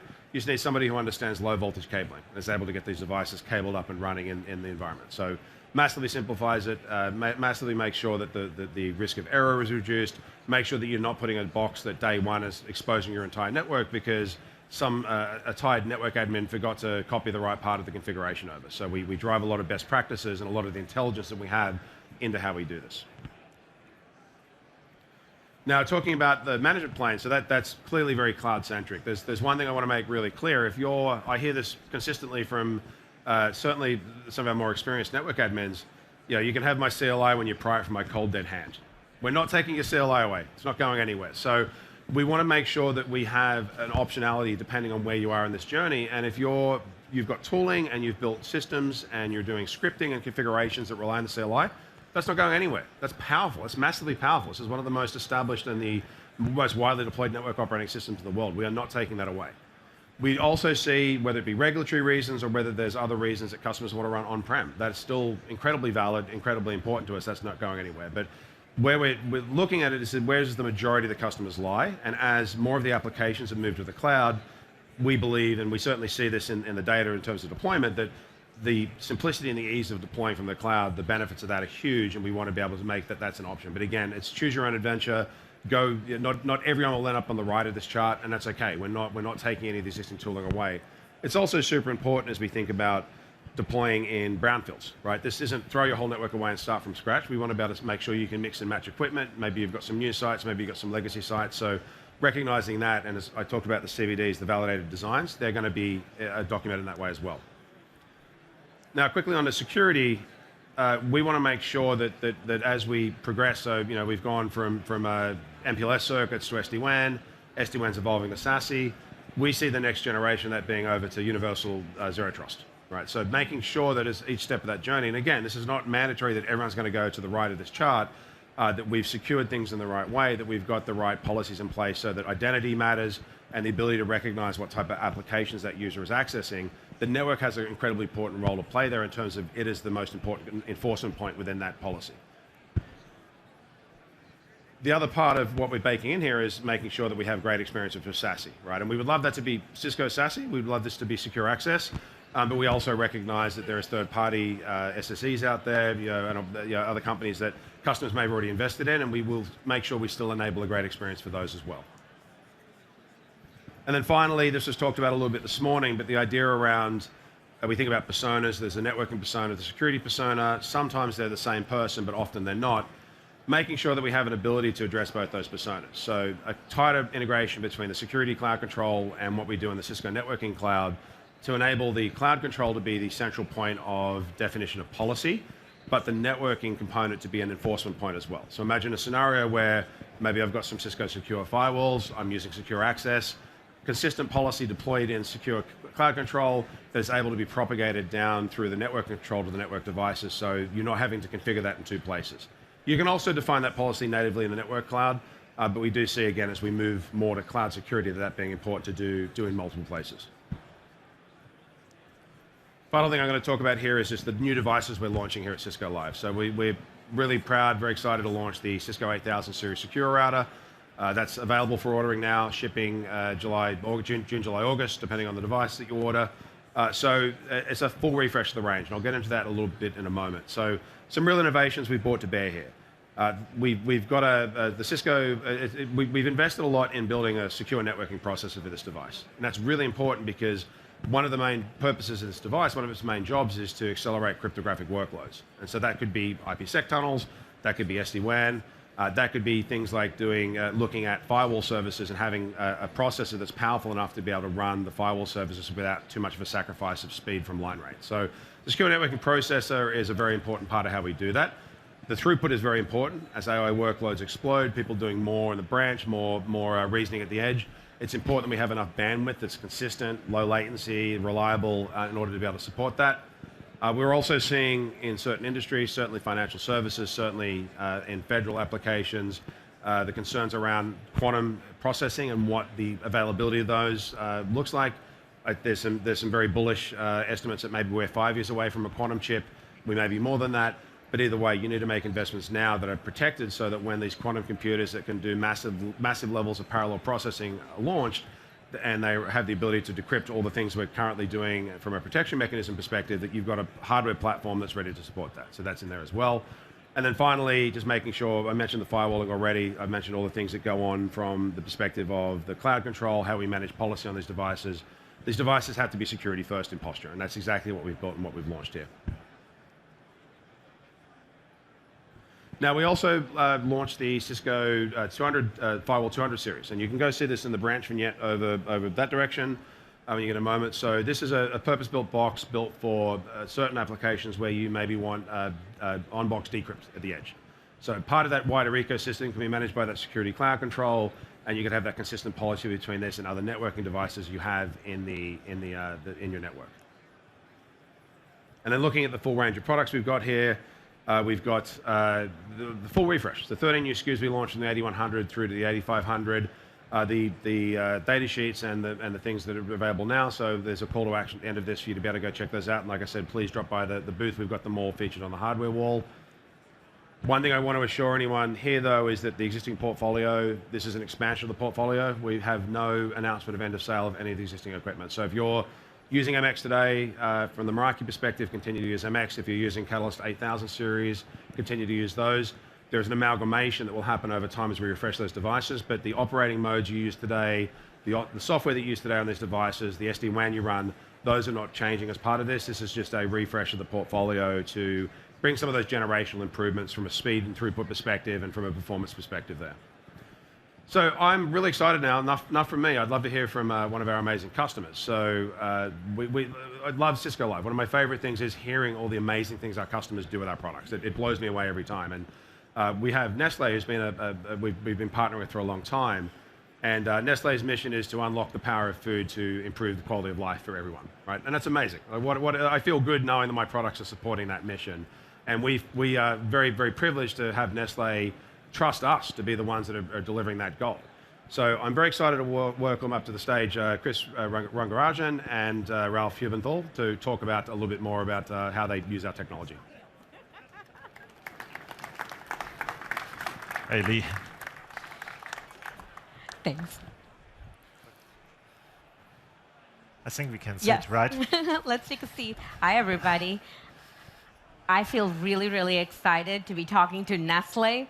And I don't know if you guys know, but my goodness, the Nestle brands, right? I looked at this and I thought, hey, if Nestle was to stop functioning for some reason, please don't. Our grocery store is going to be empty, Ralph. This is true. Pays my salary, right? And the best of all, I see Maggie on here, and I think you kept me fed throughout my childhood, so really excited. The only thing is that Lee and I had a battle. The Indians feel like the Maggi, the Maggi masala, yes? But he said there's a chicken version. I'm like, I don't know. It's only one good version.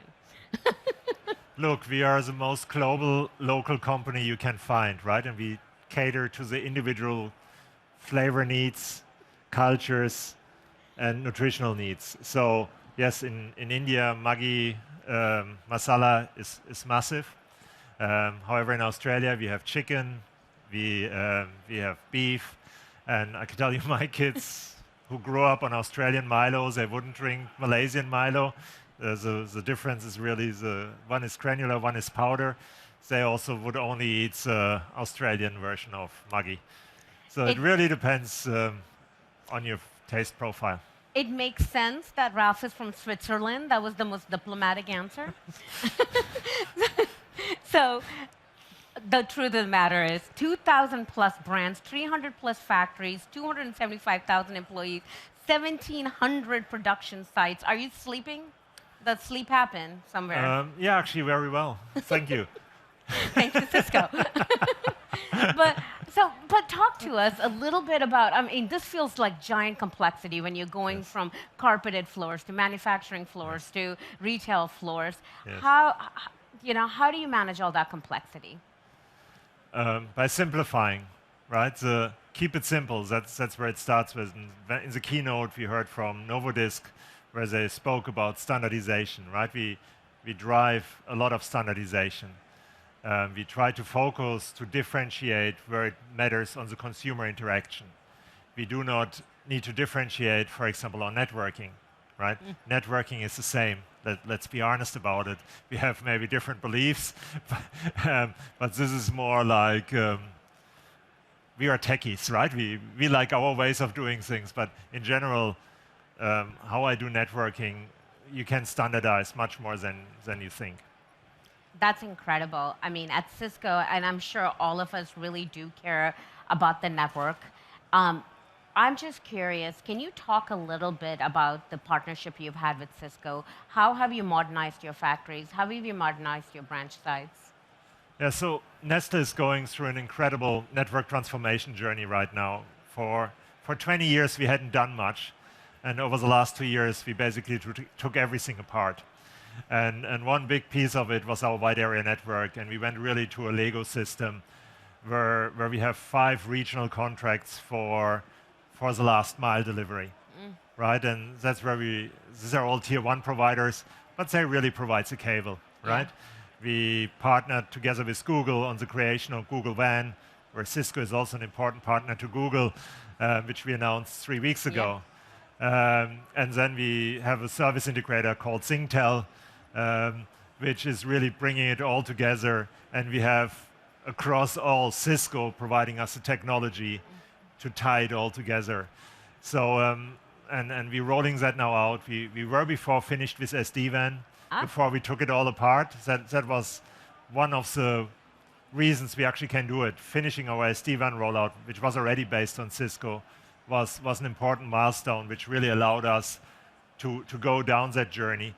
But we also learned a lot, and we challenged all your resiliency numbers you gave us. You cannot have more routes. We doubled it. It still worked. When we tripled it, we had a few outages. So don't do it. Double is okay. Triple is a really bad idea. But now we're going, for example, for multi-region, something you came up new with. And that's really where we drive the transformation together, where we challenged you, where we use our scale and we work together in a partnership to drive and enhance performance for Nestle, but then obviously all your other customers benefit from it as well. We did pay him to say this, so no. No, I'm...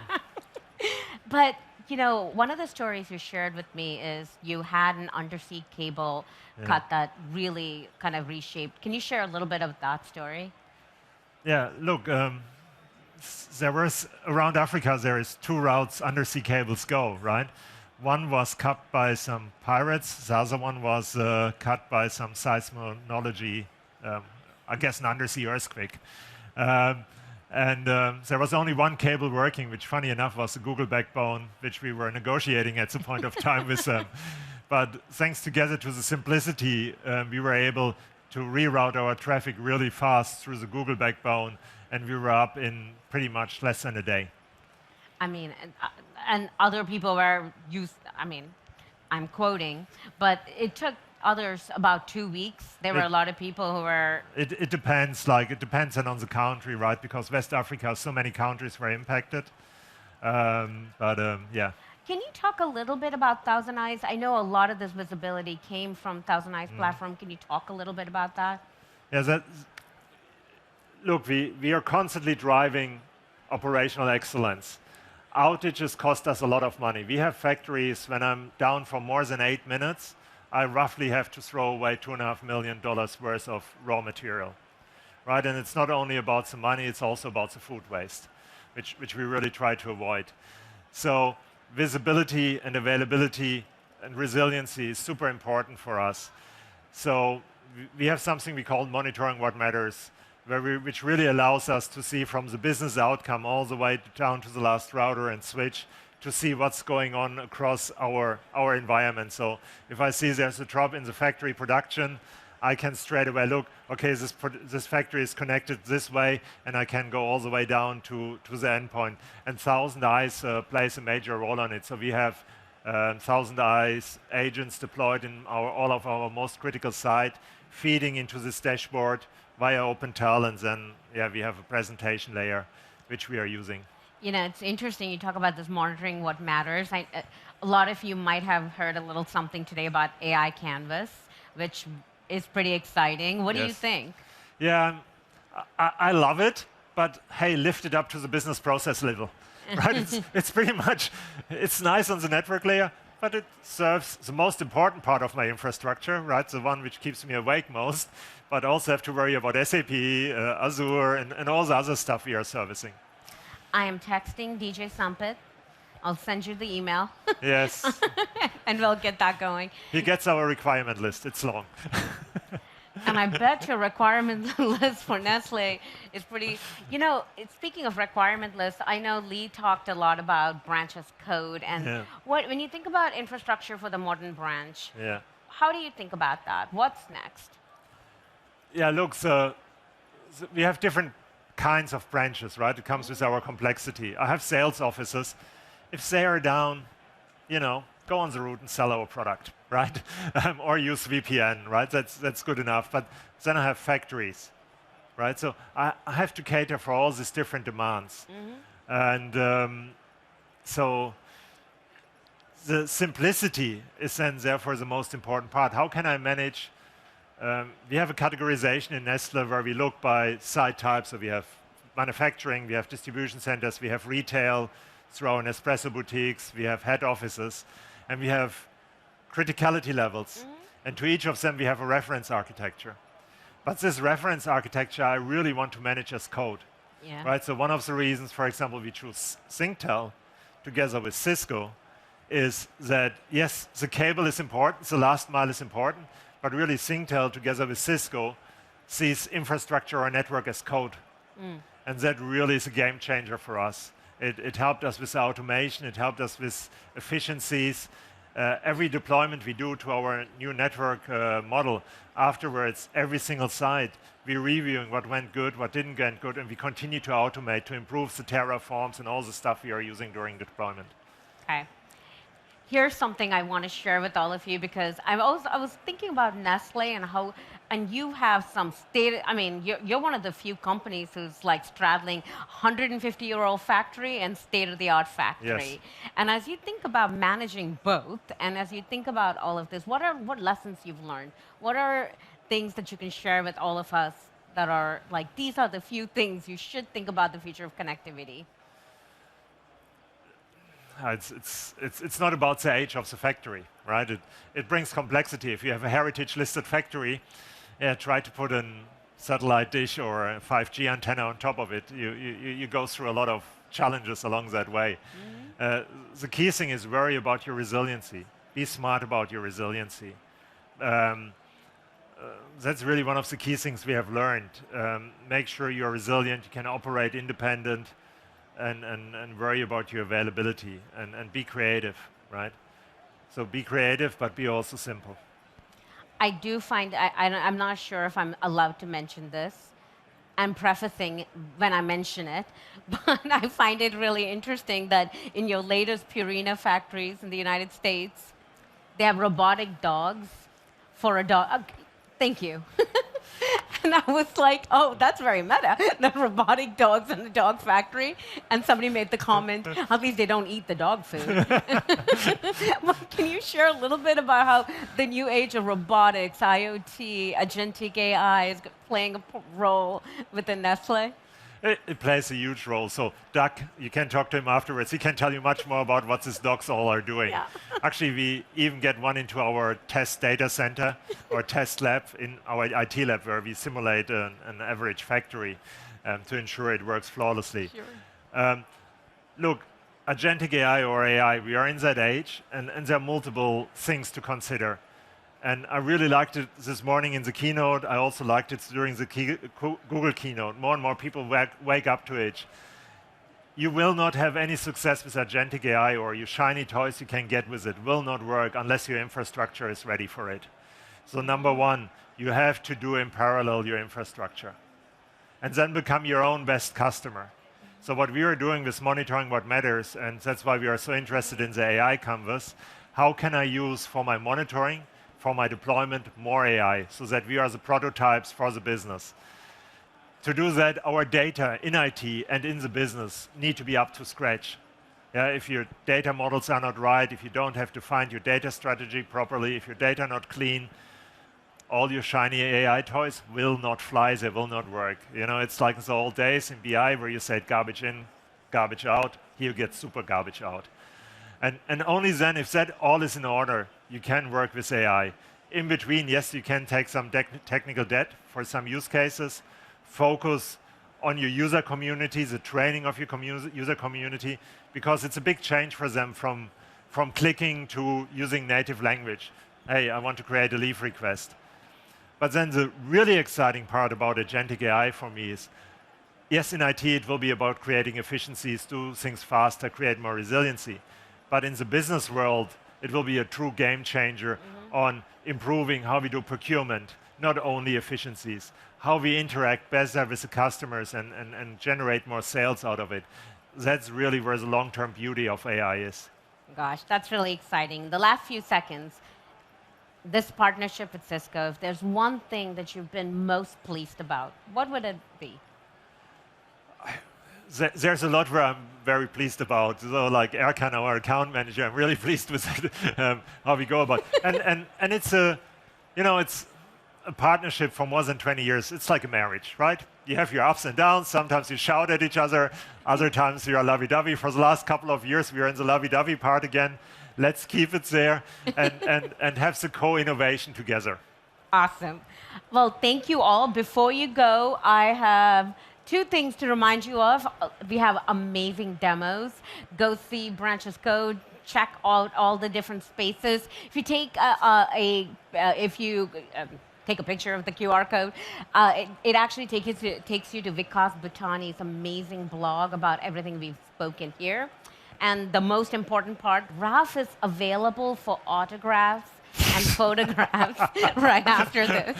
But Ralph, I really, really thank you. You mix me up with George Clooney. He does Nespresso, not IT.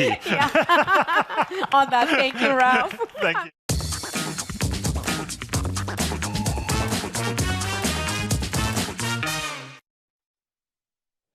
Hey there, everybody. Welcome back to the Cisco TV broadcast studio. It is so great to have you all with us here on the real-time live stream, coming to you from Cisco Live here in San Diego. I'm Steve Moulter. We have just wrapped another fantastic center stage session. This time, we got the inside story on Cisco's new unified branch approach, all of the different ways that it integrates routing with embedded security and switching and Wi-Fi and ThousandEyes, puts the whole package together and then managed through a single platform dashboard. Lee Peterson, Daniel Stewart did such a fantastic job showing us exactly how Cisco is addressing modern challenges. For example, cloud migration complexities and increased security threats like unmanaged devices, post-quantum cryptography. They talked about the different ways that we are driving WAN modernization for better bandwidth to meet the demands out across our multi-cloud environments. So cool, so much great content. I want to give you a quick reminder to keep reaching out to us on social media. Please make sure that you use hashtag Cisco Live or at Cisco Live. Right now, we are going to go out to center stage in the world of solutions, right in the middle of the showcase. We're going to be talking in just a moment with the men of the hour. Rob is going to have Daniel and Lee there with him. One of the other things they talked about was operational efficiency. So important, and we had a great conversation about that a few minutes ago right here in the studio. But Cisco helps organizations like yours to automate branch deployments so you get more efficient management, better scalability, maintain that high performance. Right now, we are going to head out to Michelle, who is in the world of solutions, with Jesse Reed, and that's over at Cisco Customer Experience. Hey there, Michelle. Steve, thanks so much for handing it down to us. I am here with Jesse Reed, the VP of Product for Cisco Customer experience. I wanted to send it back to you right now with a demo of Cisco Unified Branch. He's going to walk us through this right now. Hello, everyone. Great to be with you today. Unified Branch. Let me get to the punchline right up front. What are we able to do? We're able to bring a complete solution together for our customers, for all your infrastructure at a branch site, and automate it end to end.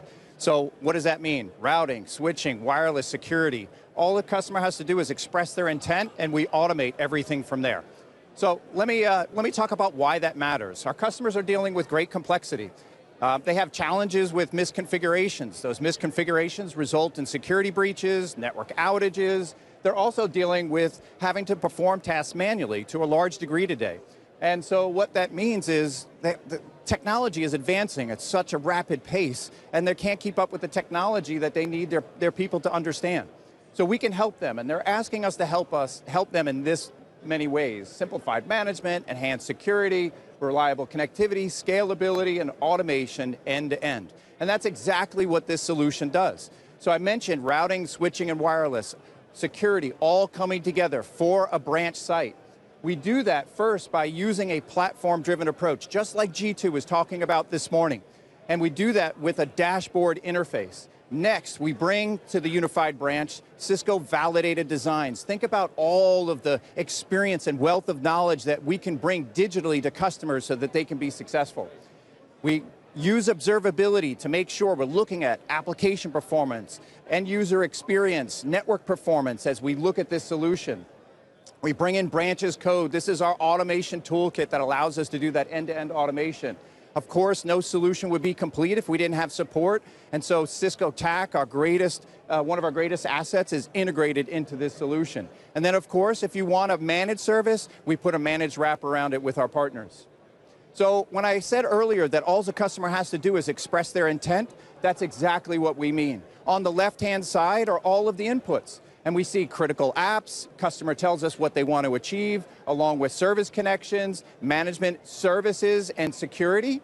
And look at all the elements on the right-hand side that are fully automated for them. They don't have to go in and program them. That happens automatically with the solution. So really, really simplified, and I'm excited to be able to show it to you right now. So imagine that we're deploying additional sites inside an enterprise. We have 3 active today, and we're needing to deploy an additional 5. And so we want to take this approach and simplified approach, and all I have to do is go into the dashboard and I say create a network. And when I go to the next screen, I type in the name of that network that I want to create. I identify the profile for that site, and then I select to create the network. And now all the configuration is being generated for the customer. All of those elements that I said that were automated on the right-hand side are being automated, and the configuration is being created for the customer. They no longer have to worry about segmentation and all of these other attributes because it's automated for them. In here, you see the configuration as code. It's a repository. This is what's in production right now for the customer. And so we're taking this same approach and we're saying, hey, we're going to go in and we're going to pull in that configuration that was generated, and I'm going to add it to the environment. So just like code, where you check it out, I've checked out the code, and now I'm adding the configuration as code that I want to be introduced into the environment. So the next step is, what we want to do is add this to the pipeline. And so we're going to go through a methodical process to make sure that the customer does not make any mistakes. So we're saying, hey, I want to do a merge request of this configuration in production, and I give a little bit of a description, and the pipeline's executing. All of this is happening in the background. The customer doesn't have to go to any command line. It's all happening real time. So we're going through, and now we're doing pre-change validation. This is where we're pulling in that validated design, making sure we're doing all of those semantic checks, those dependencies, making sure the customer is following best practices.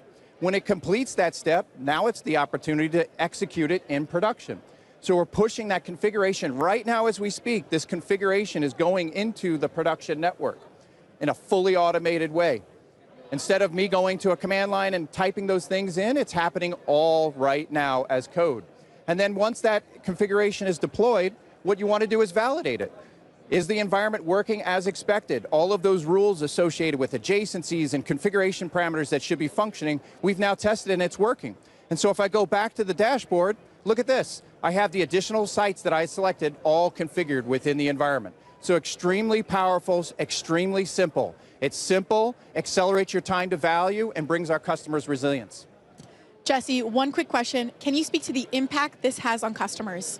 Yeah, so the impact is actually pretty tremendous. Our customers have always struggled with implementation success, and they're able to get upwards of 100% implementation success 5 times faster. As a matter of fact, one of our customers told us that they were able to achieve what used to take them 29 hours, they can now do in 1 minute.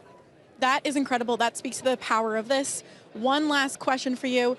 This is big changes for the engineers. How are we helping at Cisco to help that transition? Yes, this is a change for our customer engineers. They need to move to DevOps in order to be able to get the benefit of this technology. And they want to understand the environment, they want to have control of the environment. And so what we've done is we've created assistants that help them understand the configuration, get information back about the state of that environment and how it's performing. Then we get to use that assistant to make changes to the configuration. And so as they make changes, it comes back and tells them, hey, use this configuration for the YAML environment. And then finally, as we're executing the pipeline that I was showing you, there will be errors. Inevitably, there will be errors. The AI assistant troubleshoots those errors and corrects them for them so they can just seamlessly execute it in the pipeline. And all of that is done at a site level based on the customer intent. Jesse, this was excellent. I learned a lot from you. Thank you. We're going to head back to Steve in the studio. Thank you guys so much. Lauren, thank you so much. Excellent job there, Jesse. Really nice walkthrough on Unified Branch, on TAC, management services, automation, around validation and deployment. Really appreciate that powerful user story over at Cisco Customer Experience. Right now, as promised, Rob is back out in center stage with the men of the hour, with Daniel and Lisa. Rob, let me go ahead and send it over to you, my friend. Oh, I'm glad you mentioned Daniel's name because I was going to let it be a big reveal. But yes, I've got Lee here, just came off stage, VP of Secure WAN, correct? Lee Peterson. And we're going to have you follow up. You've got a special guest with you, and so I'm going to hand you the mic and let you kind of go through that, if you will. Sir, your mic. Thank you, Rob. So yeah, very happy to be joined here by Dan Stewart from Ingram Micro. So Dan, we'll just jump straight into the questions. But Definitely. You know, we've just finished a presentation about the unified branch and how we help people do things at scale. What are you seeing from your customers when it comes to managing these branch locations and all the complexity that comes with that? Yeah, complexity. The good thing is with Cisco, you guys kind of remove a lot of the complexity. I do a lot with Meraki, with our customers.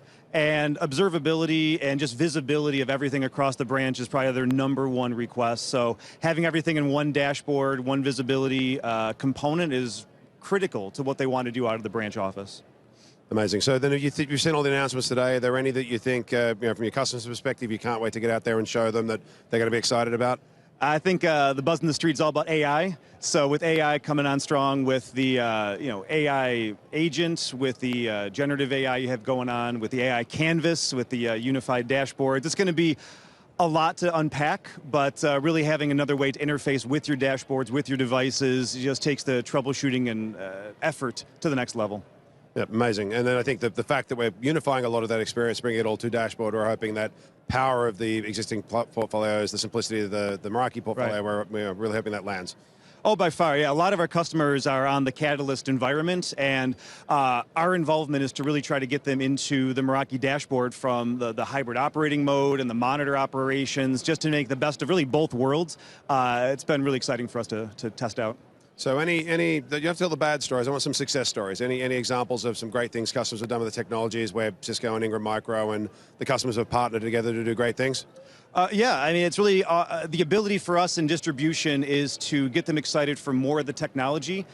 We started with these are basic conversations with wireless. And then we get in the next conversation of adding the switching to it. And then eventually we understand what's the outcome you're trying to really drive, right? We unpack it beyond the technology and say, okay, you're trying to solve for this. And we really start exposing into the Cisco marketplace, the ecosystem partners, and then it just really solidifies them as the value add in that reseller partner to their end user, and it really makes them just differentiated across the board. Amazing. And then anything you're personally excited about outside of the Ingram Micro lens? For me, it's the security everywhere.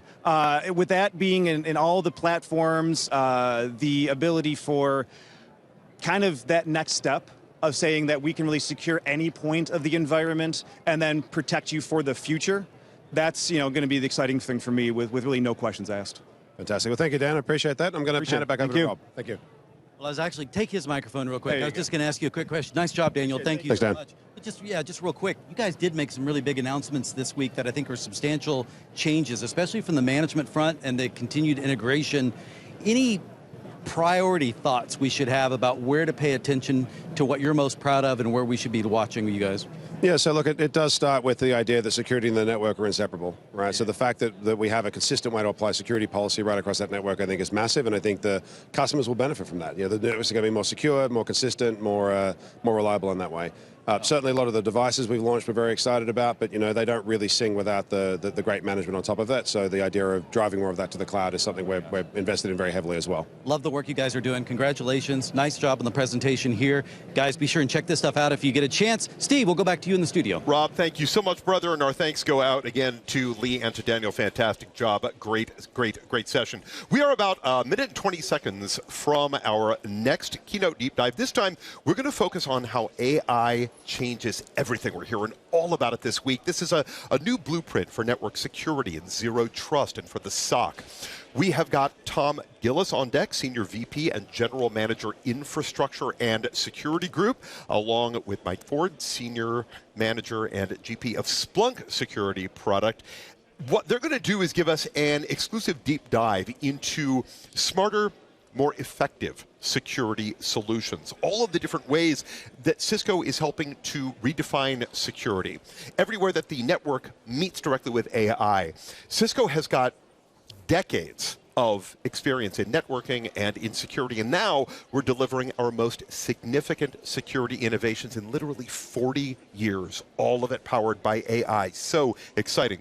Let's talk very, very closely about what we're going to hear about. Hybrid workforce security. We're going to look at firewall disruption over the next few minutes. They're going to do a bit of a deep dive into more enhanced security analytics, the way Cisco and Splunk are working together to revolutionize security. Customer success stories.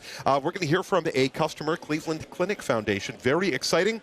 Right now, we are going to send it out to Tom and Mike. We'll meet you right back here in the studio on the flip side. Away we go.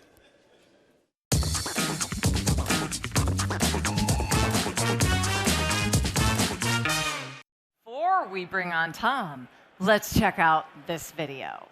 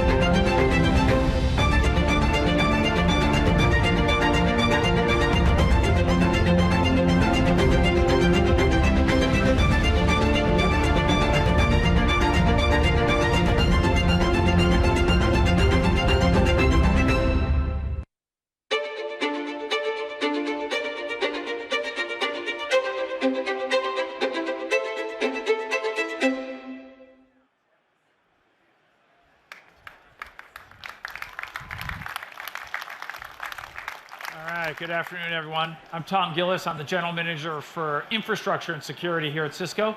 We got a full house here, which is great. Can I just do a little sound check? Can you hear me in the back okay? Thumbs up? All right, good. I'm going to talk about some of the things we're doing in security, some of the trends that we're seeing, some of the interesting observations, and maybe we can make it a little bit interactive if possible.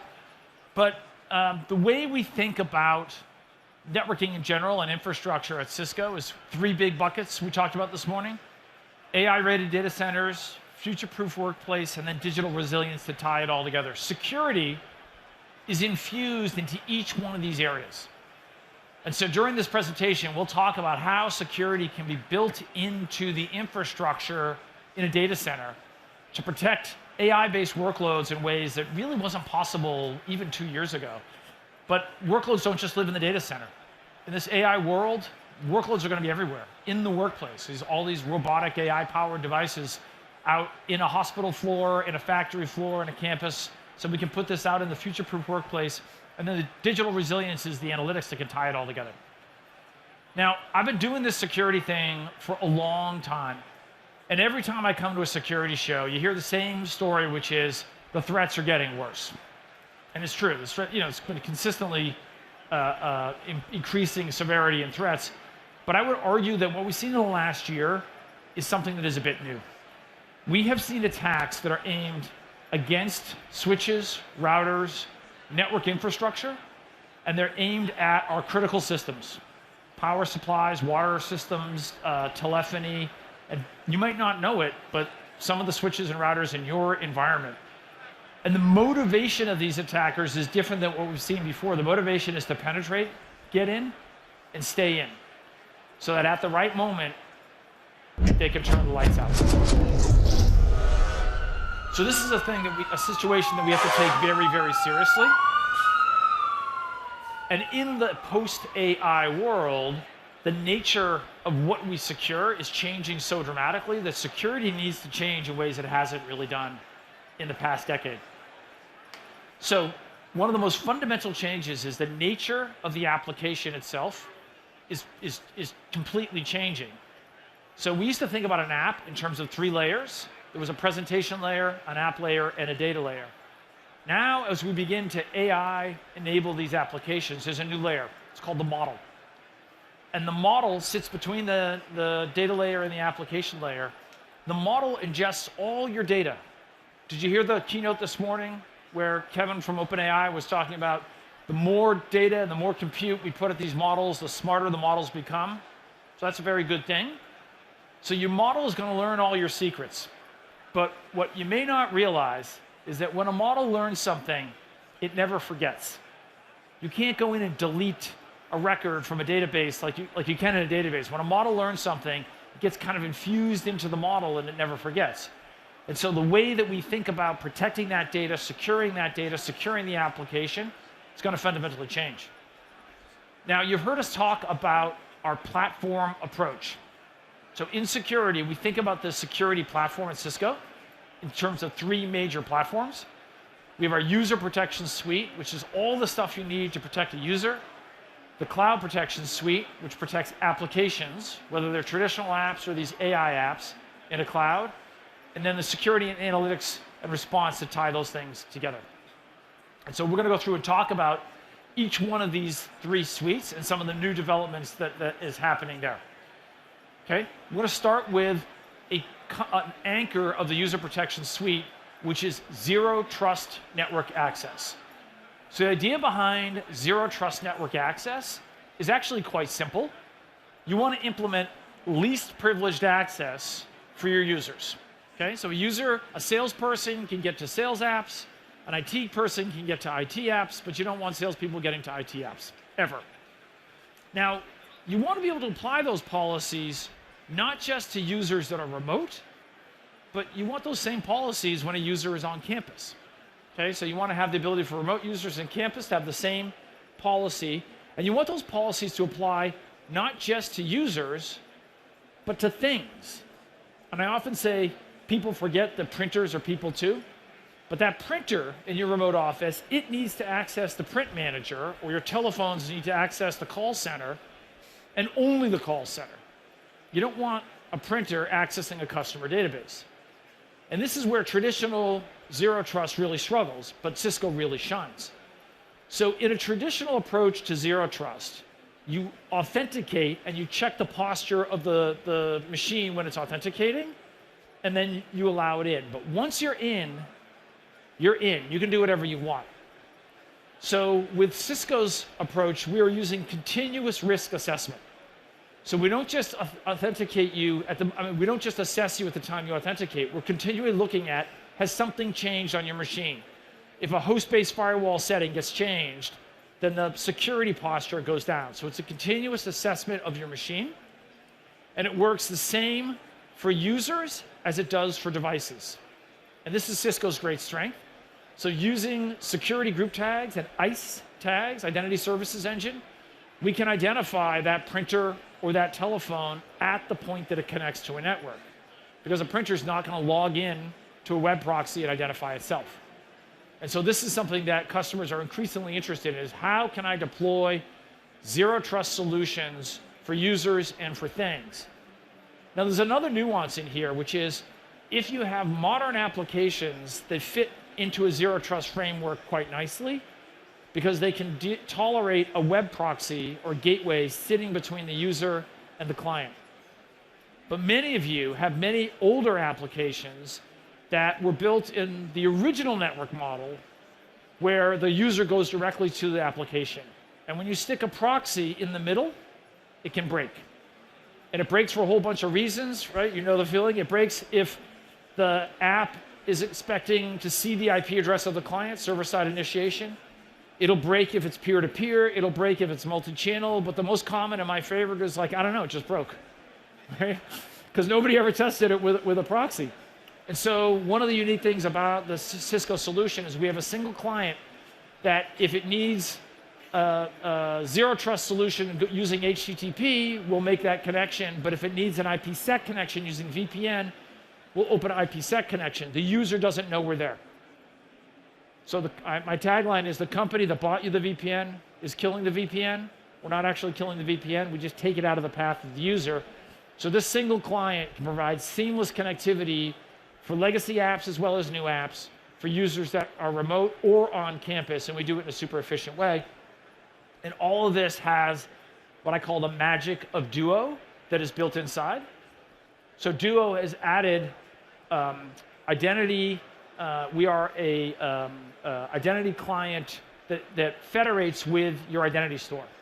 So we're what's called an identity broker. So we store a subset of the data that is in your master identity store, and this is where we do the authentication. And what this allows is if you have temporary workers, if you have contractors, you can put them into the identity store in the secure access, and you're not going to pollute your Active Directory if that contractor is only on for weeks or days. Just a tactical solution that makes it much, much easier to manage identity at scale.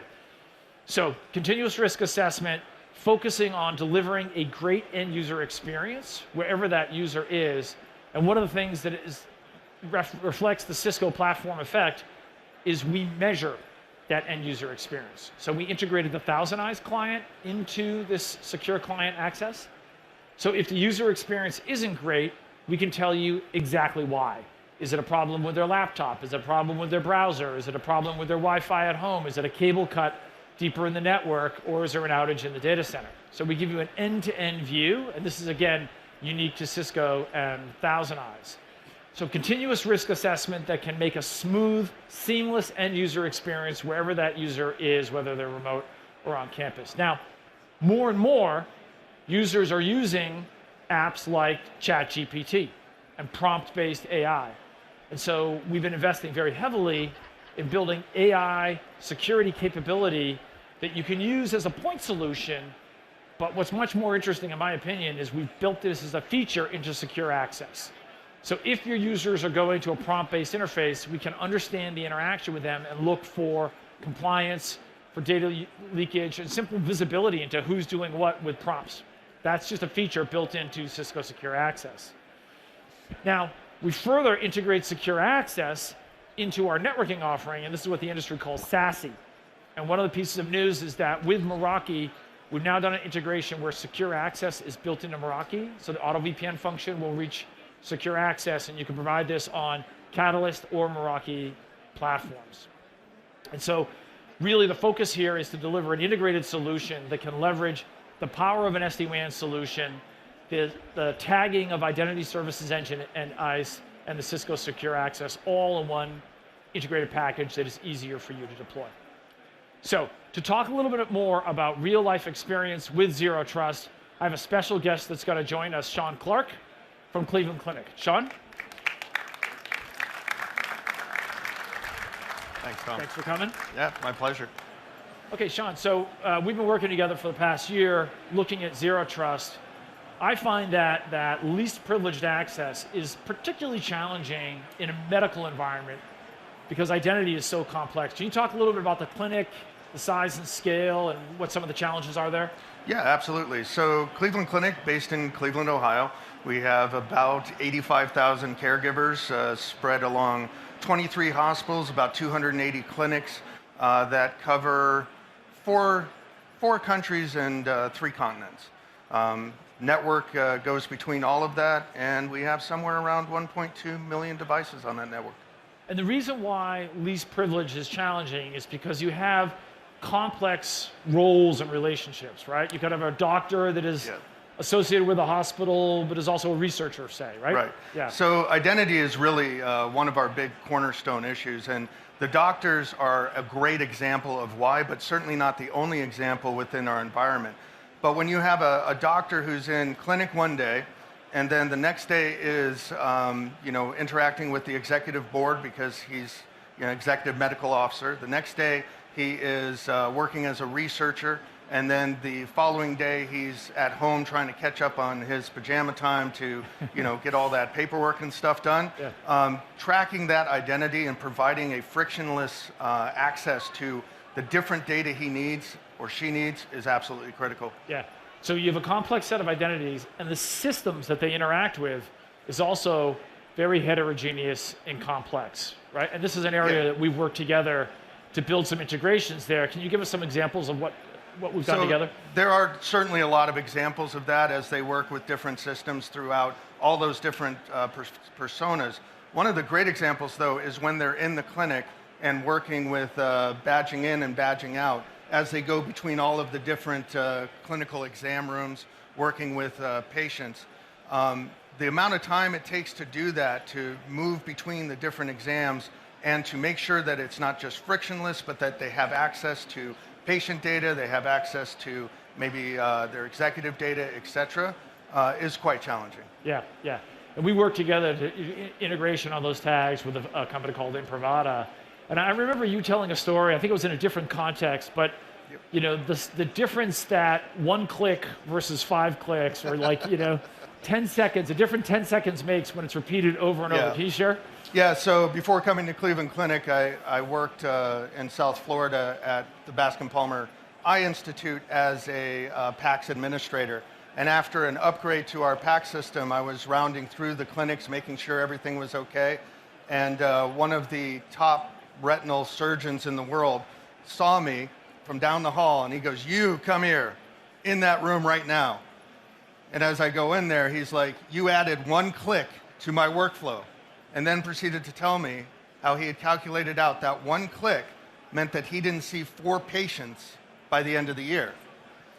So that's one thing for one doctor, but when you scale that up to the size of Cleveland Clinic, now you're not seeing a lot of patients, and you're not just impacting patient access and patient care, but the health of the community as well, because you're talking about that many patients. Yeah. Now, if you listen to my opening commentary, I talked about least privilege for users as well as for machines. You got a lot of machines in your environment, right? Oh, we have an amazing network. We've got everything from Xboxes in our children's hospital through all of our clinical workstations, all the way up to a quantum computer on campus. Right, and so having the ability to apply tags and use the network to transmit identity, foundational, right? Absolutely, because it's with all of those different devices on there, we have to be able to push our policies and our control points as close to our devices as we can. And SGTs are one of the ways that we do that. That integration with ICE and secure access is a critical part of that. Now, the other thing I like about meeting Sean in this experience is that I've always had a kind of litmus test for delivering a great user experience with great performance. And that litmus test is making the radiologist happy. So the reason why we laugh is that radiology, they have to handle big files, like gigabyte. 5 gigs or sometimes more, And they're interacting with them. They're going through and looking at the x-ray, the imaging, and they're doing it from home. And so these guys, and every doctor thinks they're an IT specialist too, right? Oh yeah. Radiologists tend to be very technical. Sure. So we've been very focused with secure access on using the latest protocols, and we use a protocol called QUIC, which is a streaming protocol. And so it delivers a very meaningful performance advantage for these large files. Are we going to make the radiologists happy together? We are, actually. Yeah. We are already making the radiologists happy, Yeah. just in the very early testing of how to really optimize their connections from home, which are varied. Some are, consumer grade, some are commercial grade. Sometimes they have Wi-Fi access points. It's very heterogeneous. Yeah, so performance really, really, really matters in delivering that great user experience, and we'll do this together in the wild. The other thing I wanted to chat with you about is, as we think about streamlining and automating infrastructure broadly, firewalls are particularly problematic to upgrade. And can we share with everyone the firewall upgrade story? Yeah, so last year we were able to replace some of our aging ASAs with FTD 3130s. And that process was one that took a very long time to get to the point of doing that. And when we finally did the cutover, we had some of our team going through the hospital emergency rooms and, hey, how's everything going? Is everything all right? And one of our team members walked up to one of the doctors in the emergency room and said, hey, we just changed the firewalls. Did you see anything on the internet? And he said, you did what? He goes, no, I don't have time for that. I didn't see anything, just leave me alone. That's how we want it to be, invisible, right? It just works. Last thing we're going to touch on, as we think about this world of AI and the speed at which it's all moving, do you see agents operating in the hospital, or when I say operating, running in the hospital or in your environment? Is this a concern? Yeah, it's a huge concern. It's not just a concern from a doctor being in the clinic, but everybody within the hospital is using that, including the IT department, right? Yeah. So being able to understand where it's coming from, who's using it, what data they're putting in there, how it's impacting the network is absolutely critical to us. Sean, it's been a pleasure. Thanks so much for joining us. Thank you very much. We'll keep the radiologists happy. Okay. So now I want to talk, we talked about the user protection suite and zero trust access. Now I want to talk about the cloud protection suite and what we're doing with firewall. So the industry has a term called hybrid mesh firewall, which is an evolution of where firewalls are today. The idea is you have multiple different form factors that allow you to put firewalls in lots and lots of places. And this is something at Cisco we think we can do particularly well, because we really want to be able to take network security, I won't even use the word firewall, network security, and break it literally into 1 million pieces. Imagine a mesh of 1 million little tiny firewalls. Now, these firewalls could live in a big hardware appliance like you know and love today. They could live in a VM of that appliance, but they could also live in the host itself using eBPF, which is a capability that's built into Linux. And we'll talk more about that in a different form, but it's a very, very powerful capability. But most interesting thing that we've announced recently is we're putting hardware accelerators into switches and routers that allow this little baby firewall to live in a switch itself. And that's what is called a smart switch. And this means that every port can be an individually configured high-performance layer 7 firewall. It can also live in a third-party firewall. So the idea here is that we're not going to ask you to rip and replace existing firewalls, but rather we want to allow you to meet you where you are, and you can age them out. The news that we have is we've introduced both a low-end firewall and high-end firewall. So the 200 series is a 1.5 gigabits per second firewall designed for branch offices. And at the high end with 6100, we'll do 400 gigs of firewall plus IPS, or 200 gigs per rack unit. So very, very cost-effective, very dense performance form factor. And this really rounds out our whole line of firewalls. So we've refreshed all of the hardware firewall, and we believe that we are a significant price performance leader in firewall across the board. Now, the heart of the Cisco hybrid mesh firewall is the security cloud control. It's the one controller where your policies live all the time. The enforcement points underneath that can change over time. The policy doesn't. And so what we've announced, there's 2 new products that we've announced. We've introduced the secure router, where we're putting firewalls into a Catalyst switch and router. And we've also done an integration into Cisco ACI. So from this one policy console, you can push your policies into multiple different enforcement points, including all these different Cisco devices, as well as these third-party firewalls. And this is what allows us to meet you where you are, where you can deploy the Cisco Hybrid Mesh Firewall one workload at a time. Little tiny bits and pieces, and you don't have to do some giant forklift of ripping out existing firewalls. So it's a smooth and simple transition. Now, as we think about that platform effect, we're doing some really interesting things to integrate this firewall into Splunk. And so I'm going to ask my colleague and friend Mike Horn to come up and join. Mike? Mike is the GM for Splunk Security. Hey, Tom. Good to see Mike. you. Thanks for coming. So, Mike, you and I have been working around firewalls for a long time. In the context of Splunk, the firewall is a critical source of data, right? Oh, absolutely. Probably one of our top two sources of data in Splunk for a lot of folks. And it's generally one of the bigger sources of data, right? That's right. How many Splunk customers do we have out there? Just show of hands. All right, Yeah, pretty it's a good. bunch. Yeah, pretty good. We want more. Yeah. You know, so. Well, yeah. we're about to make that easier, Tom. So for those that didn't hear in this morning's keynote, one of the exciting things that we wanted to announce is that we are providing security analytics for Cisco firewalls in Splunk at no charge. So there's a new program coming out, you can see in August this year, where you'll be able to bring Cisco firewall data into Splunk and get the analytics, the detections, the visualizations, all those great things as part of being a customer of Cisco and Splunk. This is a big deal, right? For many customers, firewalls can be a third of the total ingest. So we won't charge for it. And as we continue to work together on our vision for bringing Cisco and Splunk closer together, we'll be able to federate with Splunk's distributed search capability directly into the firewall log console. And so you, in the future, you won't even ingest at all. Yeah, right? It's super exciting. Lots of good things coming on that.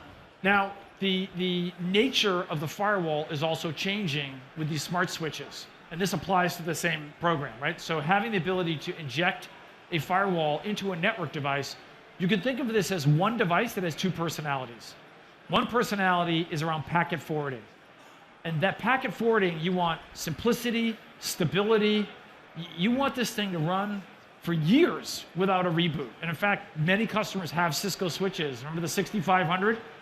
That can run for a decade without a reboot. On the other personality, it's about security. And security wants to update. Yeah, as you said, all the time because All of the the time. changing threat landscape, for Right. sure. And so what we brought together is the security is processed in the DPU, and this is lifecycle managed independent of the switch.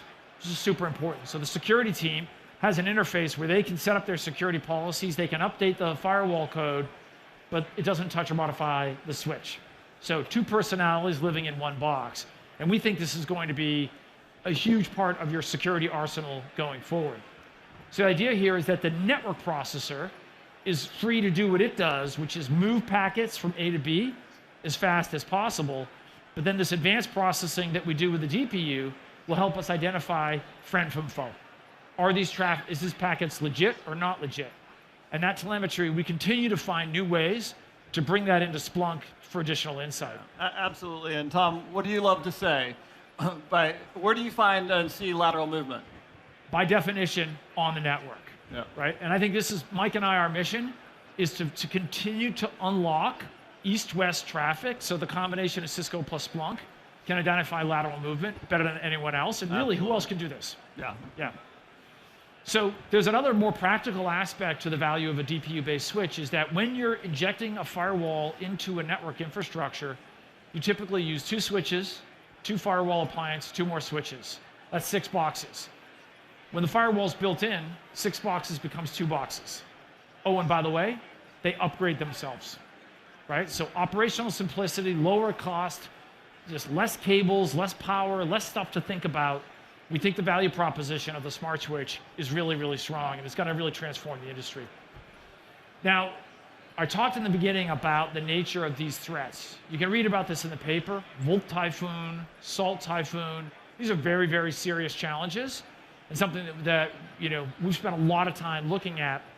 And one of the learnings from Volt Typhoon and Salt Typhoon is that when you look at both applications, but also the infrastructure itself, you got to recognize patching is hard. and this is something you and I have been looking at for a long time, right? How Yeah, often are vulnerabilities found in the enterprise? Exactly. I mean, in the speed that a vulnerability gets disclosed to when we see active exploits in the wild, it used to be weeks, months. There was a pretty long lag time between a new vulnerability. Sometimes it took years. Yeah. Now we're seeing that get shrunk down to hours, and some of that's based on AI and other capabilities that people have. But the fact of the matter is, these exploits need to be patched. The vulnerabilities need to be patched much quicker. Yeah, with some sort of an automated mechanism, right? You can't patch all of your infrastructure in hours. It's just not reasonable. The other thing that we've been observing, and Mike, I think you have too, is that there's been a big drop-off in 0 days. Have you guys noticed this? Like, less fire drills, less panics. We're like, oh my God, the new 0 day. The reason for this is that attackers are realizing, I don't have to find a 0 day. That's hard, right? We still see activity around log4j. 5 years later, right? Half a decade later. And you see the same thing? Absolutely. Yeah. Existing vulnerabilities are a pathway in. And so one of the areas that we've been focusing on with this distributed system is, can we take the vulnerabilities that we know about in your application and automatically apply a compensating control? Now, a compensating control is not a patch. It's a shield that can protect that vulnerability. Yeah. And what's different here than other patching and virtual patching that you've seen before? Yes, it's a good question, because the industry, Mike, is we've been talking about virtual patching for like a decade. What's different about this is that with a distributed system, with the granularity that I talked about with Hypershield, where each switch port can be its own little firewall, each VM gets its own little firewall, you can apply the compensating control to that particular service of the application. So web service, a database, a Postgres server with a vulnerability, we know, oh, this is a vulnerability for Postgres.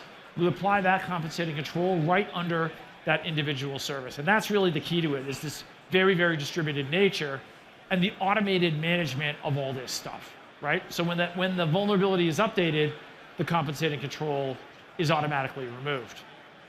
So the hybrid mesh firewall at Cisco is a mesh, which means it can live simultaneously in the operating system using eBPF in Linux, and that's also now coming in Windows. We have that available in Windows. It can live in a GPU and a server, or it can live in a DPU and a switch, and provide those compensating controls for your applications. But patching an application is hard. Mike, is patching a switch easier? Did we just talk about people want switches to run for how long? A decade. Years. Yeah, right? That creates a bit of a security issue. So one of the things that we announced today, which is a pretty big deal, is we're taking the same approach with compensating controls in Cisco switches.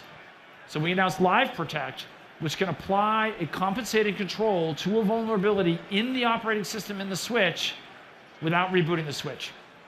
This is really cool. And it's important to note that a compensating control does not eliminate the need to patch, but it's a finger in the dike, right? It gives you the ability to patch in an orderly fashion, and so it's not going to be a crisis. We think this is a really big deal. We think this is going to change the way that you operationalize your network. And so what we're moving towards is a level of autonomy and kind of dynamic updates where this stuff is going to keep itself up to date and protect itself. And I think it's necessary in this AI world. Absolutely. So as we think about this AI world, we need to think about how we can understand the behavior of that model in an AI-based application. And here's the way I think about it.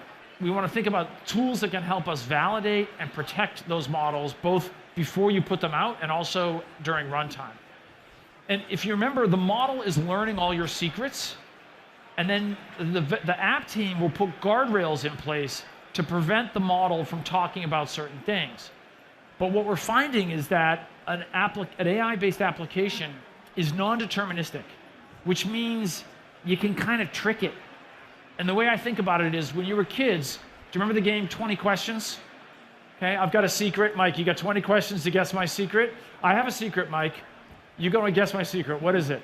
Well, Tom, I already know you're thinking about your social security number right now. I only need one.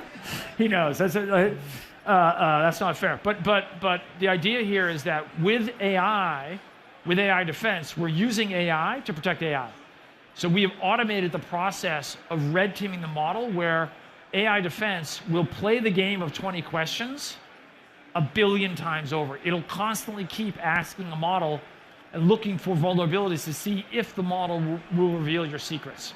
And this is super, super important because at the speed at which things are moving, I guarantee you, in your environment, people are downloading new models all the time. There's so much innovation happening with DeepSeek and this model and that model, Llama, right? People want to explore these things. It's just not possible to red team and verify the model manually. You need an automated solution like this, and this is where we really shine. But we do it not just before you deploy the model, but if your developers say, okay, we're ready to put this model into production, we can do this by being able to enforce those guardrails into the fabric of the network. So again, thinking about that platform effect, the AI defense is being built into the hybrid mesh firewall so that we can provide those guardrails that are independent of the application. So whatever the app team does, you can guarantee that your security guardrails are going to be met even in this post-AI world. And Mike, we've been working hard on bringing Cisco and Splunk better together. Yeah, one of the things I'm really excited about is this was the first new Cisco security application that had native Splunk support on day one. So we were able to bring that support in. We can take alerts out of AI defense today and action those inside of enterprise security. And future versions, we're going to have even more telemetry coming out of AI defense, so you can write your own detections. It depends on the things that you're looking for on how people are using AI models. You might have keywords, you might have certain things that are specific to your environment, and you want to make sure that you're protected against those, or you're getting detections when those things are happening. And so we're really excited about what the future holds here. Now, all of this stuff is managed from Security Cloud Control. So this is the single console that allows us to do hybrid mesh firewall, the third-party firewalls, AI defense. It's all built into one interface. And the idea here, as I said it earlier, for many of you at enterprise scale, this could be a lot of enforcement points, like a lot, right? Hundreds of thousands or maybe even millions of enforcement points. So if you're familiar with firewalls, you might be thinking, I can't manage 100 firewalls, let alone 100,000 or 1 million firewalls. And so we really have to have a new management model. And with the power of AI, what we are building is a firewall that literally writes its own rules, tests its own rules, deploys its own rules, and upgrades itself. Let me explain how this works. So with this distributed hybrid mesh firewall, for each instance of the firewall, we actually run 2. So it's called a dual data path. And we can think about the software upgrade process. So when you're running version 2.0 of the firewall, that goes in the primary data path. When 2.1 becomes available, we put that in a shadow data path, and there's a local AI engine that compares the two. Not in a sample of your environment, not in a staging area. No. In all of your environment, you now have a digital twin. And so think about it. Policy changes. When you push a policy change, you push it into the digital twin. When you do that compensating control, you push it into the digital twin and see, is this going to do something unexpected? Yeah. Big deal? Yeah, it totally changes the game in terms of being able to, like you said, hey, have this thing self-develop its policies. But how do I know that they're working? Well, I can apply it in that shadow data path. I can see whether or not all the things that are expected to be connected are able to connect, and then I can apply that automatically. So huge, huge change. So the reason we're so excited about this is as we develop our hybrid mesh firewall, we're going to be able to provide better protection for your applications, but also we're going to have access to much more fine-grained visibility, and we're finding these efficient mechanisms to deliver that into Splunk so that your security team can take action with advanced AI-powered security tools and identify these types of threats. So to talk more about that, I'm going to invite one more special guest up here, Peter. So Peter Bailey has just joined Cisco. Yes, thunderous round of applause for Peter New guy. Bailey. Peter, why don't you introduce yourself and where you're from? Great, yeah. So, hey everybody, super excited to be here. I just, as Tom said, came from Google, and I'll give a quick spiel on the why, because I get asked that a lot. So I kind of think about, people, vision, impact. Just really quickly, I think you all know the people at Cisco are incredible. Great culture, very professional, dedication to the mission. So we all get to choose who we work with, and that was an easy one for me. Vision, I think the vision you saw this morning and the vision you're hearing today is just so compelling. We're at this moment of, like we were back in the 90s, of rebuilding infrastructure for this new era, this Gen AI era, and security needs to be infused into that for it to be effective. And so as a cybersecurity nerd, I mean, I can't imagine a more cool opportunity to be working on that problem, and that gets to impact. So, you know, you want to impact not just one customer, but thousands or millions of customers. And so for me, no brainer, sign me up, I'm in, let's go. So I'm not going away, but I'm focusing on where security meets infrastructure. The torch is officially passed. I'm going to say goodbye to you two guys and let you finish up, okay? Thanks. Cool. Thanks, Tom. Always a tough act to follow when you're following Mr. Tom Gillis. Totally. Got to come up with better jokes, I think. Yeah, part for of sure. it. So we're going to talk a little bit about security operations and analytics and the things that we see. And Peter, I know you're out talking. You've talked to lots of customers in your former role and in your current role. Maybe you talk a little bit about what you're hearing in terms of key trends and themes. Yeah. So I spent a lot of time talking to CISOs and their teams. And listen, you know, you heard the story. Threats are still increasing. They're getting much more sophisticated. I think the other factor you hear a lot about is that the amount of data we're now tracking and trying to manage and analyze is just exploding. So data volumes are going up 30, 40% a year. And so it's getting more and more arduous and expensive to bring all that data back and then analyze it and make sense of it at the core. And so really this idea of, can we go to the data, right? Is there a distributed data strategy we can engage in, which also addresses cost and time and all that? And then can you do that, but still have centralized best practices and workflows to protect your operations? So those are two really common themes I hear. Yeah, and I hear that a lot. You know, the fact that, hey, I've got my data spread out across a variety of different data stores. We'll talk about that, but I need my analysts to be able to work in one single, you know, how long have we talked about single pane of glass? Yep. And I think we're getting a lot closer, and I know that that's a vision that people have for how they want their SOCs to operate, particularly when we talk about AI. So if I look at, you know, this evolution in the distribution of data, you know, we used to say, bring it all to one data store, bring everything to one place. And that was, you know, certainly part of the Splunk of, you know, an era ago. But now we've evolved and said, look, there's a lot of different data locations. So we have what we call data lakes, data ponds, data puddles, right? You have all this data, and a lot of times that data has gravity. There's a reason that you want to keep it in the location where it originated. That might be, it came out of a high volume cloud service, and it makes sense to keep it in that cloud provider. Could be that it's a small little piece of data that's sitting in some application and you just want to leave it there. And so we see that customers have a need to be able to access that data where it lives across all those things, and they really want to do two key things. Right? The first is they want to be able to search across that data. Yep. So we call this federated search. And so the ability to say, from a Splunk interface, I want to search for, you know, an IOC. It might be an IP address, might be something else that you are using as part of an investigation. I want to search for that across the data no matter where it lives. So that's the first piece. Second piece in security, we're always on the lookout for what? You know, we're looking out for threats. Detection. And so we want to be able to detect and see, you know, is there any evidence of a potential threat in my environment, again, across all these different data stores. And so at Splunk, we've come up with a solution that we call federation.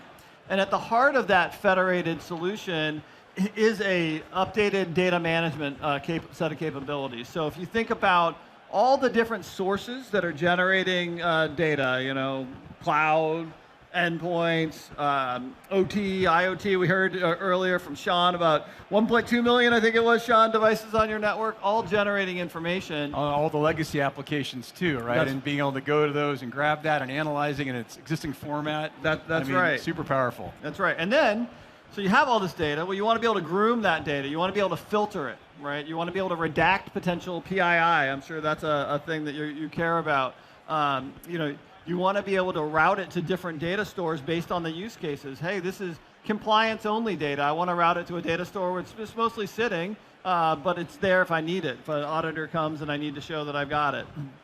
And then you want to be able to do those things that I was mentioning, which is being able to search and detect across all that. So we call that in Splunk federation, and we have federated search and federated analytics.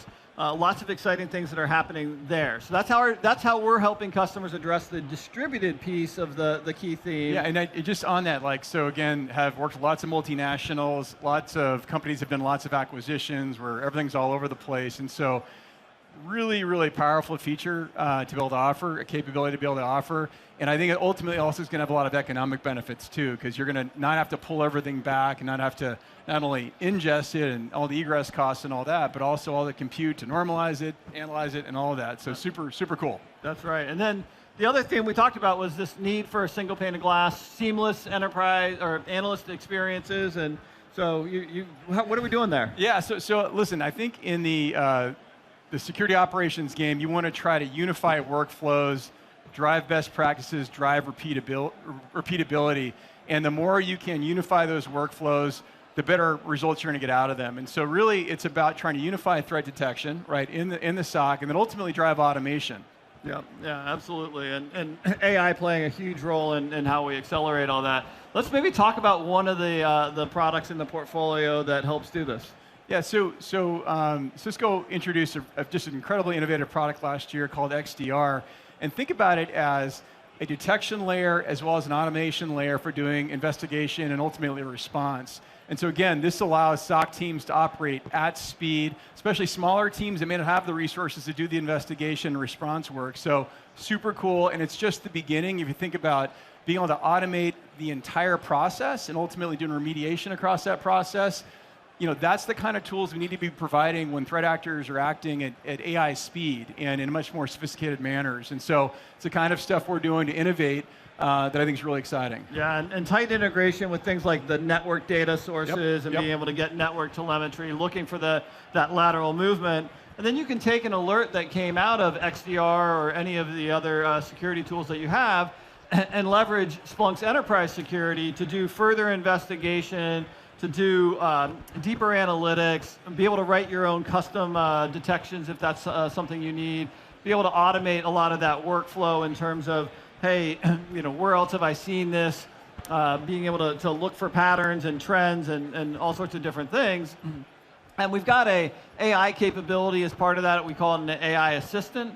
So that'll run activities, things like being able to get an alert that's getting summarized. So, hey, help me understand this threat in the context that I'm looking at it. Oh, there's 5 threats that are all related.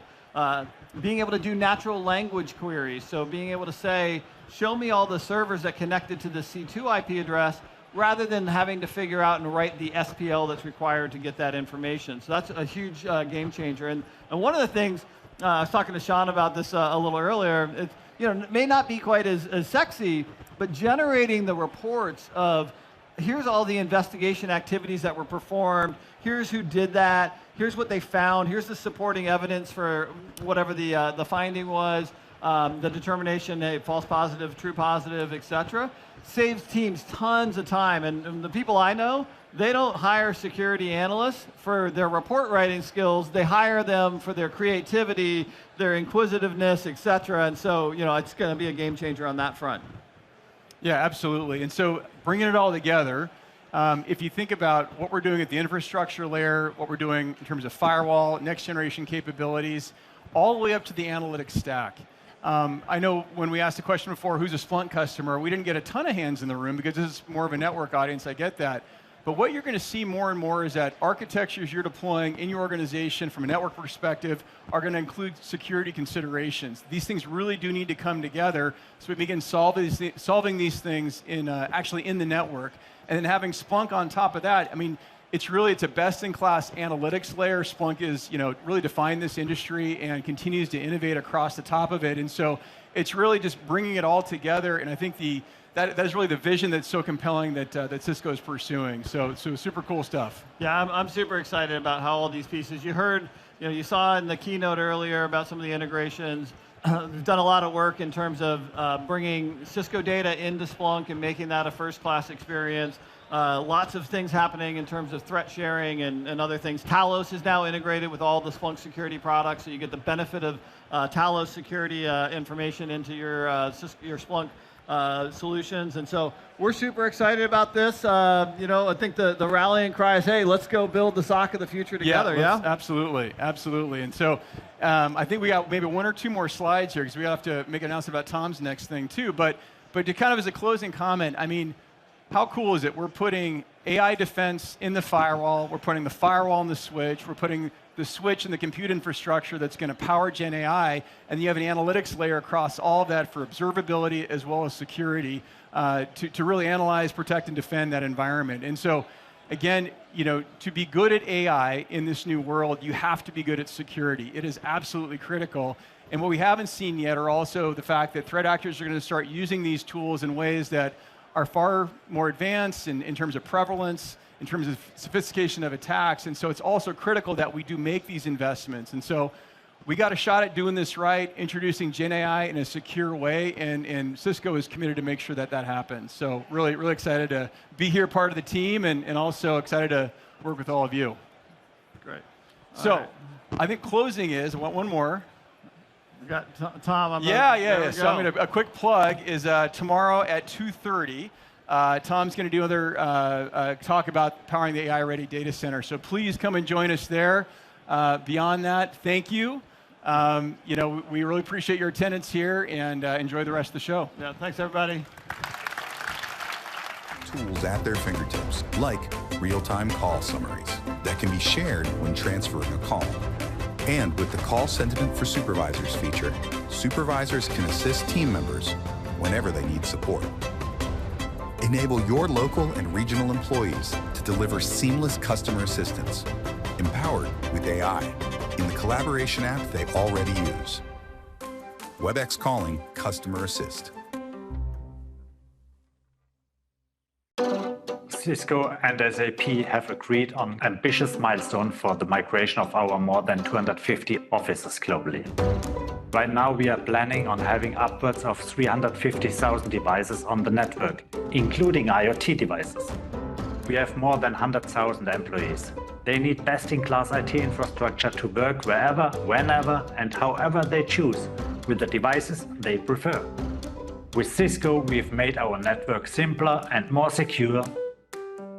Cisco SDA also enabled us to improve our Zero Trust access policy, ensuring only trusted devices can access corporate resources. With the Cisco Spaces, we could leverage this foundation and establish a global platform for smart offices. A first experience confirms our hopes and expectation that we can manage everything in one place together with a professional partner like Cisco. Tribeca has always been curious about technology. I feel that so much of Webex and Cisco specifically have done for us is help us lower the barrier of entry so that all artists can participate and be involved in the festival.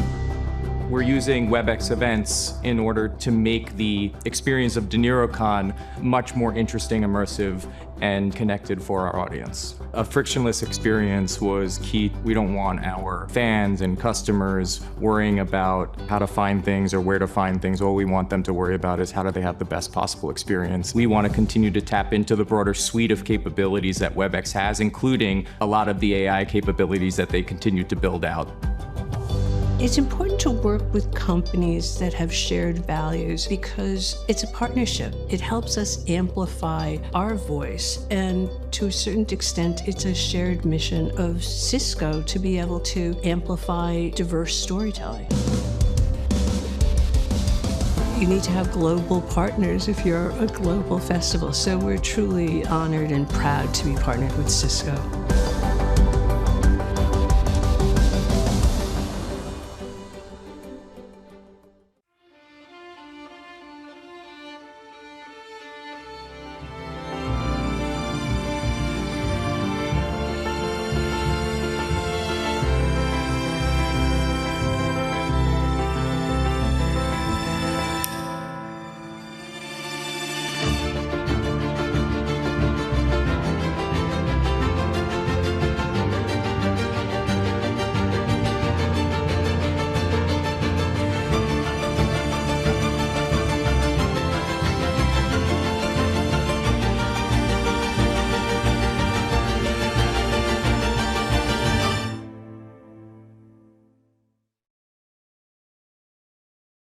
Meet AI Receptionist for Webex Calling, your always-on virtual receptionist that can answer questions, book appointments, and transfer calls so your business can boost customer satisfaction without adding staff.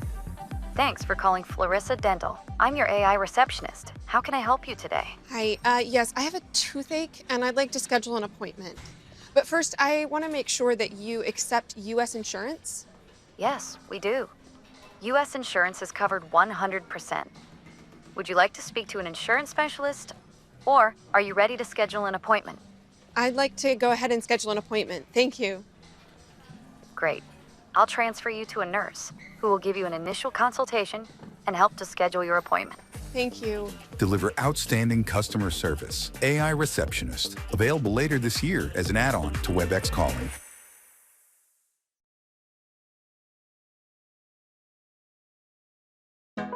Take your business into the new era of customer experience with Webex AI Agent, which answers questions and fulfills customer needs, all while delivering personalized conversational experiences. With Webex AI Agent, you can engage your customers through the channels they prefer, using natural language and human inflections. Sounds like a special occasion. Okay, based on your description and our stock, I would recommend daffodils. Oh, and I want a dozen, please. Understood. A dozen. Coming right up. Okay, I think we have what you're asking for. I've sent it directly to your phone. Even if your customer changes their mind mid-conversation. I've got it. Miami. That's the destination. Of course. I found several flights that fit your preference. And with reliable guardrails in place, the conversation stays within the AI agent's capabilities. Could you also book me a taxi by chance for when I land? I'm sorry. Unfortunately, that is outside of my scope. Anything else I can help you with? You can be sure that your customers' needs will be met, their problems resolved, and that all-important transaction completed. Let's get that payment arranged.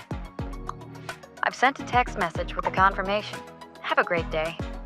Welcome to the new era of customer experience with Webex AI Agent. Thank you for calling. You're caller number 25. Your estimated wait time is 37 minutes.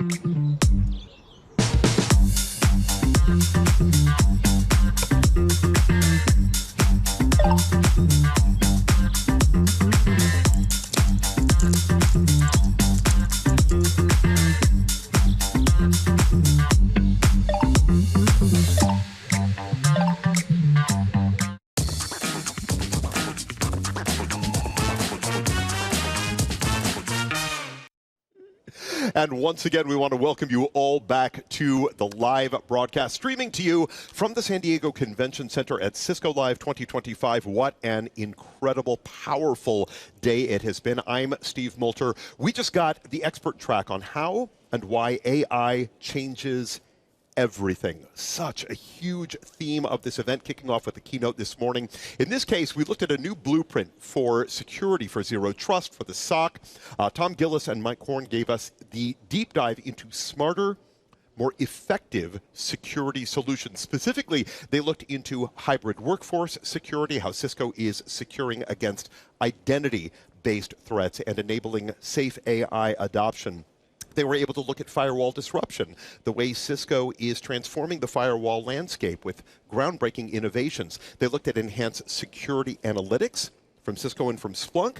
We heard from Sean Clark, leader of cybersecurity technology detection program at Cleveland Clinic Foundation. Great guest on how all these innovations are transforming their security strategy and delivering really exceptional outcomes. Another fantastic keynote deep dive.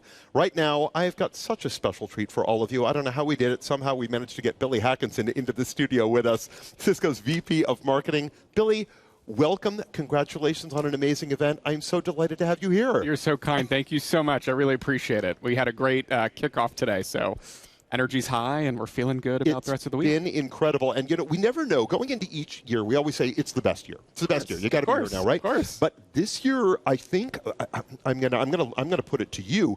Maybe it's the speed of development. Maybe it's the fact that everybody has finally said, I guess we can't wait anymore. We got to dive right in, right? Yeah. So I'm not biased or anything, right? No. That this is the best year ever. But I think watching the keynote today, and you started with Chuck and G2's segment in particular, today was really about having the opportunity to share the speed of innovation that we're doing here. And I think G2 and his team, G2's 11 months into that role. I mean, the speed of which, the intentionality of which we're feeling, right? It's this velocity has picked up. And I think you can say it's the AI chatter and the market, but foundationally, what they got across today is the network, the secure network you need to run that is Cisco. Yeah. And the launches and what we're able to announce and say what's available in the hands of our customers today or next month or in the next 2 months, just that speed. I mean, I've been here 4 years, and for the first time, really, we're at this place where the customers are feeling it in the room, right? Mm-hmm. And I hope they did, right? That speed and that pace and that clip truly is remarkable. It really is. Our size. And Chuck, he that's really how he opened. Of all the things he could have opened, he said, we used to be Cisco networkers. We know networking. We've been around, but there's probably never been a time where the network is more important than it is today. We've talked about it for years. We've always said that, but now I think we've reached that inflection point where all of our Cisco users around the world are saying, thank heavens I have the network, because if I didn't have it, I wouldn't be able to deploy AI and future-proofed workplace capabilities and AI readiness in the same way, right? Yeah, and I was sitting next to one of my colleagues at the keynote this morning, and just we're leaning over to each other, and she leans over and she goes, it's almost like we have our swagger back, right? Like just looking at the videos and looking at the story we're able to tell. And I'm so excited because tomorrow's really going to be about actually hearing from customers. So yes, we had CVS Health today, and he was fantastic, but we've got Ford tomorrow. We've got the University of California, San Diego tomorrow. Liz will be on stage with one of our key partners around the agentic side of what we're doing in customer experience. So, if today was around laying the foundation and framework for, okay, here's what we're doing, tomorrow's really about the proof, right? It's getting into the dirt, exactly, getting our hands dirty. And showing what customers can do with it and where we can be the trusted partner along the way across the entire set of outcomes. Absolutely. I want to kind of pick your brain a little bit because you're unique. We don't usually get to talk to people on the marketing side, how we tell that story in an outbound basis, right? I always love to say, here at Cisco, we can talk about Cisco forever. We're really good. Cisco talks to Cisco really well. But when we want to tell that marketing story, how much does that speed of development, the speed of on-ramp, more than any of us can keep up with, how much does that play into your marketing strategy, yours and Carrie's, as you try to tell the big story around this particular Cisco Live 2025? Yeah, so if you're visiting the show floor, we have an incredible Cisco showcase this year. And it's for the first time where we've put all the business units. Every time you used to hear Cisco talk about Webex and collaboration and security and the network and observability and we bought Splunk, right? Like it's all in one place and it's together. It's cohesive. It's a singular look and feel. And so that's the marketer in me, but particularly from a messaging side, it's about the use case. It's about what's in it for our customer. So it's not shipping an org chart and it's not talking about our company like it's an org chart. You don't need to know that, right? Like you need to know what are we doing to help solve your mission critical challenges as an IT leader today, as a practitioner all the way up through our CIOs and CISOs. And so I think you're seeing that. And we're on to getting the feedback of what's it for the AI-ready data center, what's it for being able to future-proof the workplace, and then, of course, digital resilience, all bounded by the AI conversation, and of course that secure network we heard of today. Fantastic. And I also feel as people are entering the showcase, they stand there and they look around, and right in front of you, you've got the center stage, and you've got the great talks coming there, and you've got your lightning talk theaters and your AI theater, and then you've got your demo, your NOC, and your SOC, and it's all piece of a puzzle. And I think a subconscious story that it tells is that your investment is safe. Wherever you happen to be, wherever you are on your data center journey, on your journey to the cloud, the investment you've made in Cisco is so wise and so intelligent because stand and turn in a circle, it is all available to you, it all communicates, and it is all secure from the core. Yeah. Being that trusted partner. And I think G2 really hit that home this morning in the keynote. He really talked about fusing that security piece into the fabric of the network. And I really felt that today, and I hope you did too, right? That is something that he and that team have worked day and night on, right? To make sure it's in our hands of our customers, and it's protected and it's secure. That's what makes it such an exciting time. I've got one final question before I let you go. Now, What do you have to do? You got to put on the hat. You got to start thinking down the line. We got to start thinking of what's going to happen in Melbourne, what's going to happen back in Amsterdam. How do we take this and continue to build this story? Because if we're talking about the speed of development today, imagine where it's going to be 6 months from now. I know. So, I mean, Kevin Weil, the chief product officer of OpenAI, I saw him speak at an event, and he talked about at OpenAI, they don't have product roadmaps more than 6 months because it's so difficult to predict. And I almost feel like we're in that space too. I mean, don't get me wrong, we have our roadmap and our customers can find out by talking and being here and being with our practitioners. But it's that, we're just, so it's forcing all of us to work differently and to work stronger together to make sure we're just staying 2 steps ahead. And again, having that security piece at the center.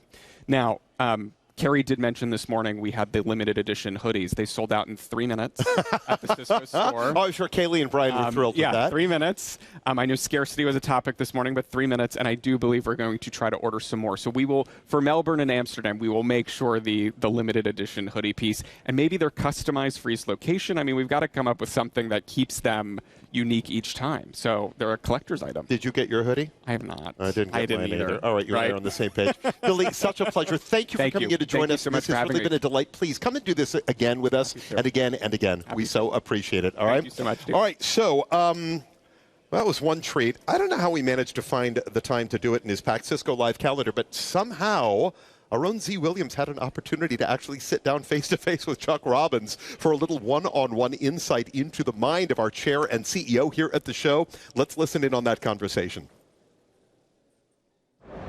Hello, I am super excited to be sitting here to have a conversation with the one and only Chuck Robbins. Chuck, how are you doing today? I'm good, Z. How are you? I am doing great. Awesome. You know, we're back here for Cisco 2025, 40th year anniversary.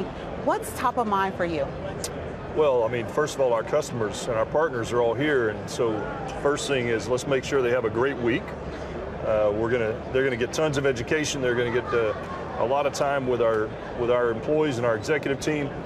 And I think it's probably the most innovation we've ever announced at any Cisco Live that I've been going to. So we're pretty excited about that as well. That's awesome. We're all excited about it. You know, AI is the top of all of our customers' minds. I've heard that. And last year, you know, we talked about taking them through their AI journey. What's new for us at Cisco, and what can our customers expect? How we're going to take them further in their AI journey in this next year? Well, we're going through that journey with them together. And I think we're all learning as we go. I think the big shift is that customers are moving from chat bots and queries for information to this notion of agentic applications where agents will actually be performing tasks for us and communicating to each other. And when you talk to customers about where they are with AI, there are 3 things that they're really, that are sort of impediments that we have to get right together. First is they have to have modernized infrastructure. They got to have the right networking, the right compute, because these agents are going to be communicating from perhaps the edge of the network back to the data center. So the performance has got to be real time. So we got to have modernized infrastructure. We have to ensure safety and security, which we're doing a lot of work on in that space as well. And the third area that our customers are looking at is I need the skills. And so we're also doing a lot of education and trying to help as we learn too, and then we're trying to help educate our customers, employees, and just share the things that we know to help them be successful. Exciting, exciting. You know, the energy in this room is electrifying, and they're all expecting something great. What's the one thing that they can take away from this event? One thing that they can expect to take away from this event? I think they're going to leave here hopefully believing that we're innovating at a pace like we haven't in decades.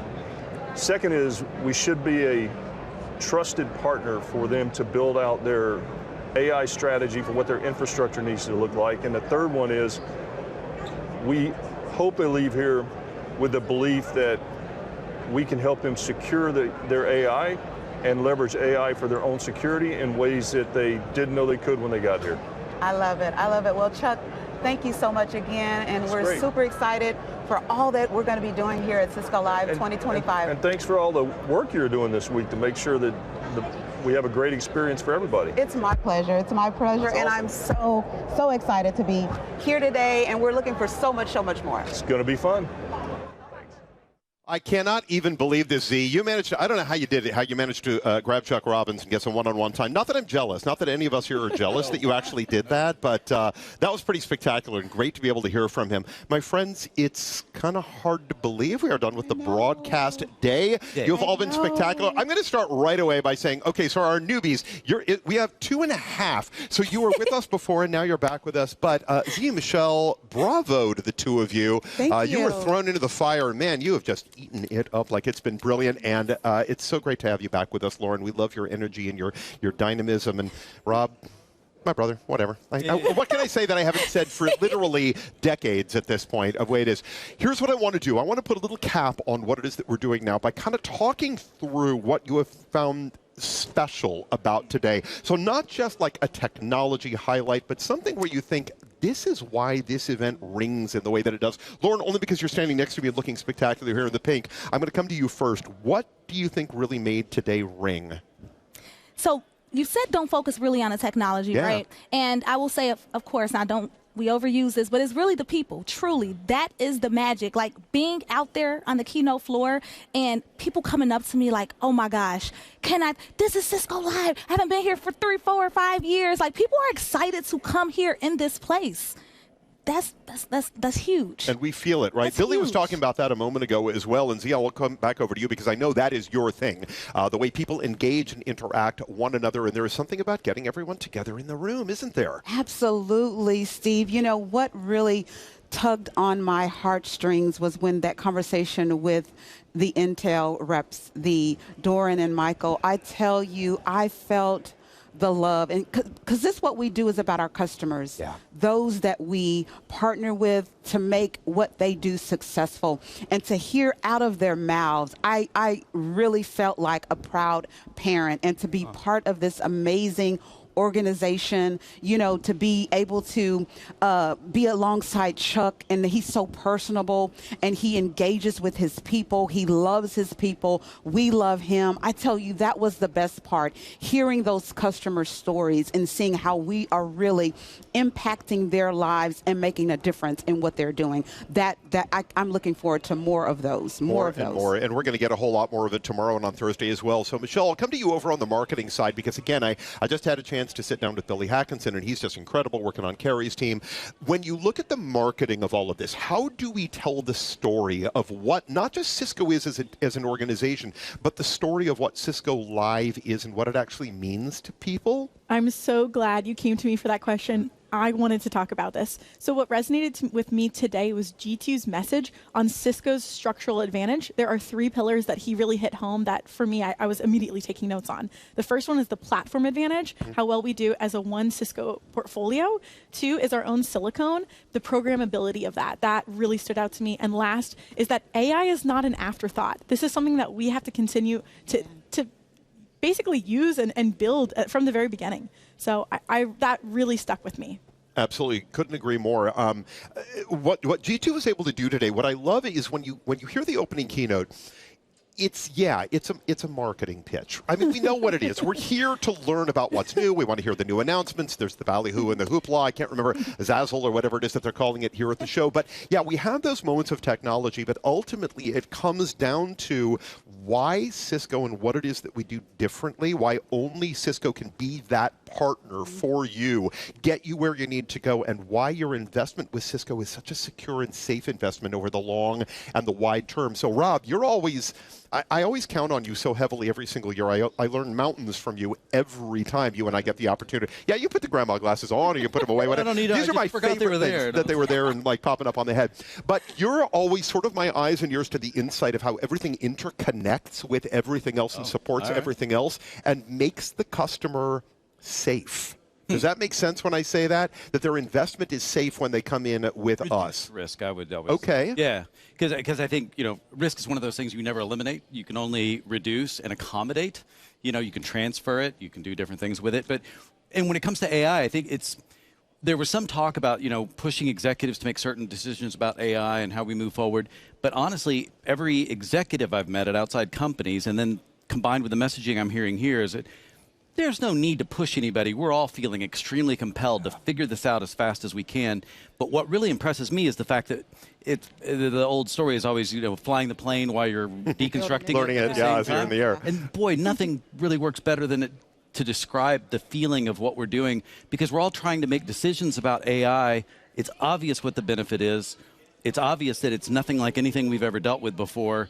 And now it becomes who can execute on the value in such a way that doesn't put themselves in danger for losing track of it, right? Because we're learning about it as we have to execute on it. And to bring this back around to Cisco and what they're doing here, that's kind of what they're doing. Yes. Is I'm like, oh, wow, we're laying out a vision for something that's still kind of hard to see. I mean, some parts of it are definitely there, but from a market perspective, it's like, well, that takes some leadership. And I think, and it makes sense to me, of course. We connect data. Data is the gold in this situation. We're going to execute on that.